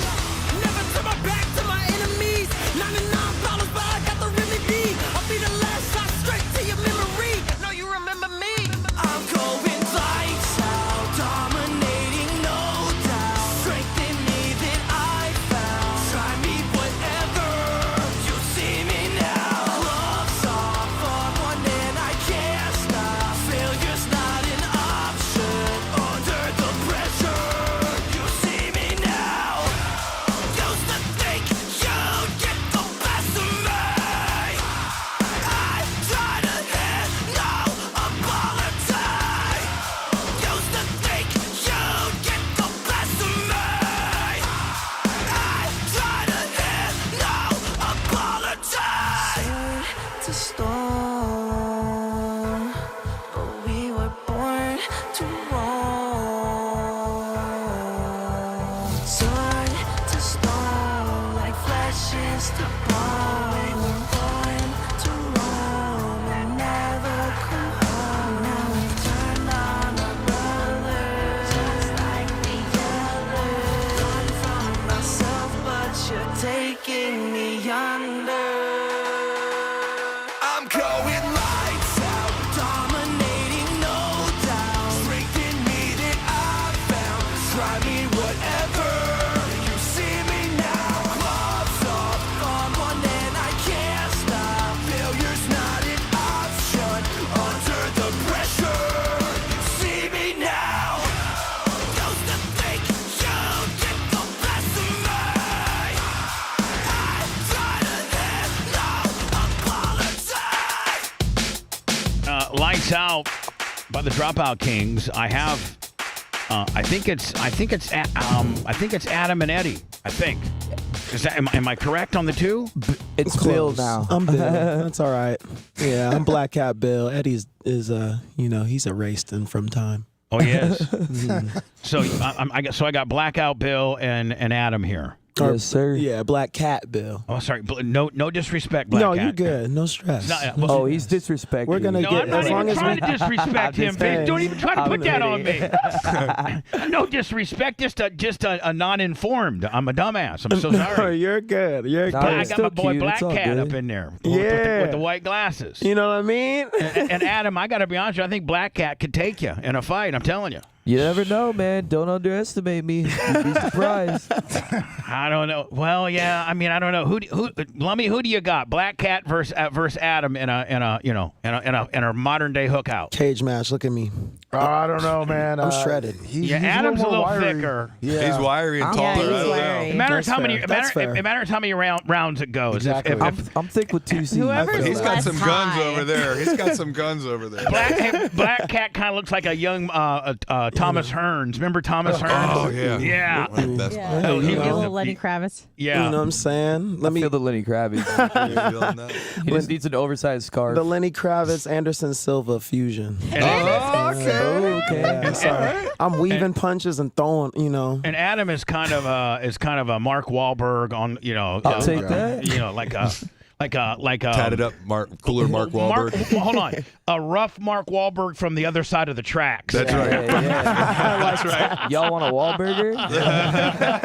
Man, that guy's killing it, is he not? Oh my gosh, it's not even fair. Yeah, I mean, and the new kids on the block, they can do reunion tours because all these bitches that liked them were like 12, and now they're now 40, and they finally got money, so they're just sucking them dry with those NKOTB cruises and all that. You know what I'm saying? Right.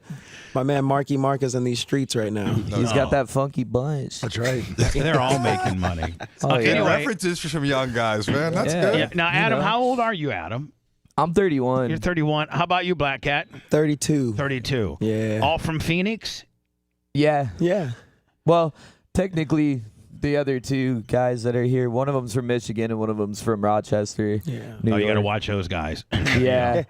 From up north. And you, I think, now aren't you two? At least you, Adam. You're one of the founders. Yeah. Of the Dropout Kings. Yeah. Me and Bill are. Yeah. You and Blackout Bill. Yes, sir. Just Black the only Cat. two. Now you guys.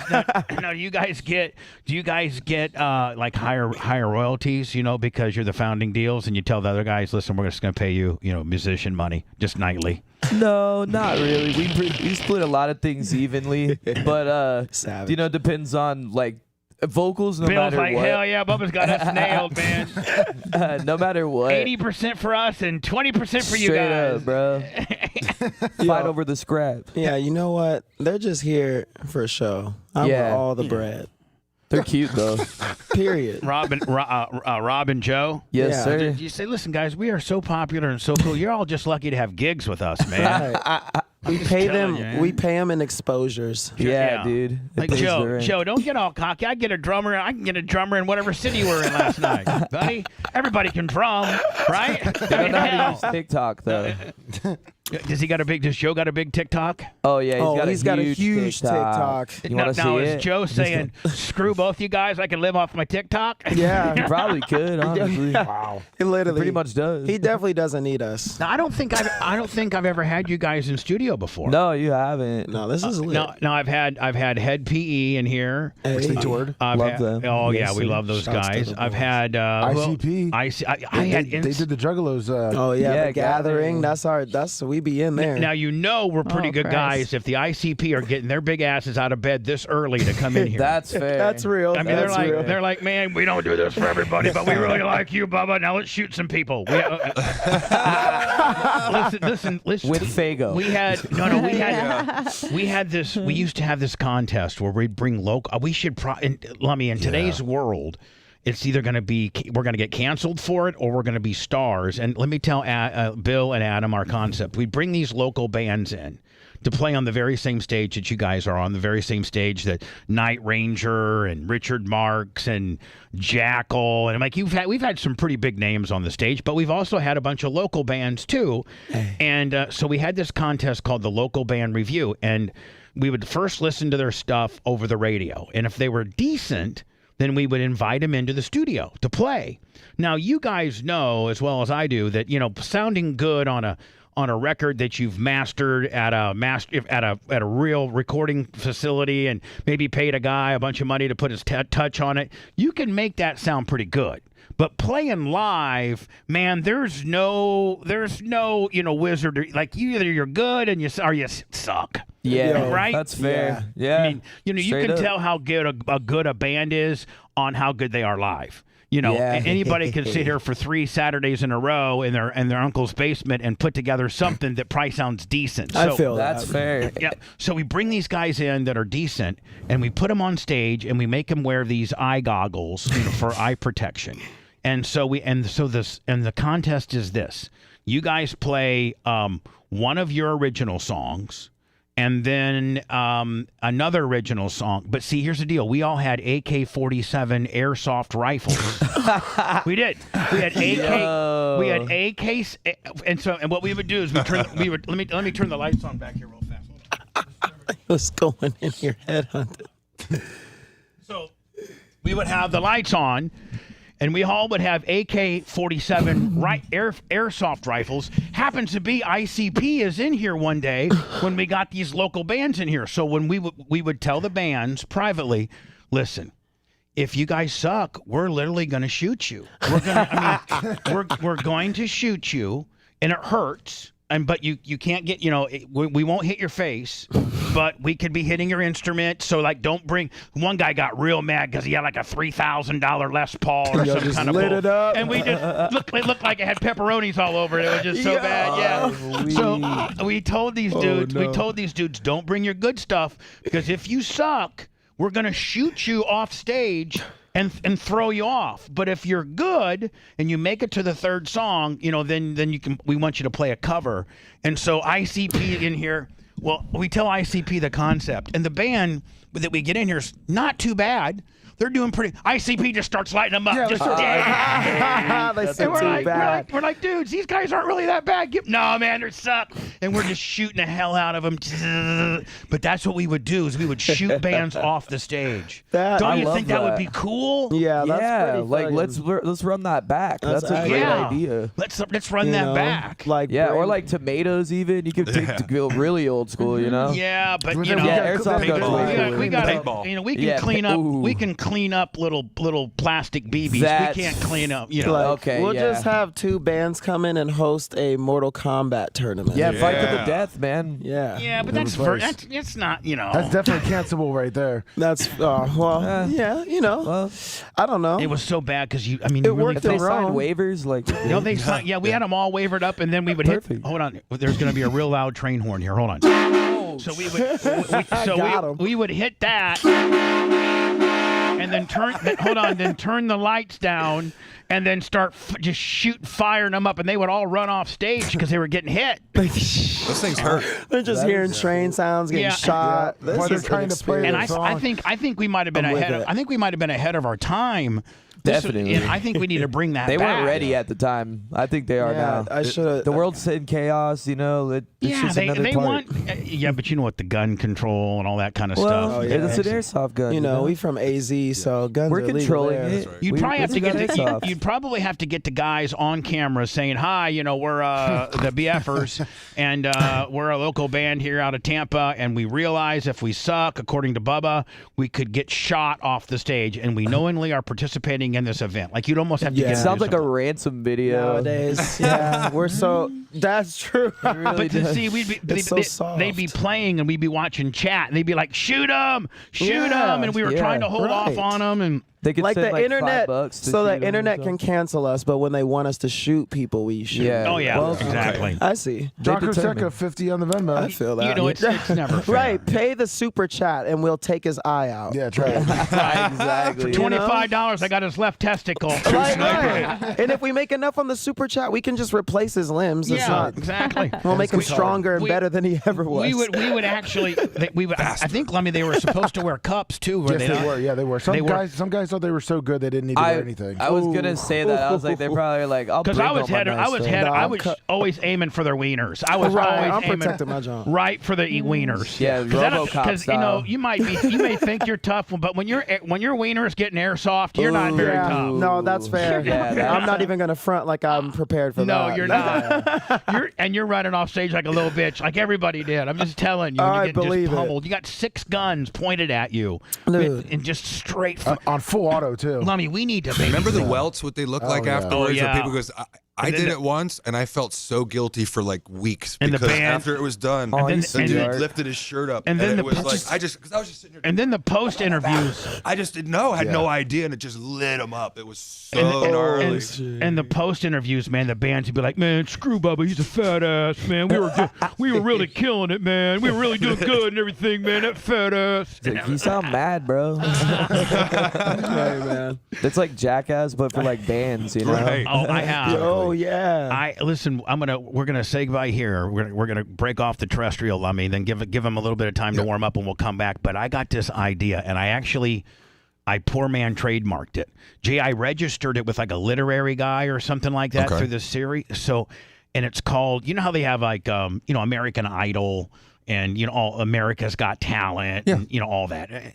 If this was called, what was it called? Garage Band Hero.